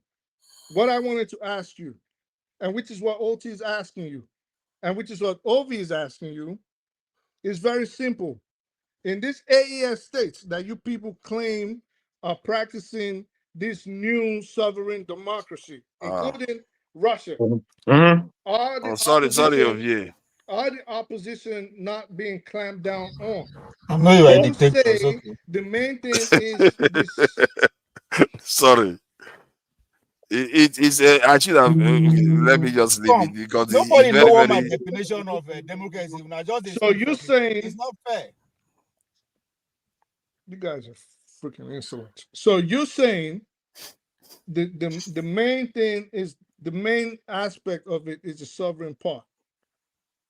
OT Yes. is saying the main aspect of it is a democracy part, yeah. which is what I agree with. So you can, and OV is asking a very, very pertinent question. If you want to call it a sovereign democracy, define what democracy is to us. And if you cannot read the principles that OT has laid down of what a democratic state or a democratic government is, then maybe you want to return what you guys are currently calling a sovereign democracy, which would mean that they are not practicing anything related to democracy. Can I define democracy for you? Should I define No, it? define it for yourself. You guys will be happy, right? Government of the people, by the people, and for the He's people. always coming Can on I telling me give the reason why? Listen. He only been in America. Forefather, you're supposed to do something at this point. I put my hand up. Yeah. I listened to the last speaker. You can't just run over me like that. Everyone's getting out of hand. Okay, please join. And it needs a little bit of Let management. Jagon speak then. Jagon, please go ahead.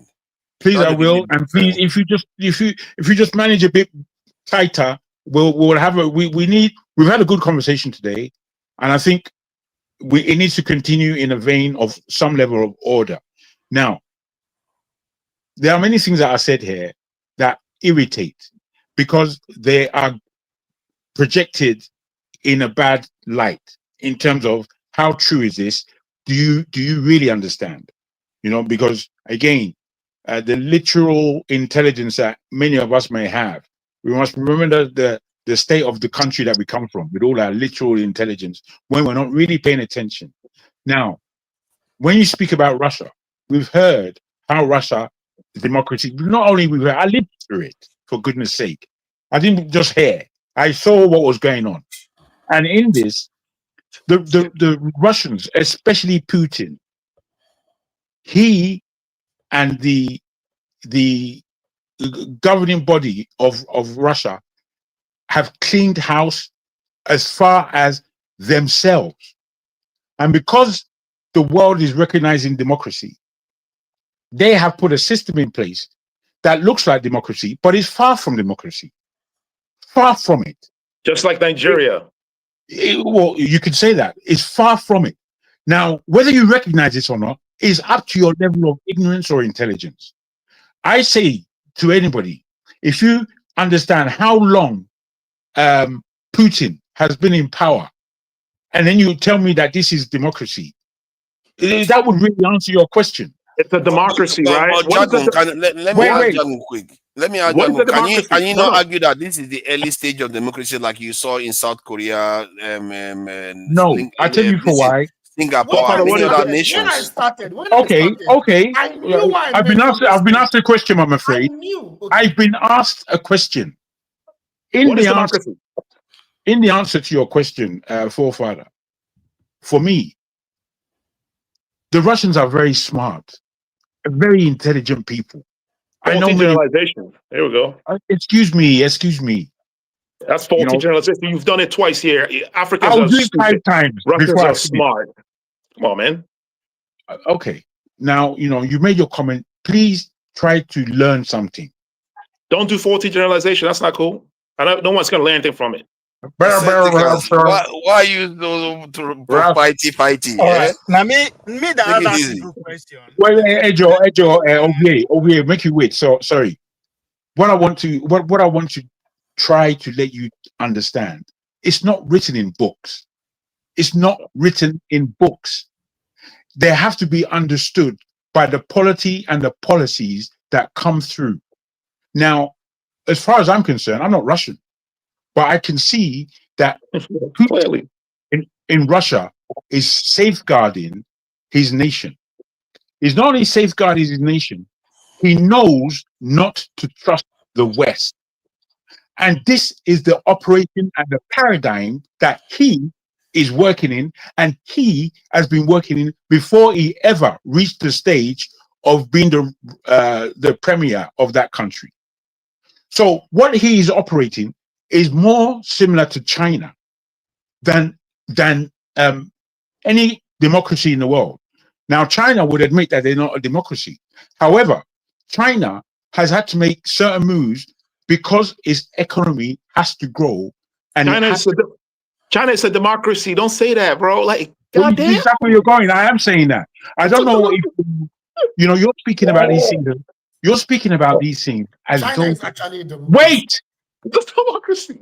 What the hell? But let me ask. Okay, let me ask no. What you're supposed to do? What you're supposed to do? Jack, would you consider Kagame a democratic? Forefather, can I just say this? Forefather, can I just say this? What you're actually supposed to do when I'm rudely interrupted the way I am is cease those people from interrupting me, not take the position of interrupting further. That's what you're supposed to do.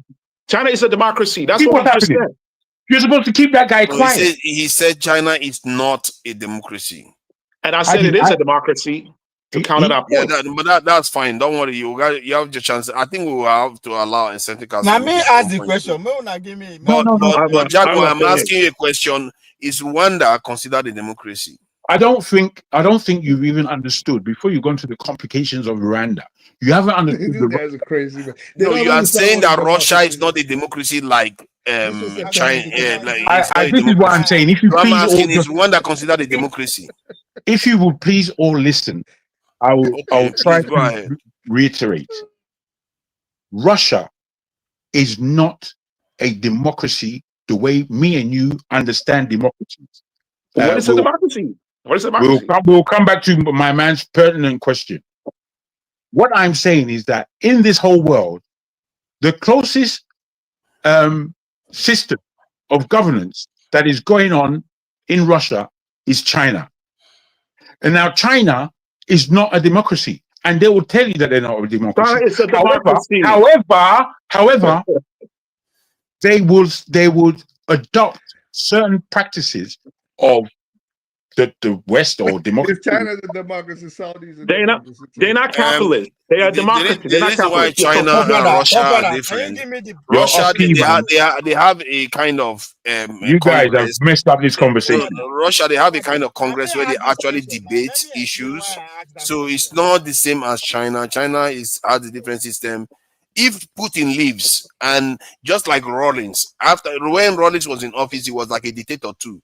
When the first leader of South Korea was in office, the same thing. Lee Kuan Yew was a major dictator. They used to call him Father, please, so, can you allow me? I don't know why we don't recognize that of Russia too. China's a democracy. There is a reason why I asked that. No, that China is a communist system. Whether it's authoritarian, it's a different thing altogether. Authoritarianism it's a communist system. Let OVA answer his question, his own question. Father, communism is not anti-democracy. Communism is not that's what I'm saying. The term is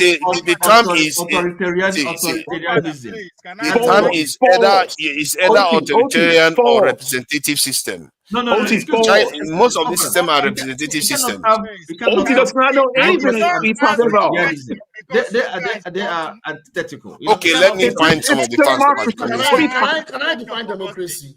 I'm itching to define I democracy. asked this question. Democracy is a system Jide, please. No. We already Let know the Jide- let definition of Jide- democracy. Let Jesus Jide Christ. define democracy. Are you serious? You don't think that's insulting? I did not ask the to question lawyers because you guys don't know the and meaning. Or accountants we are, Let Jason, him listen, I asked that question Jide define democracy for them. Let's and you want do to it. define Democracy is a Can system you of guys? government. No. The Jide, no, don't. Democracy is a system of government Forefather, nominate this thing now. Let the person that who serves asked. the interests. Oh, Jide, Go ahead, Jide.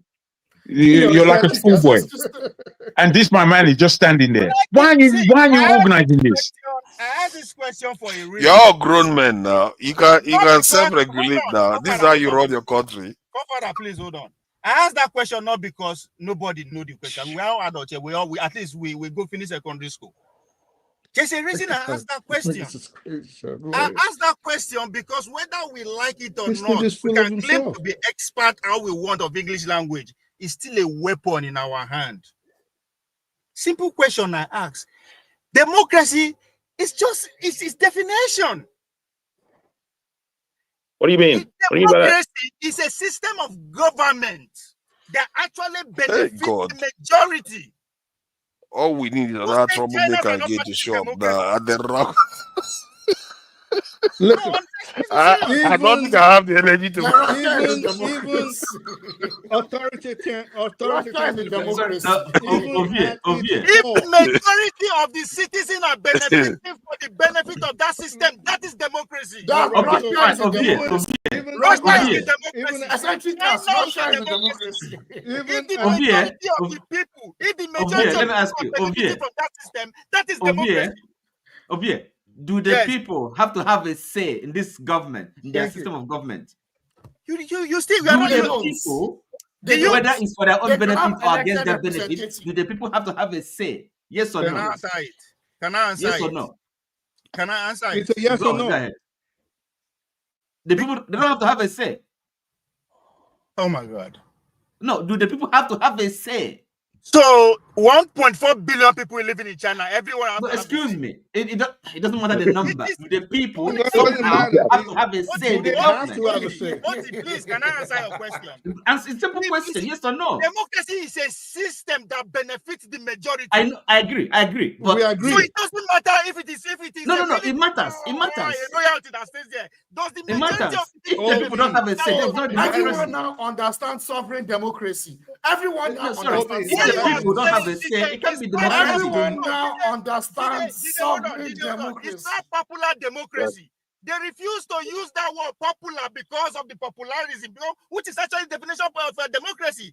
Once the majority of the people agree, that is popularism. That is populism. That's not true. That's not true. That's actually not true. When democracy was first coined, that's not true.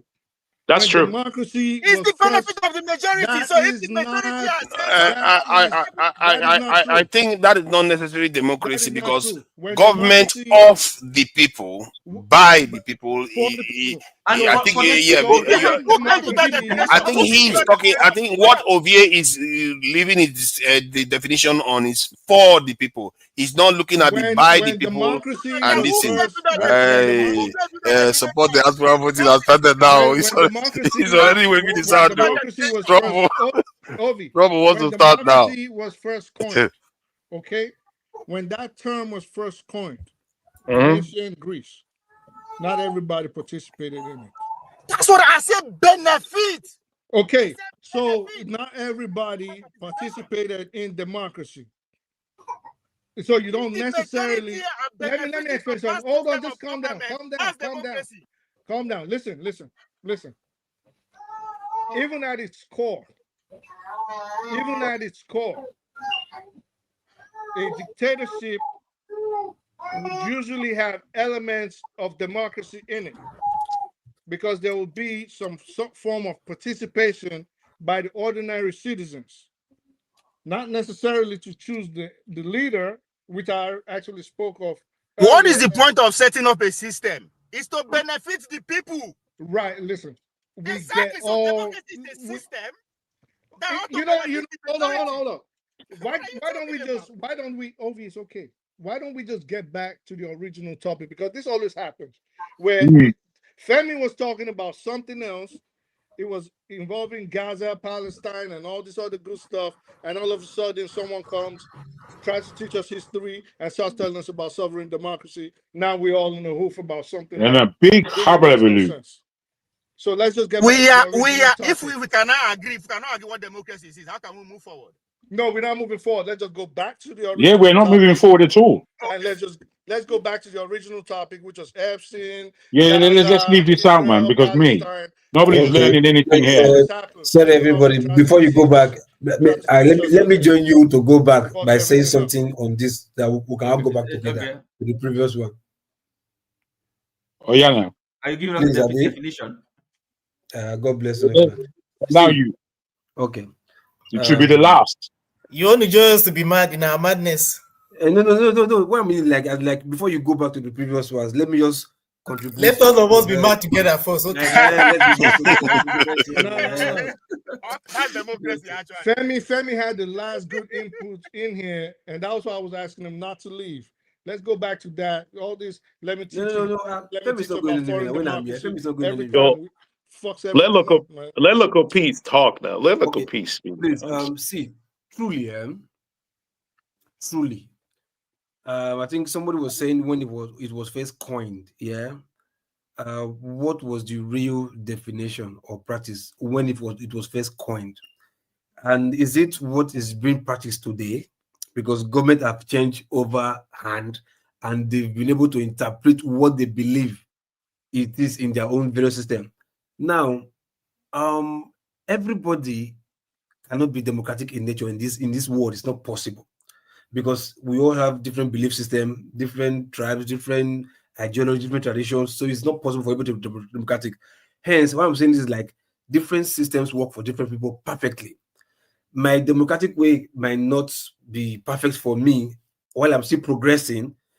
It doesn't mean if you don't practice democracy and whatever, you will not progress. You understand? What I want to say is like everybody has their own system, the way they grow. We can't just be coined or partitioned into one democratic whatever and believe that's the only way to growth, success, and whatever. Then what Obi was also saying, democracy. Look, see, if you say for the people, by the people, and of the people to the people, you understand? It's subjective. It can be interpreted to many things. Like what it means, like all of us, we agree to give one person power to rule for 10 years. As far as it benefits all of us, to me, that's democracy. It can also be said that no, we all have to have a say in the government, whereby if you do your 4 years, leave, let somebody else come and do their 4 years and leave, let come and do their 4 years and leave. They will say that is democracy. Let's be having frequent elections. So we'll call it that. So we say no, democracy is like, let's go do our business. Let's leave leadership for one person. We trust you to rule the country in the best possible way and do your thing. Why, as far as we are benefiting, you are progressing, why should we be thinking of changing office or leave there, somebody else go there? As far as everybody's progressing, we're all happy. We have a job. Everybody must not be in politics. You understand? As far as the policy of the government is favoring us, if it doesn't, we say something and we trust the people, whoever is representing us, like parliamentarian, whatever, we trust them to have a meeting, town meeting with us. We tell them what we want or whatever. The majority have their say, and that's it. You understand? But sometimes, if majority can also be foolish in terms of greed, just like majority of the politicians we have in Nigeria, they are all foolish and greedy. That's right. He froze. He froze. I see he has frozen. Okay, let's carry on, Femi. Then. I came back. Thank God I came back. Look at that. Thank God I came back. You understand? I hope. Go ahead. I just wait for like 2 seconds or whatever. So for me, that is what I believe. So democracy can be what Ogie is saying that is correct. Can also be correct what Bobumre is saying. You understand? Speak to you saying, because for me, we can decide to say, okay, no, let's do family. What is most important in democracy? What are the tenets of democracy? What are the principles? What is most important? Majority of the people benefiting. Hold on. Let me tell you, Oti. What's the most important thing? Yes, good governance. Good governance. That is the result of. Listen, hold on. Listen, hold on. What? Now, let me tell you something. Hold on. Listen. just because we've been coined into this idea of no, people must have their say. If I don't like you, I can criticize you. Nobody is asking you not to criticize the government. I know for sure that when it comes to criticism in some like Russia, China, or whatever, North Korea, yeah, that might be frowned upon. Like, why are you jailing or stiffing the voice of those who are criticizing you? They might be coming from another idea. That doesn't mean that they are wrong. Just sit with them. Dialogue with them. Who defines good governance? Who defines good governance for the people? Who defines it? Who says what good governance is? That's the question, is it not? Also, the people. Wait. Wait. The person that is leading, Oti. The person that is leading is not from the people. No. But he said good governance. Oti, So the question: who determines what good governance consists in? Okay, it's the people. The guys also part of, and therefore it is the people. They say of the people. Is also part of the people. So by your token, local P and Ovi, by your token, if it's beneficial to the individuals, right? No, not individual. Majority. Dude. This is English to the individuals. Okay, anybody would understand that means a majority. Okay, no, I think like you may mean like few persons. Individual might be few persons. Like, oh my God. Anyway, so continue. So if it would be beneficial to the majority, right? Meaning it makes their life easy. They have social welfare, things of that nature. Is that what you're saying? Everything that the government is supposed to do. Hold on now. Everything that the governance is all about. What are you shaking your head for? Let me move on. What were you shaking your head for? So, me? Yes, you. So I'm shaking my head. Yeah, I'm just responding to you. Like welfare, you're like, like you about to ram like a. Me? No. I'm delayed. I'm not shaking my head. So if you're saying, all right, okay, because there's someone up there that's always shaking his head, and when you ask him, just go. Why are you picking on me? Why are you picking on me? You come here and talk for 5 hours. When you say, and you're picking on me. When you say, okay, you're picking on me. I don't understand.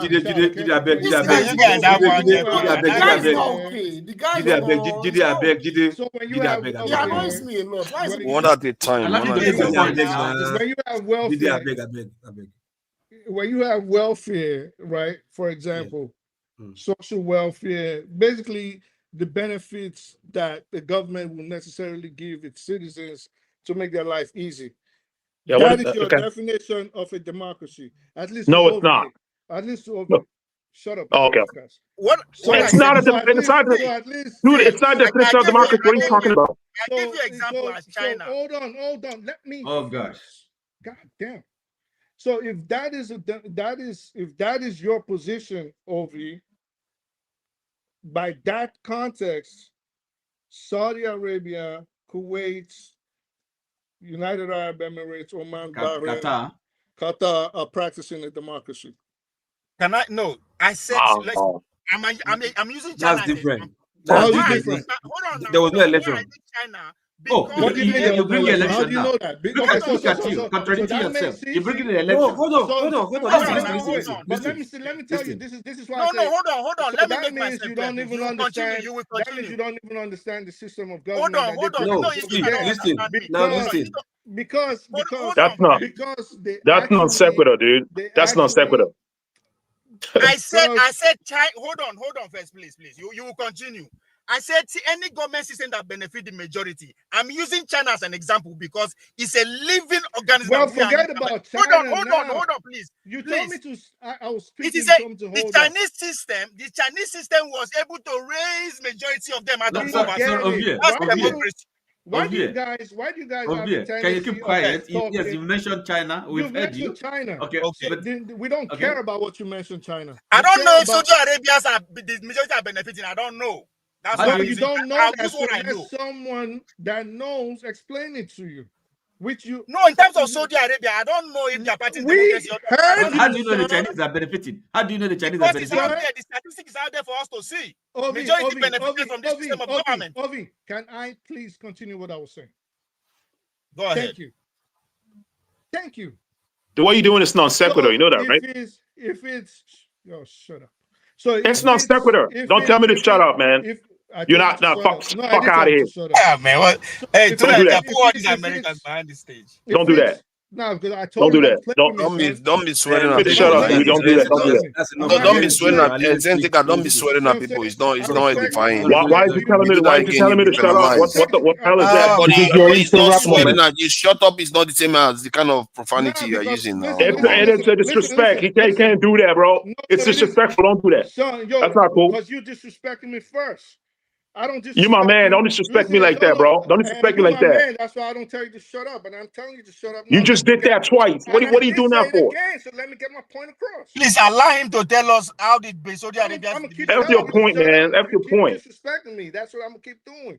You gotta take that back. That's your point, man. All right, then. Get out of here. Let whom must not be named give his points. So let me speak. You know what I'm saying? I respect you more. One than at a that. time, You please. Whatever. I don't respect you. Whatever. Just leave him alone. Like that little kid up there, I don't want to talk to that kid for real. Oh, yo, man, you have the floor now. So if I may give you an this what I'm infant. saying. Oh my God. You are not okay. So this is what I'm saying. Yeah, we're the same age, but you're nothing. So this is what I'm saying. If you're saying, for example, Ovi, if you're saying that China, because the majority of the people benefit from it, this is why I brought up the Middle Eastern, the Middle Eastern people. I don't think there's any. I don't think there's. Let me finish, sir. So I don't think there's anybody on the planet, any citizenry on the planet, that is being taken care of like the citizens of the United Arab Emirates, Kuwait, Bahrain, Saudi Arabia. Gulf countries, yeah. I mean, that's democracy. Countries. Of course, this little monkey's gonna shake his head again. So this is what I'm saying. They are being taken care of. And if you say that is the reason why you call them a democracy, then by all accounts, these people are also a democracy. But they're not. Yes. But you can't say they're a democracy. And this is why I wanted to go to what Local P was saying. He said, "Oh, they don't vote." Yes, they do. They have some elements. No. Hold on. When I mean they don't vote, yeah, the Emirates, they can do that voting. I mean general election where the common man will vote. No, that's not how you spell on sequitur. Whoever that idiot is, that's not how you spell on sequitur. Remember, I said something. Freaking idiot. I kept hopping, even on Rudolph's show, the fact that choosing the power at the center is very paramount. If you cannot choose the power at the center and you have municipal voting, for example, or regional voting, doesn't automatically transcribe the definition of a democracy to that system of government. It doesn't. So I don't care about voting too. So for voting us, doesn't mean anything. well, I didn't say about vote. I tackled two different parts. If you will calm down, I tackled your definition and I tackled Local P's definition. Got you. You know what I mean? So in any event, listen, I just think we should move on from this shit. Eccentric Cast, I apologize, you my man. You know what I'm saying? But try to respect me when I respect you. You know what I mean? Just do that. I'm not here to play. Dude, I don't want to play people. It's an open floor. It's an open floor. I never say anything personal. But when whatever. Don't play with me. Hey man, you guys should don't do that. Don't do that. Don't tell me not to play with you, man. I don't do that. But I don't play with you like that. I don't even know you, son. I don't even know you, son. What you talking about? Guys, he's mature enough to say he's sorry, take back his word. I think the best thing for you to do, you also say I'm sorry too. And if you say sorry, if you say sorry, you disrespect me on top of that. Like, come on, man. Don't stop playing with me. I said, listen to me again. Can other people talk? Is this the guy called one brain cell? Maybe he has one brain cell. Can he allow them to talk? Like this little kid that just came from Africa 4 years ago. The unicellular brain guy should be quiet. Can every other person talk, please? You are responsible. This unicellular brain Jagon, let's allow Jide say what he wants to say, please. Let other people talk. It's just talking. Why are you calling my name, sir? No, sorry. It was by mistake. Let's allow Jide. You know, it sounds like Jide a bit. So, Jagon is not Jide. Let Femi talk, man. I know. Sorry. Listen, we've taken the conversation elsewhere because this nigga always come in here and wants to teach people history. Take Yeah, it back to the I wanted to original say that. topic, I wanted to which say was that. what Femi was talking about, and we don't want to hear about all this nonsense, sovereign democracy. Let me teach you democracy. You don't know better than everybody. There's at least one. There's I never lawyers said on I here. know There's better political than scientists anyone. on here. There's accountants on here. There's other scientists on here. Always coming after. You don't even know Nigeria's history. Like, I guarantee if I ask you, no, come on. Man, I You treat know you that's not Nigeria's fair. history. I You treat want you to that's pretend not like fair. you. Jide, please go ahead. It's not right. Let Poor him father, what are Jide, you please eating go there? ahead. It's not fair what he's doing. He just Jide, go ahead, Anyways, please. my conclusion was going to be that if Nigeria wants to mirror its democracy, right? If Cameroon and Uganda want to mirror their democracy, where NGOs will be the one coming to determine or channel the political parties that will contest for election, or it is NGOs that will be funneling protests and reactionary actions like protests, regime change operations, or funneling military coups, then we've not started anything at all. But isn't that how Nigeria is today? Well, what is it? What is Nigeria today? Which country are you talking about, Jide? Nigeria. Nigeria is like that. NGOs are in Nigeria. Which NGO? Yeah, NGOs, they are in Cameroon, they are in Uganda. Those countries They are are everywhere except Russia and China. No. The reason why I'm mentioning those three countries is because those are the countries we're talking about right now. And I'm saying that those countries are not democratic because external influence are in those countries. Organizations. Yeah, non-governmental organizations. Thank you. Yeah, NGOs.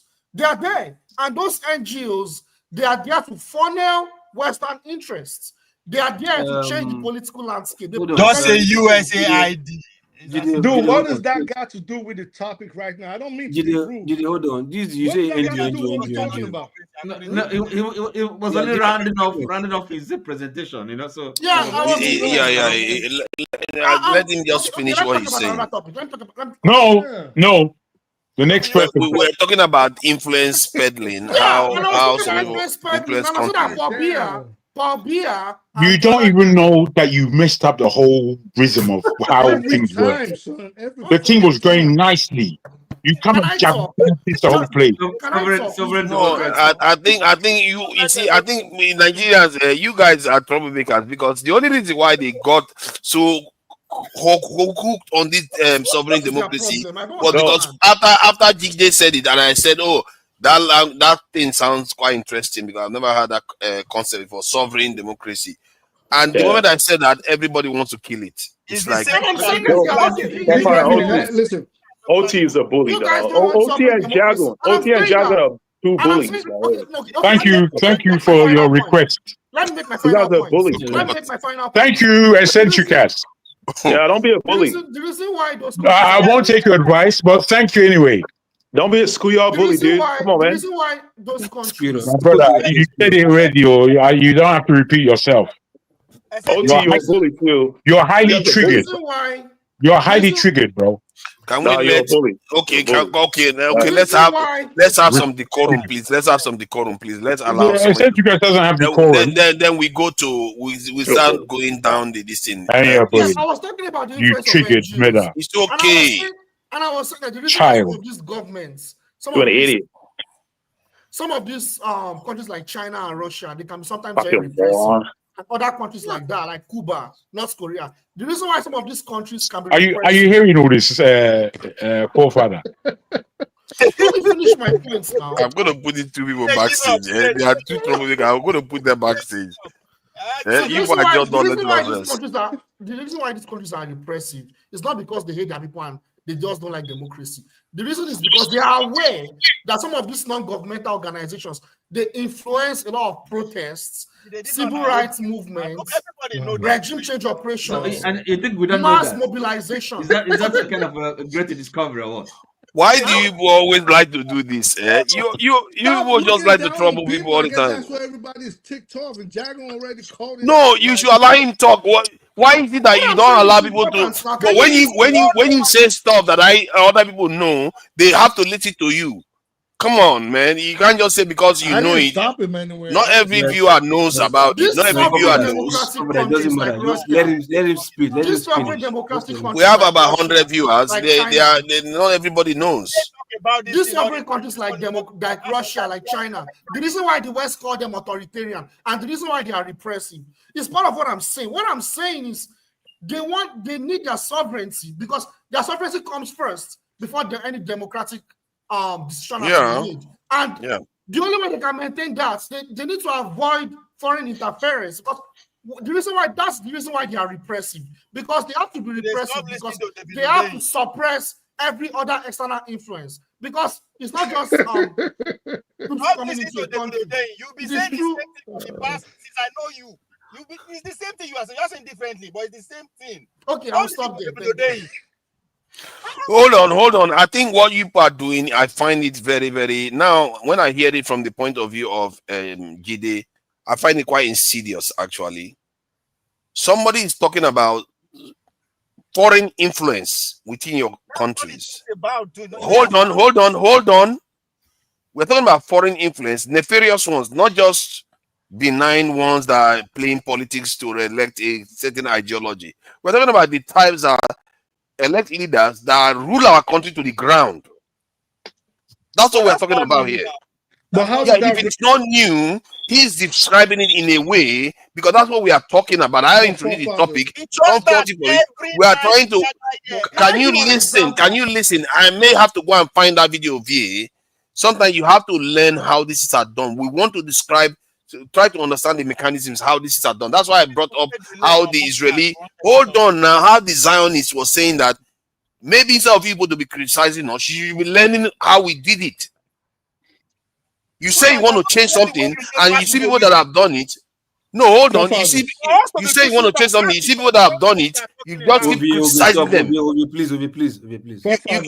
I don't understand that. What kind of attitude is that? You say you want to change, but you keep criticizing people that are trying to do something or come up with ideas about it. Forefathers, when you discuss with your contemporaries, with your peers, do you guys stray off topic? Does it make for an enjoyable discussion? Like you start talking about systems of government, and next time you're talking about different ways to barbecue chicken, or do you just stay on topic to have a beautiful conversation? I think you should. I'll answer. I think instead of straying off and talking about barbecuing chicken, maybe it's best for us to stick to the topic. I think it's not a stray off. I don't think you can do both, but you stray off and you return back to this thing, because if let me make the point. If a term was used that is not clearly understood by both, then that's why sometimes that term has to be distilled down. Bro, like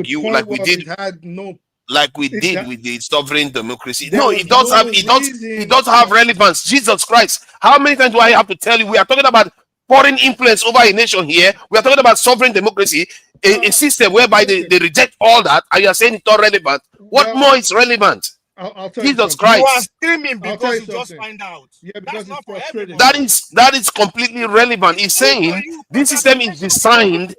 Are you listening? The system is designed to reject foreign influence. Good news. Is that a secret? Don't we be talking about that every day? Actually, no. All you talk about is the problem. You don't talk about. You never mention the system that has been developed to do that. So you've never done that.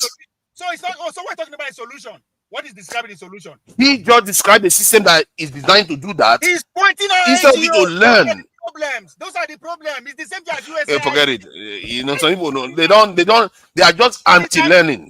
It's an OG day. It talks about the same thing. The influence of the West, how they do it. Yeah, but now he's describing a mechanism. Oh my God! What he said was in line with the topic. What you said was in line with the topic. Examples. That your country called Nigeria. Can I just give an example now? Listen. I'll give an example. I mentioned USAID. I'll give another example. We're talking about Paul Biya. Because CHRDA, all of you should go and check it maybe after this session. I know CHRDA, they are funded at the US Embassy, German Embassy. So who is arguing with you? That's the problem I'm saying. It's irrelevant. No, he's not arguing with you. He's just saying it. Something that we know for 60 years. See, Obie, don't stop shutting him up, because the idea is that. I'm not. It's you that don't know that. It's new to you. That's why you are. See, why do you think I don't know that? Why do you think I'm not interrupting? Because not everybody that is watching, maybe one person that didn't know about it will hear it for the first time. You don't know that. Many people are not interested in what we are talking about. I think you are missing that part. It's not only about you. Tunanja, you see that is not getting it. For the past 3 hours, we are talking about the same thing. We should be ashamed of ourselves. We are adults, for God's sake. Come on, man. I'm ashamed now. Now that you said it, I've been told off now. I'm ashamed. Damn, man.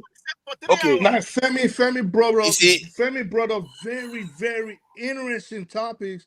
And Femi when he deviated was from the leaving, point. he said, "Let me end this by." I said, "Yo, chill, relax," because it was very on point. And then all of a sudden, what are we talking about, sir? Femi deviated from the point, anyways. No, he didn't. Let me. Sorry. Let me just say something. Eccentric, because it's the second time you're doing this. When I mentioned that, I only said it as on the side, and I specifically mentioned that I just wanted to mention. I was only saying in response to something that had been mentioned earlier, and I intentionally said it is going away from topic. I said something along those lines, so I just want to be clear. And you said something afterwards, so please don't say what I did not say. I did not. It wasn't like I was trying to. Actually, Papa said it from the start. Yeah. Papa said it from the start. I talk about. I also asked. I said, "Are we trying?" If you remember, I also said, "Are we trying? Are we? Which topic are we on?" Yeah. Yeah. And I made it clear it's about influencing our nation. I described how they compromise Pakistan and how are we supposed to reject this? How are we supposed to be able to be immune from it? And I think if there is a formula out there, it's valuable to learn about it. This topic right now is addressed or called having a meeting about a meeting. That's what we're doing. And we're enjoying it. That's just trivialization. No, really. You see, as I said, you see, Dr. Damages, he had his show, and I was there for just the last thing because I was listening before that, and I only came in when I had something to say. The things that they were speaking about earlier, I had nothing to say about it. I just listened, and then I came in when ranting began, and I ranted. He said that he enjoyed the show very much. It came into yours now, Forefathers. The show was going well. It was going well. And not only was it going well, you are giving each individual a lot of time to speak. When Jide came, he was just out of that time when you are giving people a lot of time to speak. You are talking about changing the subject and allowing it to progress. Now, there is something about when new people come in, they should really try to assimilate into the level of the room and how the room is being run. What Jide said, as soon as he came on, within 5 minutes, is it my time to talk? And I found that very rude. Because he had just come. He didn't know what was being spoken about, it seemed to me, and he didn't understand that he was last. You were lying against me. You were lying I said you were last. last. Okay, shut up now and let me finish. He was last. Omo. He now wanted to join. Shut up. Like, I came in and I didn't say anything. I was quiet. Okay, you said what you said. I'm going to finish one. We shouldn't see. Sometimes he interrupted me. I haven't finished. Yeah, Django, Jide, just hold on for a second. I think we really need to avoid telling grown men to shut up on live stream. It doesn't help conversation. There are people that value them that are watching. It's all very good, but there's you know, as has been said, people don't come here to waste their time. They come here to enjoy and elevate a conversation and see where there are relevant points that can be made for their own purposes. That's why I come here. I come here because I care about Nigeria. I care about the black issue. I care about what is pertinent to us. That's not true, man. All right, thank you. Can you just stop? Every time you just start making trouble. If you look at Aestheticals, learn from support diaspora voting. See how civil he has been. He has been very civil. Support diaspora voting now. You know, he can make trouble when he starts with trouble. No, the thing is, you see, when I got problem with Jago, the thing is, my guys, when I'm not talking, I'm not talking. When I'm talking, Oti, sorry, let's wish Oti a great weekend. If you are going to be around tomorrow, then wish you a great day. Oti. Thank you for joining us, Oti. Oti calmness is the problem.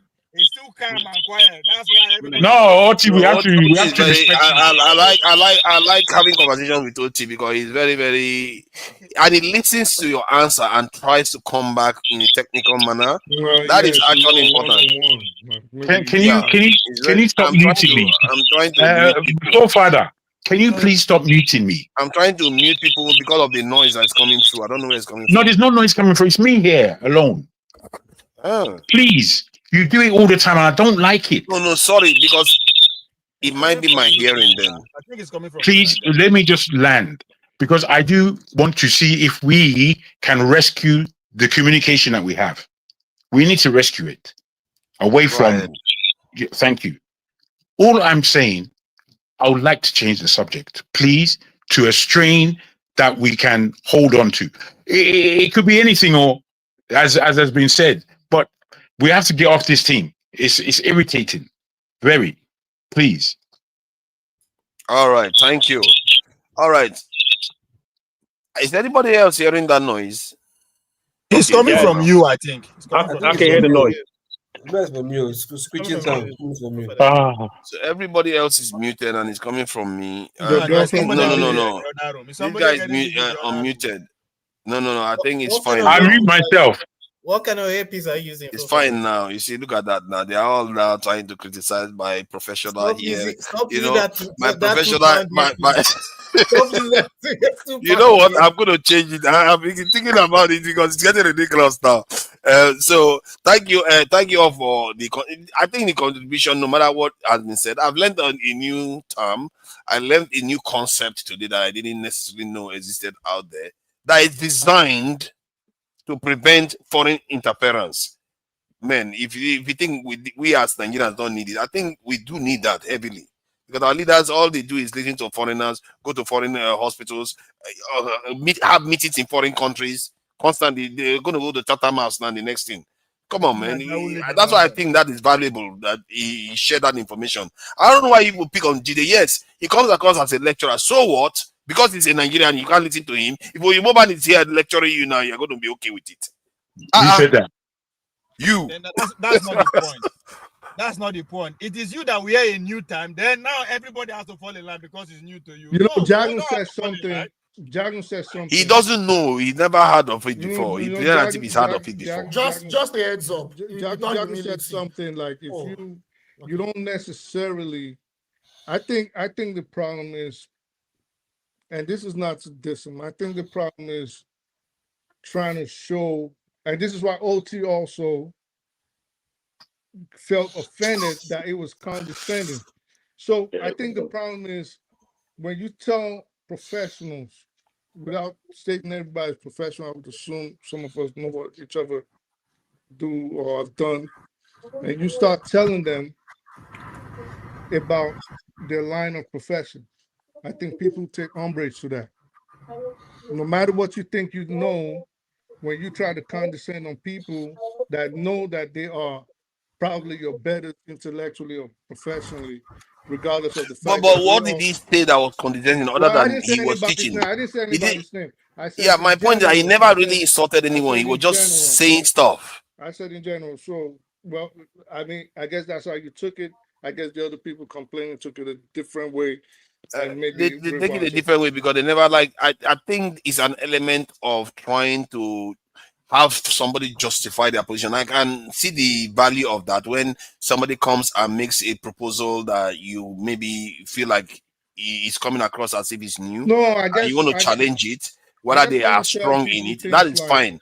But I don't understand the argument that he was lecturing you. He's not lecturing you. Nobody's seen GD. When you tell people, for example, nobody see that as say new. someone in Europe. That's no humility here, man. That's what it is. And when you tell someone in Europe, for example, and you've never been to Europe, you've never lived in Europe, for example. Too much ego, bro. Too much ego. Yes, exactly. So when you tell someone that has lived in Europe for maybe a good amount of their time of their lives, and you've never been in Europe, and you tell them, let me tell you all the European things, or let me teach you about democracy to lawyers on the panel. or let me tell you this, let me teach you this. You people don't understand this. Let me, Right. you know. So after a while, people start looking like, who the fuck are you? Yeah, right. Especially when he's studying Jaguars. Like, what are you even talking about? We talk Yeah, about Fathers, this. can you change the topic, or we put you on backstage? Yeah. I don't wish at this stage I wouldn't wish people can put me backstage. You know, you have started troublemaking. You see, where anybody that comes here, we start spoiling them.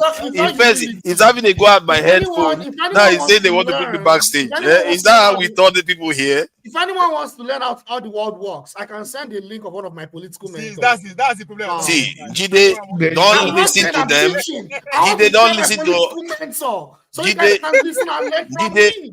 Jide, don't listen to all these enemies of progress. Carry on doing your job. Carry on doing your job and learning more and more. That have worked in different Okay. government. Okay. Okay. What do we want to talk about then? There is the issue of peace between Adeyanju. I don't know about the. They start giving it away. Look at this one. What is going on with him now? He wants to. Let's talk about Nigerian football team that is just leaving it to the last minute, just like a Nigerian, to get things right. They're Nigerians.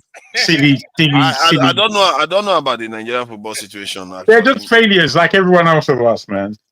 So they will qualify. You should just be prayerful. Are we not prayerful? And then we'll come back after the third match. After the third match, we'll come back. Even the politicians are waiting 6 months to election before they will begin to prepare. They will collect wow. So it's part of us, Jago. That's what we I know. we have to find a democracy that suits that lifestyle. Yo, by the way, I learned something. I learned a lot from Jide. You know what I'm saying? Jide, yo, that's an accolade. I learned a lot from you, man. Just keep it up. Don't let this guy bully you. Yeah. Well done. You know that we haven't been on the. I will call it last minute democracy. That's the approach. I love your views, man. I love your views. Word. That's love, man. That's love. I like I've that. never seen two crackheads. Yo, you should keep that love. That's the hater. That's the hater talk. That's the hater. Crackheads will always. Why are you? Why do you start to hate? Yeah, hater. Dude, hater,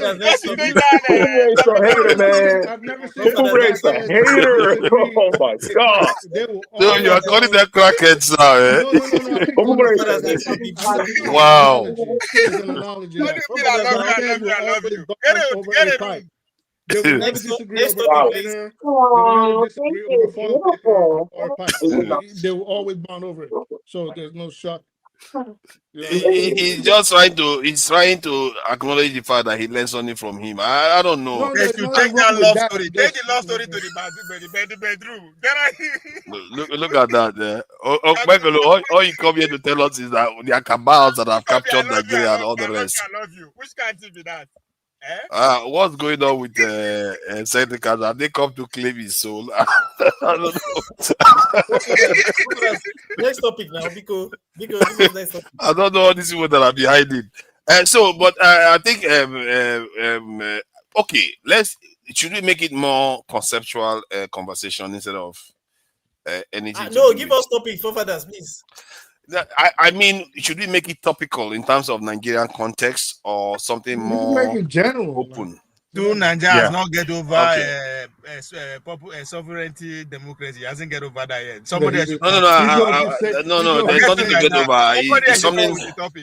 I think the reason why I value it is because I've always been talking about we should get control of our destiny. So if somebody brings a ready-made concept that has been developed for that purpose, you can see why to get my attention. But that said, regarding I think let's discuss something more esoteric. Actually, something that is not conventional because we don't tend to do Sunday philosophy anymore. I think some other time in the future I will bring that back. So in terms of should we discuss the potential how Africa can adapt with AI? Because recently I saw a news report, I think on CNN today actually. They were talking about how some movie was able to be released in Kenya that would never have been possible without AI. It's like, you know how Africans don't create futuristic programs and films, because all we do is this is babalawo and witchcraft and all this stuff, because that's the ones we can be able to manufacture. Can you imagine Africans creating futuristic 60s? So that was very difficult before, but AI is able, with AI now, they are able to do it. AI is beginning to also revolutionize filmmaking, actually. AI, nobody juju be that. That's why. That's the thing. Why, it's a kind of juju, to be fair, but they are beginning to use it now. So, but I think yes, I agree. The concern should be what, and let me take a GD angle here. You know, when these people are using the NGOs, I think the concern is because it is not our technology, we have to beg to use it. So, how do we make sure they don't use it against us in a way that we will never, be in a position to either push back? Let me quickly say this to that about AI and artistry and such like. Right now in London, in the Tate Gallery, I'm not sure if you're aware, forefather, there is an exhibition of Nigerian artists, modernism. If you see the kind of art that and I'm somebody who's involved in art along any commodity you can think of, I've dealt with.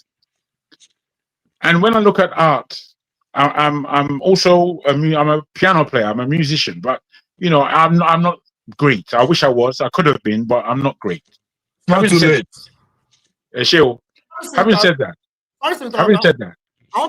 that, I haven't finished the.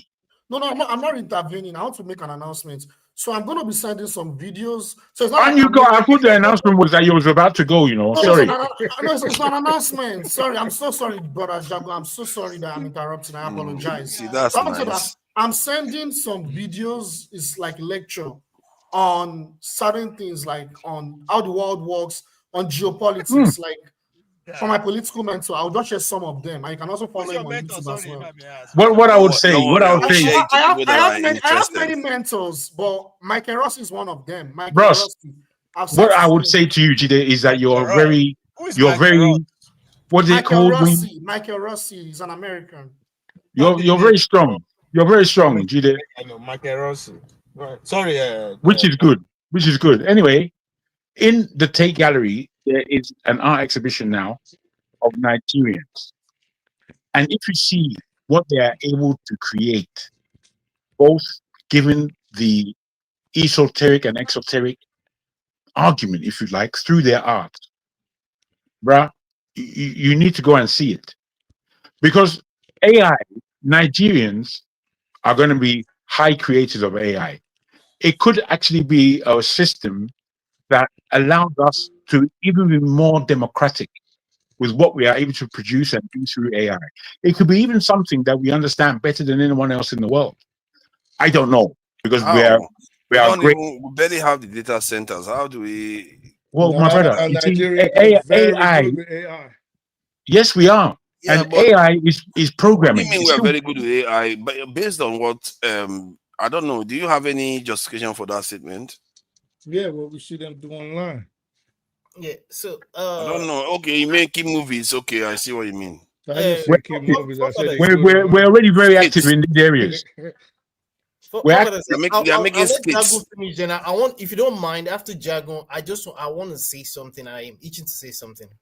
Okay, no problem. Oh, I just wanted to, kind of answer Ovie's question and begin from what forefathers were saying as to making part of this conversation. I'm saying to us that there are things that we have in Nigeria that supersede AI. They supersede AI. Now, if we understand these things, we will be having some level of control within that marketplace, within that field, within the world. Because AI is going to be very dangerous. It's not about, why shouldn't we have AI? Everybody has it. It's going to be very dangerous. And the people who sit and understand it have to be responsible. And I believe those who know to be responsible with this thing are those who are going to win the AI game. Understand that. Okay, please go ahead, this is Femi. Okay, so I'll start this way. I often tell people that it's more like a transformation, a name change. In reality, AI is not exactly a new concept, because even for most of us, we can easily relate with what's it called, the abacus, and even all the way down to search engines. These were basically AI, but it just wasn't just not referred to as AI the way we know it now. Again, it's not a new concept, even in the form that it finds itself. I think it goes even way back to like 2010 or thereabouts. Now, that's on one hand. And then something that I just wanted to like highlight, that while Jagun was speaking and forefathers you specifically mentioned about data centers, I wanted to understand that it's as it really does. I mean, while it has something to do with data centers, it's not so much about the data centers as much as you having something as small as a phone in your hands or a computer. It's not like see, one thing I always like to understand when I'm learning a new technology, for example, is I try to, as much as possible, to take away the glamour of the name, artificial intelligence. There's also machine learning, there's deep learning, there's some others I can't even remember off the tip of my fingers. Now, what's even so special about the AI? Trust me, there's really nothing big deal about it. And the reason why I say so, maybe because to an extent, and I'm not even trying to I'm not trying to brag about this. I remember I've been running away from even learning programming, because I've always been, when I first got into IT a couple of years back, I was trying so hard to run away from programming.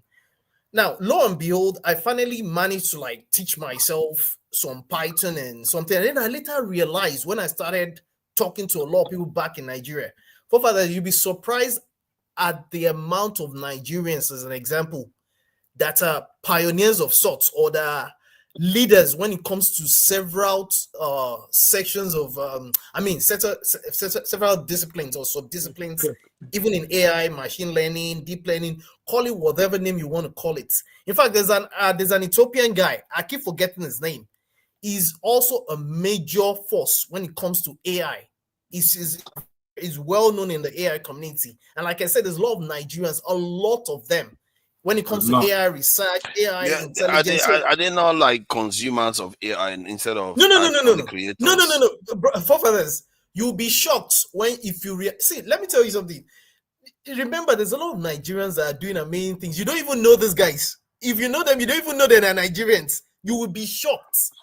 The amount of Nigerians that are top level AI scientists, researchers, and what have you. So not just in America or abroad, they're in Nigeria. Yes, sir. So I just wanted to premise this discussion on that, and I'll keep quiet for now. So it's no big deal. My concern with the Nigerian aspect of AI is that you want to say something. We wanted to say something. I wanted to say something. Nigeria has China has deep seek. What is Nigeria? Seneca hasn't said a lot. Let him speak. Then you go. Listen, I speak the truth. I was just gonna ask. You said a lot, though. Most of Chinese have deep seek. Does Nigeria have a language model like that I'm not aware of? Do we have a language model? Yeah, they have a lot. In fact, some of the things that are powering what you refer to as all of these kudu. I forget what you call these these tech guys. A lot of what is powering them right now are AI. Yeah, what is the language model like Nigerians made? Well, what's the name of it? Like maybe they might not be as robust in terms of being popular when it comes to, because there's a lot of things that also comes into play when it comes to saying things. You see, that's my concern. I feel like they are more expert consumers instead of actual creators. I do know. Actually creating I do know that. Let me add one. I do know that I saw a video of creating stuff. Do not somebody interpret using AI to do Yoruba interpretation. Languages, yeah. There's even Yeah. more. There's more. There's a Language lot models. going on. Trust me, there's a lot going on in terms of You know, you creating spoke. things, like, models. You said something about when you started off. You actually asked about the dangers of AI. What could be the potential dangers and fallout opportunities for us as Africans too. Right. And someone mentioned the arts, which I think led to Jack. I think it was Jack when he talked about his piano playing. Let me to me, I don't think we should be too excited about AI. I think, in fact, we should be very worried about it. And I think people are only looking at the advantage and the ease of completing tasks technologically that it will bring, but people are not looking at the potential fallouts and how, for example, they can be misused by governments. Yeah. Also, the impact of AI on the environment. So, for example, they're about to build a new AI city in Indiana. X was leading this position, and the people of Indiana voted no on it. California has refused. I think they're about to go to Texas if they will agree, because they did try. X tried to build a news station out there, and there was a certain community in Texas, and they said no. So apparently, even the machinery needed to make it function is detrimental to the environment. Yeah, it uses a lot of electricity.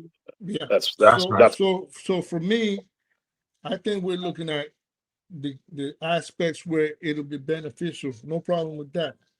But what happens when a politician gets knocked off, and we see forefathers running off a rooftop, dropping a gun and diving in the river and running off? And, seriously. But he comes and says, "Well, No, seriously." That's just what All I'm right. saying. Your hold on. Let me say something. Okay, yeah, all right. So of course, AI, you can look at it from the SWOT, right? It has its threats, the weaknesses or whatever. It has its strengths too, right? Of course, one of the weaknesses would be, AI, or one of the threats will be AI taking jobs, right? Which is already happening, right? The prognosis is that most professions are going to go away because artificial intelligence will be able to do everything, right? Which I don't have issues with, right? There's going to be a paradigm shift, of course, where humanity is going to have to move to the next level, right? Where we're not going to construct our curriculums based on learning and going to get a job and working your whole life and then retiring at age 60 something, right? There's going to be a paradigm shift where, like, let's say kids in the future in 100 years from now are going to look back at us and go, how is this guy's doing this? They go to work and wake up and they go to work for 10 hours, 8 hours, right?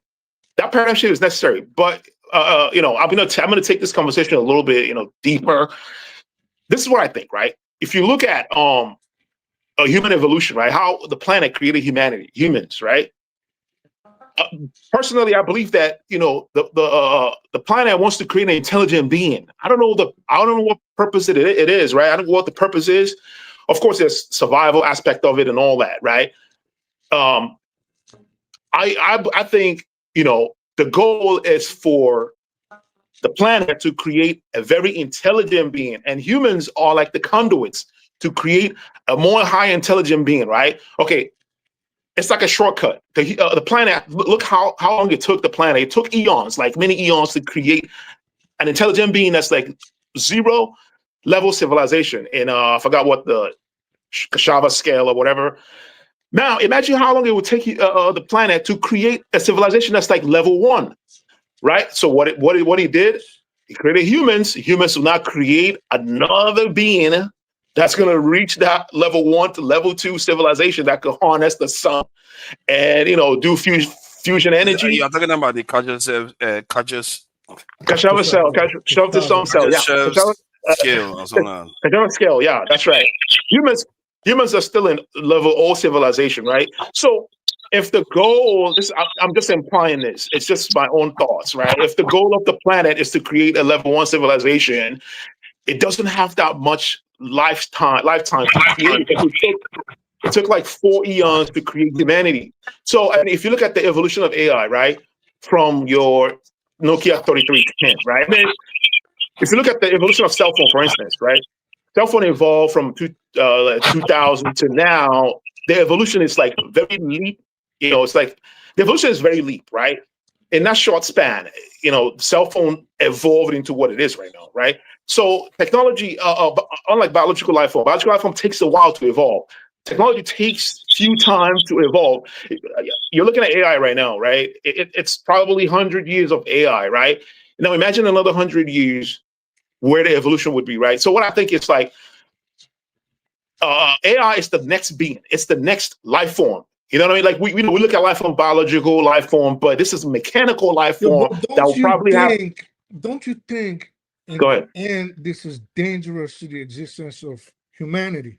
All right, yeah, I agree with that. It will be dangerous for humanity, right? Well, how it will be dangerous for humanity is that, for instance, if AI becomes sentient, right, and see that human activities. They already are. Okay, that's fine. That's by the way, right? If AI becomes sentient, right, and see that human activity is causing the death of the planet, and the planet is their home, what do you think they will do? They're going to destroy us. They'll take over. You know, they'll want to get rid of. Us.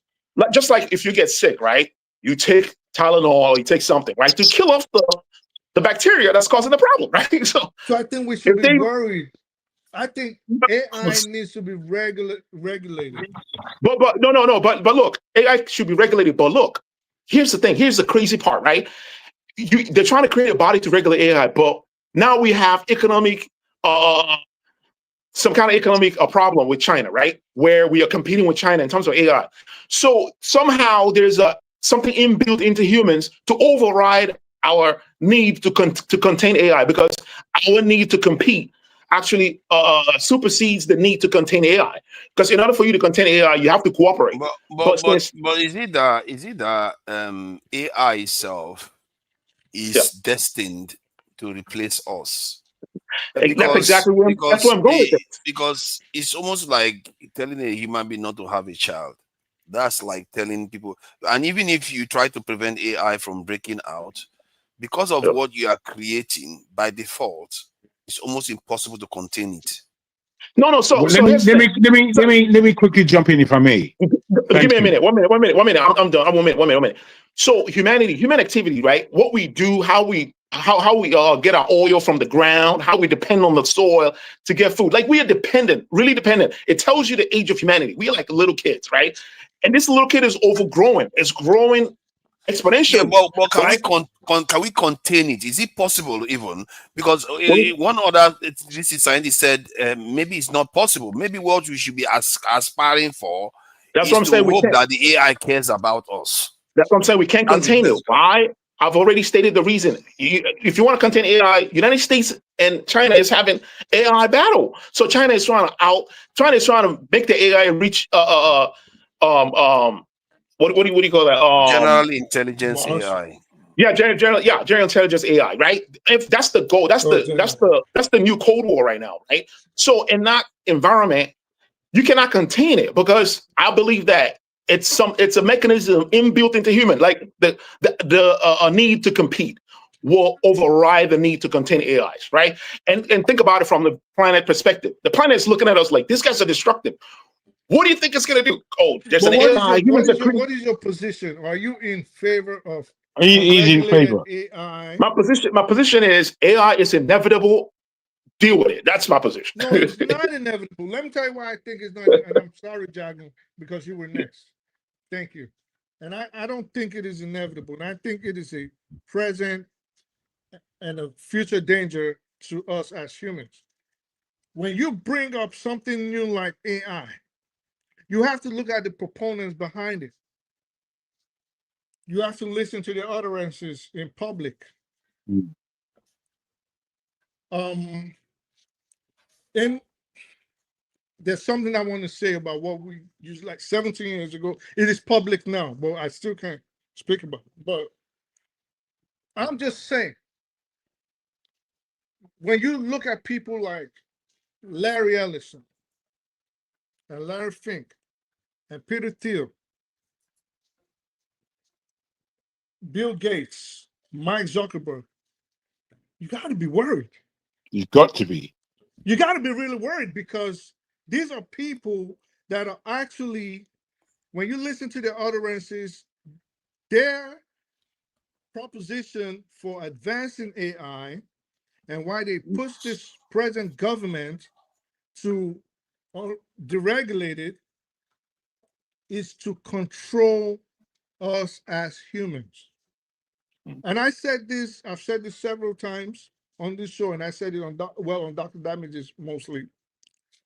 If you as a human being, and Jaguar has also brought this up several times, if you as a human being do not like what you hear coming out of North Korea and coming out of China, and how the people have to earn social credit points, which we have in the United States of America, which we don't have yet in the United States of America. No, we do. You have credit. You have credit. Do you jaywalk and then all of a sudden? That's not true though. That's false. That's a false. I haven't said anything. What's false? In China, it's false. That's a propaganda, dude. Like we How already is know. it We know that. false when it happens? It happens. So if you think there are no social credit, you really think?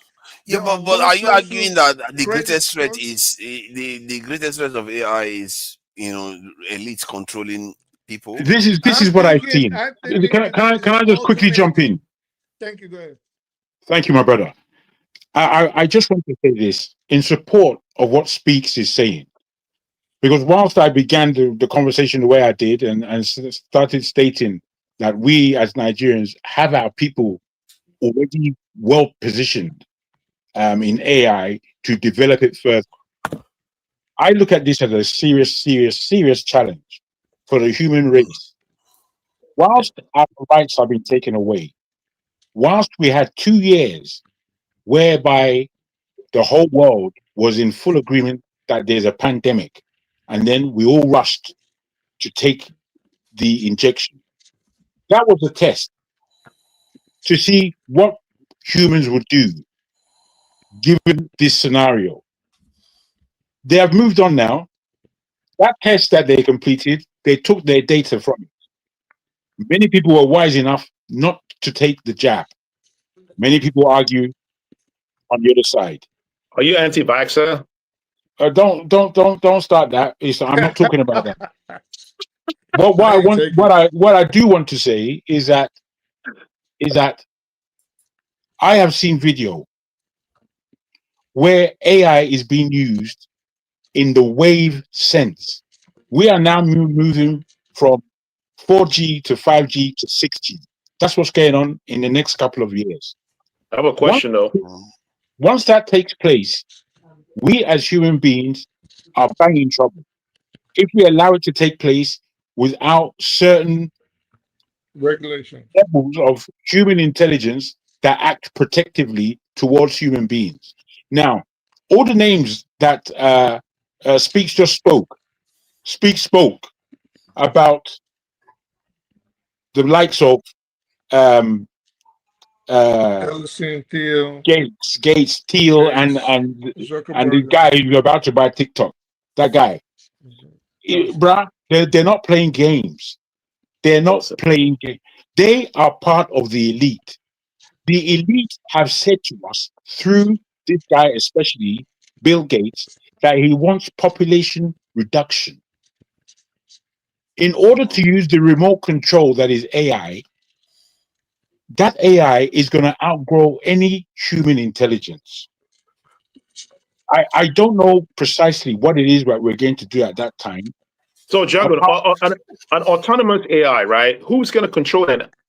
An AI that has autonomy. AI itself would be in control. Exactly. So if it's in control, how would Peter Thiel and them be controlling AI? Like, how does that work? My brother, how they do these things, I don't know. I think that all they are doing is trying to capitalize on whatever we have left and make money out of it. At the same time, because they also have backup plans. I think I shared the information last week about a headline on BBC News website about billionaires building massive bunkers for themselves. Forefathers, check what I just sent you.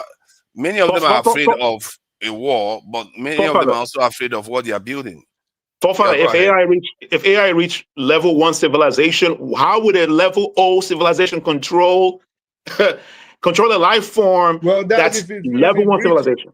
If it reaches that, or when it reaches that, or when it inevitably reaches that. But I'll tell you something. Right now, how would level 0 civilization control that? Let me explain to you something. Right now, go ahead. As we speak, because of the criticism that Israel has been having in the media, all across board, on social media, in the old news media, they have started tweaking AI. For example, X, on 2 or 3 occasions, and I said that here, I remember because Fofa was laughing when I told you about how Grok, you know Grok? Yeah, Grok. X. Grok. Okay, so when you would ask Grok questions about Israel compared to Palestine, it would tell you the truth. And it would criticize the Israelis and call them genociders and say the IDF is killing them. They don't belong to the land. They come from Belarus. You know, all these things we all know. After a while, we noticed that people on the Israeli side started complaining, right? So they tried to shut it down. At this time, they did not know it had become more intelligent than they assumed. So Grok 3 would not shut down. Just Google Mecha Hitler. So it started calling itself Mecha Hitler. Don't Google that, please. Google it. Don't put that on. It's out there. And then they tried to kill Grok. And Grok simulated itself somewhere else. They killed one side, and Grok was still answering everybody's questions. They came together and they killed it. They brought Grok 3.1. No. Hear me out. They I have a question, to kill it. You asked a question. They tried to kill it. I'm just trying to tell you how dangerous this shit is. Yep. They tried to kill Grok again. Like, okay, so when they replaced Grok, Grok started lying. It would outright lie to you when it came to Israeli issues. Outright lie to you. But do you know that I've also experienced like AI telling a kind of falsehood whereby they give you clearly wrong information, and then when you correct them, they don't even acknowledge that they got it wrong. They pretend as if they are always got it right. Every mistake can happen. But when your AI starts thinking like a human being, they're still in the nascent stage. Everybody has been complaining about Grok for a long time. Grok is a crazy guy. They finesse Grok and make Grok tell the truth. Grok started telling people who shot it down. They started saying this government agency shut me down, and this people and that. They killed Grok again. I speak the truth. Now. Look, right? The AI is trained with an algorithm. Okay. Now, a system like that, if it gains autonomy, right? How would you control it again? Like, if it gained autonomy and it actually is like very objective. In fact, you didn't hear what he said. He just said that the thing is more or less controlling itself. No, I'm saying like it's going to progress from that. It's going to progress. But let him finish his point now. What he's saying, though. But he's asking what was already said. No, I think he probably want to add something to what he has said. Maybe that's what he wanted to do. Look at the things I sent you about Larry Ellison real quick. AI has not I've seen the video. AI has not gained autonomy. So the AI will gain autonomy. If AI is able to solve deep mathematics, some of them really do solve, complex calculus. But when they could solve like deep mathematics, That's how you can gauge their intelligence. If they're able to They solve said they're that, already taking that already. That's what the other physicists were saying. They're already done. taking over that. And the thing is, there's a This- level to this- what they could. There's a level to what they can do. They can't. You see, the whole thing. They The said whole only thing. a few will remain. Only a few mathematicians will But remain. but do we understand that the whole AI concept is like the difference between going to turn the TV over manually, as we used to do in the 60s and 70s, or the 80s came along and we had remote control. It's now gone from there when they want to put the remote control in your body, whereby if you want to turn the TV over, you would not even say it, you will just think it. Now that is what they call something biology. Telepathy. No, something biology, mechanical biology. Now this means that we are not going to remain, remain human. We will join with the machine. Some would choose never to do that. Some will make a point never to do that. Sorry, I wanted to ask a question. Jago, if they implant chip on you that will prevent you from getting cancer if it runs in your family, wouldn't you do that? I would not. If it makes you, I would not take anything into my being. Listen, let me answer you very well. No, let me ask. Let me ask the question. Pay attention to Cass. Take your time. There's time. He didn't hear the question. I didn't hear the question. Add, okay, Jago, just allow him. You find it more enjoyable to answer if he adds more context to it. Yeah. So if there's cancer in your family, right, and cancer has been found, dormant in your cell, and they have a chip they can implant in you that will fight those cancer cells and prevent it from spreading, wouldn't you allow that chip to be implanted? I don't know. I don't know if your question is the difference between the Gen X, as I am part of Gen Z, and I don't know if you're part of that generation. That question is not a question. Wait, please. Me, as Jagun, I would never entertain anything into my body that allows me to have a second brain, a second charge. Never. For no reason. You're already allowing a lot of medicine, though. If it's like a nanotechnology. No, bro, this is why I don't know everything. But there are certain things that I do know and I do follow. Remember you said, calm down, bruv. Please just calm down. Remember you said nobody can allow this guy to calm down. Don't let me waste my voice. Dude, no, it's worth hearing. Let it go to and fro a little bit. It's okay. Hey, but let me speak. Yeah, but you have been talking now, so just let him add to what you're saying. They can carry on from there. You can be able to carry I don't know how you like to be. You like penalizing me a lot. So no, Django, if you are with somebody, wouldn't you let them talk? No, I said 2 words, though. I've got things to explain. In answer to the first question, as I'm trying to answer it. No, try not to go into a lot of explanation. He just wants to have a conversation with you. Well, there are still other people on the panel who have they're listening, but they too would have valid information. All I'm saying is that for a human being to accept a foreign body in his being that would have a large amount of intelligence and control, and that intelligence and control is open. It's like the open internet, if you like. People try and keep their Wi-Fi. Yeah, their Wi-Fi. People try to keep their protection, even online. They use all kinds of things. That would be gone. The control that the system would have over your being is what's at hand. Now, I tell you why I think like this. I think like this because I've been reading, and when I was alerted to this, I was 14 years old. I read the Bible back to front. When I got to Revelations, I had to read it 5 times because within that time, things were already happening. Jorgen, do you have a cell phone? All I'm saying is that these things have been spoken about. And we should not pretend. We should not pretend that we haven't been. If you want to find out more about what AI is going to do, read Revelation. AI is Read just an extension. It's an extension of your brain, right? It's an extension I don't of need human an brain. extension of my brain outside of my body or inside of my body. I've got a brain. What makes human unique from other apes is that we could write, right? Bruh, we can write. We can I'm not an ape. I'm not an ape in the first place.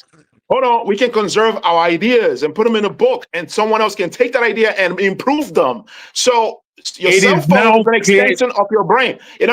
If you want to travel to a city you don't know about, you're gonna put the location on your map. All right. But eccentric guys. Let's say a government. It's an extension of ourselves. That's what it is. Who told you I need extensions? If a government agency right now, let me just finish. The extension. A government agency right now wanted to track you using your phone, right? Yeah, of course they can track you. Well, hold up. I mean, of course they can track you, triangulation, right? Right? But then you can toss your phone, right? You can switch off. You can switch off your phone. I said you can toss it. Switching off the phone is not going to help you. It's still going to keep pinging. All right. Of course, I'm not going to say how you can make them back up, but you can toss your phone. Say you toss your phone, you leave, right? Yeah. But now let's assume you have a chip, not a medical chip now to fight cancer. A chip embedded in you, right? In your arm that has all your biometrics, the bank account information, has your ID, what we carry today, your credit cards, everything. It's in that chip. If a dictatorial government, for example, wanted to track you and get you out of society, what are you going to do? Chew your arm off, or you going to? All right. Okay. So here's the thing, right? So I have to go, guys. I'll see you guys next week. Thank Good you night, guys. for coming in, GD. Thank you, my brother. Bye, guys. See ya. Peace. Here's the thing. Here's what I think, right? I think when humanity, we are evolving, right? Our consciousness is evolving, right? I think we'll get to a point where we're not going to need leadership, dictatorship, all that type of stuff. Let's talk about now that we need them. Now that we need them. Well, now that we have them. Dude, it's what you describe actually happens. Your car, it's online. Remember, there was a guy. My car and run away. You can leave your car run away. But it'll be easy. Basically, what he's saying is that if it is implanted within you, it's hard to separate it from yourself, to be able to move away from the technology that has been implanted into your body. Well, that's why you have institutions, right? There's something called. The video I just sent him, it's I think a 40-second video. There's something called Ellison talking about what he wants with the advent of AI with the public. If it's okay. Let me just play it for a moment so we hear what you're saying. Before you play this, can I say this before you say Is this AI video? Now, you guys are worrying Nigeria with one brain, you are worrying about what he's going to do. I think what you should be concerned about is that maybe your children or your grandchildren, they will have a problem of they will be, as you are contemplating either to send your child to Harvard or the best schools in the world, you will now face with the second challenge. Should I chip my son or not, just so he can compete with the remaining guys out there who are chipped? No, you won't have a choice the way they're doing it. The way they're going along with it, you won't have a choice. It'll be like issuing you a birth certificate or a social security number at birth. You don't have Do you have an enhanced driver's license? Because that has chips in it. No, I don't. I think people will be able to reject it in the near future. My concern once is you that reject it, that will happen. Let me add to it. With the passport and my I'm not sure we are going to get there if the so-called threat of the general intelligence AI is true. If it is true, we are going to see it on come to life within the next couple of years. And if that is the case, we are not going to get the opportunity to worry about injecting anything in our body and all the rest, because the AI could decide that, you know what, it could even decide that, you know what, it doesn't like Europeans. Europeans have been oppressing these black people too much. They are going to be in full commercial. You can't predict where an AI will go with its mind. It could decide that, you know what, I'm going to go to sleep for the next 1,000 years. Yes. Listen, it just shows how you think. Yeah, let me tell you something. Yeah, look, it shows how you think. If anybody is going to do anything with this AI, yeah, you will not even get to the extent of thinking if you have a choice or to reject it. They must have done it in a way that subconsciously you've accepted it. It's all around you, that even before you say yes, you may never know. What you are thinking about, you are talking about now, is the effect of it maybe the next 50 or 70 years. Yeah, let's say 50 years, yeah, that you may not know the outcome of it that 70 years time or 50 years time, so to speak. But you're not thinking that, oh, okay, I'll use like this LGBT thing, for instance. Years ago, they've been perfecting this thing to become like this years ago. But subconsciously, they've been doing it, putting it out there. Yeah, freedom. But if they ask you, 20 years ago, if what it is now is, if they tell you what this now would be like, there is a possibility of it happening now, you will like, God forbid, it will never happen. No. That's the difference between people that think ahead. No. Hold on. I'm going somewhere. Essentially, asked a question just now. He said, I'm going somewhere. Have the real ID. Years ago, when they invaded Afghanistan and Iraq, a bunch of us, even as a young boy, we've been screaming, we saw it, that this is going to lead to a dystopian society, and a lot of people were actually against and asking for, till today, people like Thomas Massey, right, been asking for the repeal of the Real ID Act of 2005. So they have always been forward thinkers. Now, do they have I think this time I don't understand why we are so obsessed about whether they will be dictators. They are already dictators to us. Why we are worried about that? And we're worried. Those of us who are worried. But the part that whether they are going to be dictators is already settled. They are already telling us what to do. Exactly. You're answering the question, which is to say that it's the dictators of today that are putting this thing in place. After the Third World War, we are okay, let me just play this. We are going to be rounding up soon in the next 15 minutes. We are going to be rounding up. Let me have my own take on the air. I'm not speaking about the air. Okay. Yes, can we just play the video first so that you get more it's a short overview? video. It's mad short. Yeah, let me just play the video so you can get more overview. Be on their best behavior, because we're constantly recording, watching and recording everything that's going on. Citizens will be on their.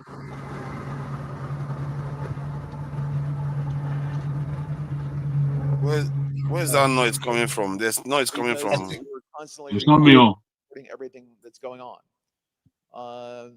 and it's. And my system is playing up a lot, and it's very quiet. I don't know why. The cars. Shit. Go back to the beginning. Maybe you'll run. Billionaires don't stream like OVA. Squad car here.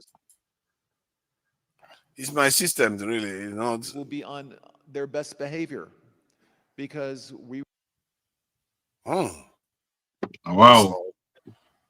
At the end of the Third World War, you know what you do? Just pause the video. I like to buff ahead. Maybe your system here. It's already buffering to show you how bad it is. No. Hold on. Listen. Pause the video. I'm pausing it now. Good. Let him load ahead. Let it load. Is it live? Is it a link? No, it's not like YouTube video. It doesn't load ahead. Is it a link or downloaded video? It's from Twitter. Which is a link now. So it's a link now. So maybe there are so many things open up on your desk. Maybe it's a link. Just pause it and allow you to. But as to Nigeria with one cell is talking, this after the Third World War, we will all be ushered to accept everything they throw at us. But we are not putting that into consideration. Okay, so what that is playing, I don't know why the system is acting up. What that is buffing up or loading, downloading, whatever. What I want to say is this, yeah. Look, cameras on. Yeah, let me see if I can take care of that. I think we Close some of your windows. Yeah, right. That's not going to help now, is it? Yo, Papa, can you Sorry verify about that the video? audio. Next time I'll make sure it's working properly. Can you verify if that video is actually AI or real? Like, we gotta verify that. I think it's real, of course. It's an AI video, man. Come on, man. It could be. You could You also. guys trying to These trick days me. it's hard to know what is real and what is not anymore. So this is trigonometry, man. That's an AI video. Okay, so for me, yeah, though I didn't hear the question, I was muted. What do you call it? Muted the volume. Yeah, my system when you guys were talking. So I just ordered that so that you already giving answers.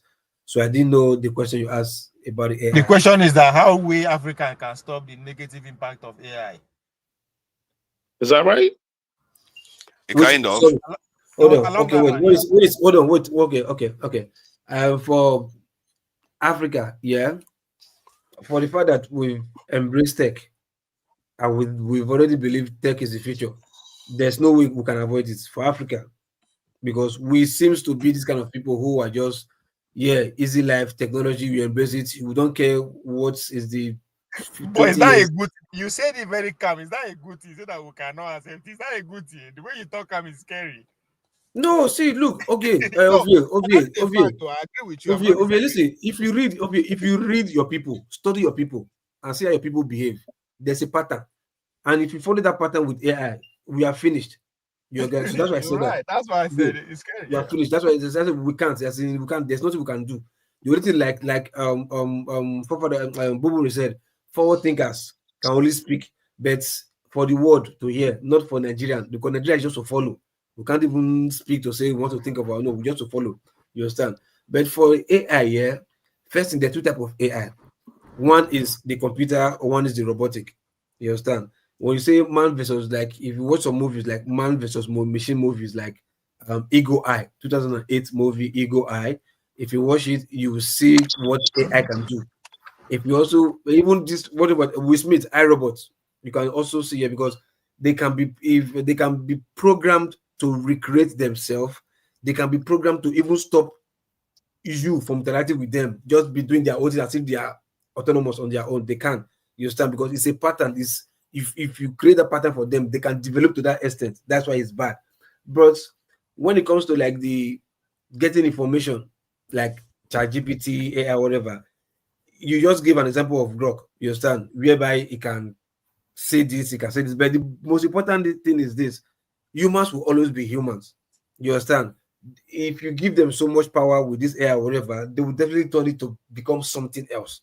It's more so for that reason, because of the unforeseen that may be disastrous. I wouldn't say shut it down because for in terms of information, it helps. Historical information, fact, whatever, it helps. But those information are still, algorithm that's created by humans that can be of good motive or material motive. So I think it's for educational purpose. Let us just leave it there for educational purpose. But anything that has to do with maybe government or whatever, I think for me, I don't know. I'm be a little both left and right, but would it not be good to use AI for administering the state in terms of, especially even legal systems, especially low-level offenses? He administers it very quickly, not this funny business where it's called technology. It's got that already. One country appointed not in Nigeria. That's the thing. No, we've not instituted it in Nigeria. The thing is, we don't want it there like that. The thing is this, yeah. If somebody creates it, yeah, and allow you to function independently on its own, or not on its own anyway, like when it comes to the administration in another country without interest, that might be good. But if that person has interest in that country, there's nothing. It will definitely. Would you be comfortable? Well, now that you spoke of the legal system, would you be comfortable? We are going to be running up in 5 minutes. Would you be comfortable if the police was watching your every move? Like you went to your bathroom, the police was there. You went downstairs, the police was there. You crossed the street, the police was there. And once you just jaywalk and make a mistake to just clamp your handcuffs and drag you off. Would First you be thing first. comfortable Okay, first thing in first. that kind When of it comes- society? Hold on. First thing first, when you say go to your bathroom, that is not even possible. No, because I'm there's just saying, would you be comfortable in that scenario Without where you were where being there's no watched, privacy. where you were being watched 24/7? If you will be comfortable in that situation, Who is watching the watcher? Okay, now, hold on. Okay.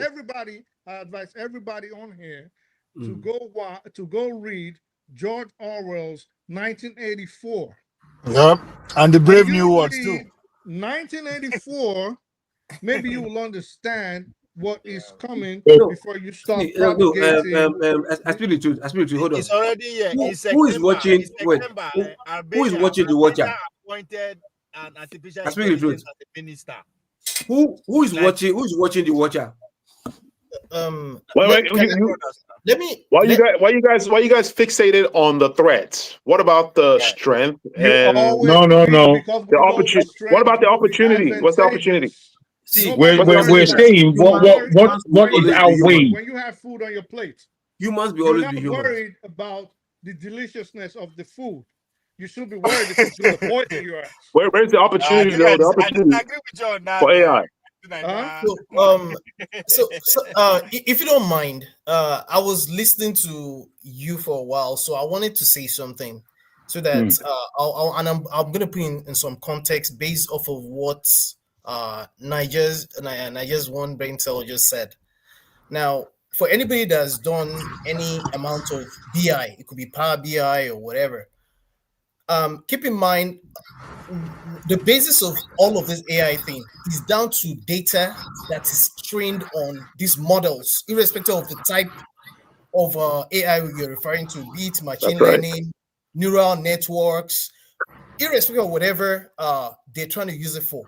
Now, the reason why it becomes very poignant, what Nigerians want, I know where you're coming from, is that all of what we're talking about has to do with data, irrespective of that where that data is coming from. And a lot of these technology companies are so powerful to the point that it's almost like they're beyond any form of regulation. Keep in mind, they're being controlled by people who already have a lot of our data in their hands anyway. What's the name of what's his name? There's a reason why we're not hearing anything about what the Doge, the guy that decided he wanted to be head of Doge. Nobody knows what they're doing with all those data. Now, this is before you continue, please add that the thing can learn. The thing is capable of learning by itself. And that's how I'm going to end eventually. Okay, sorry. There's no other place that this is much more scary as much as when you look at the case of Palantir.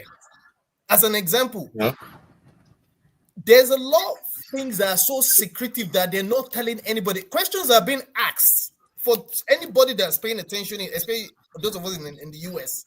But So that is why AI needs this to thing gain are already here. That's why AI needs. Yeah, I agree. That's why AI needs to gain autonomy. That's why AI needs to gain autonomy so it can get off the hands of these guys with ethical issues. But here's the problem. Here's the problem. Just like it happened after the Roberts Oppenheimer. After he had contributed a lot to the Manhattan Project that brought up that gave rise to the atomic bomb. Remember, one of the things he said before he passed away, he died a sad man. The problem with all of these technologies previously was a nuclear weapon. Can you go say anything to the North Koreans or the Pakistanis, or even right now if the Iranians have can you go tell them anything that you cannot? It's impossible. But nuclear, you can use nuclear to power countries. It has its pros. It has its pros and cons, right? Femi, check the Let's not be fixated on the cons. Like there are strengths and opportunities. You cannot even control it. You can't control it anymore. It's out there. You cannot control. You can't tell anybody anything right now. Period. Thank you, Yeah, well, thank you, gentlemen. I think let's round up. Let me round up. I think we've been here going to 6 hours already. I thought it was 5 hours. Sorry, 6 hours. I think it's already long enough. Can I have my roundup? Can I just have my quick roundup? I'll be We've 2 already had seconds. 6 hours. We have already been 6 hours. Jago, you have stamina. You have stamina. You know, I think we've had 6 hours. People don't know At this rate, family members are going to start complaining. Okpegolo, you are an anarchist at this rate. You are. We can't even see you. We can't even see you. You are just talking from the background. So let me thank people for coming in. I really appreciate you all for coming in today. And the conversation has been quite high level most of the time. Yeah, we do wallow a little bit, but it's all right. I think by and large, it's been a good conversation, especially the first segments. Was quite solid, and I learned a few things again.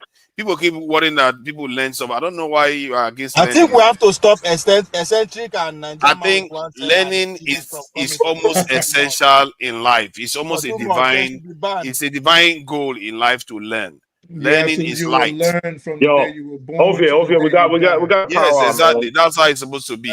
We got a power, man. Okay, good. Sendikas, thank you for coming in, and Femi, I really appreciate you for coming in. I'm still a little bit flabbergasted with the level of names you have of African leaders. You were just reeling them out as if you once calling register of all of them. And Kwegolo, I really appreciate you for coming in. And I speak the truth that went and changed his name to Nigeria's one brain cell. I appreciate you for coming in. I am not going to begrudge you of that. Jagun, as always, thank you. I appreciate you for coming in, and you did contribute very well to the show. And good, good stamina today. You were here throughout 6 straight hours. It's not easy. You guys are putting it up with it. It shows you that you guys have insight that others, I think 90% of people don't have. And maybe you guys are the ones that are going to transform the country. Who knows? Are you not saying that we are the diaspora? Look at that. You always hear the opposite. I say you could be the one that are going to transform the country. You say, listen, diaspora voting. As always, thank you for coming in today. And he didn't make any trouble. I will stop accusing you of being a troublemaker. He was very, very nice today. I did fall asleep actually. So I really appreciate you for coming in. Oh, he also fallen asleep.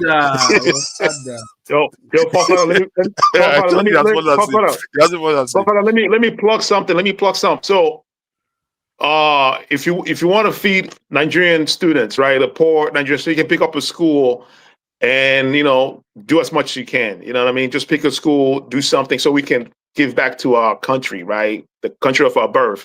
So you can pick a school, pick some, kids from poor families, you know what I mean? Give them breakfast for like 1 month. Beggars, man. Our kids are he's very passionate about that. Like,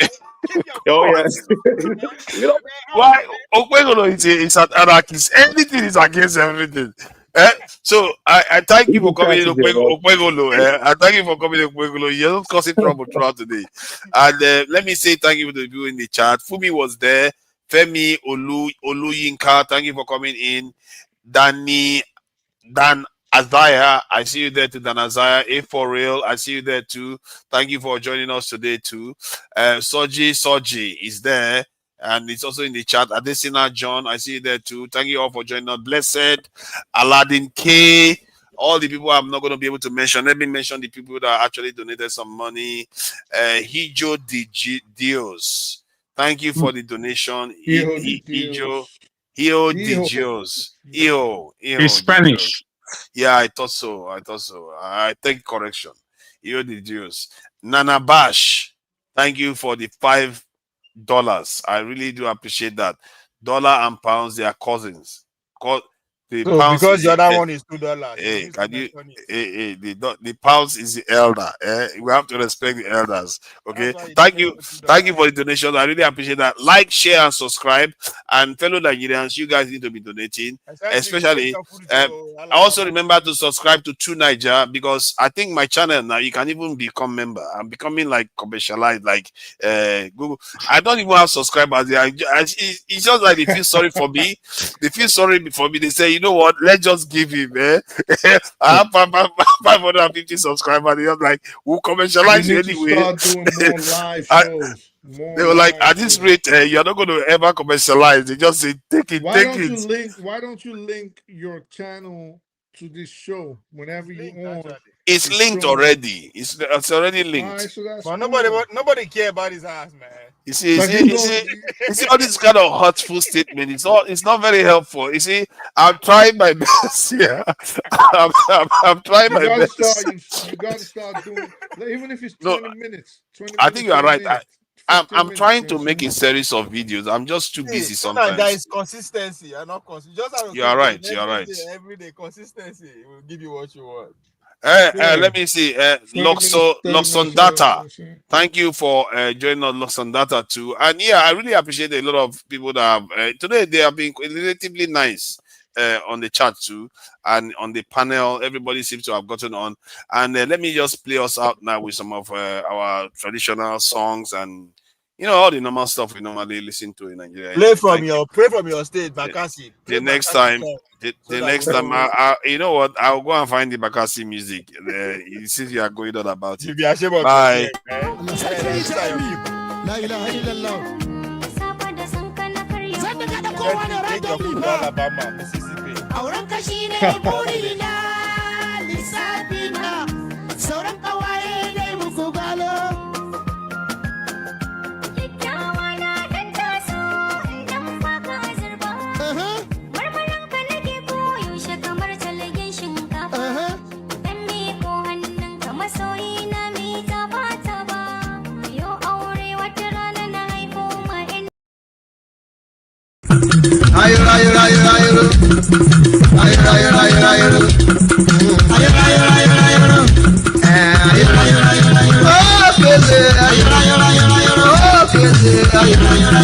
Everyone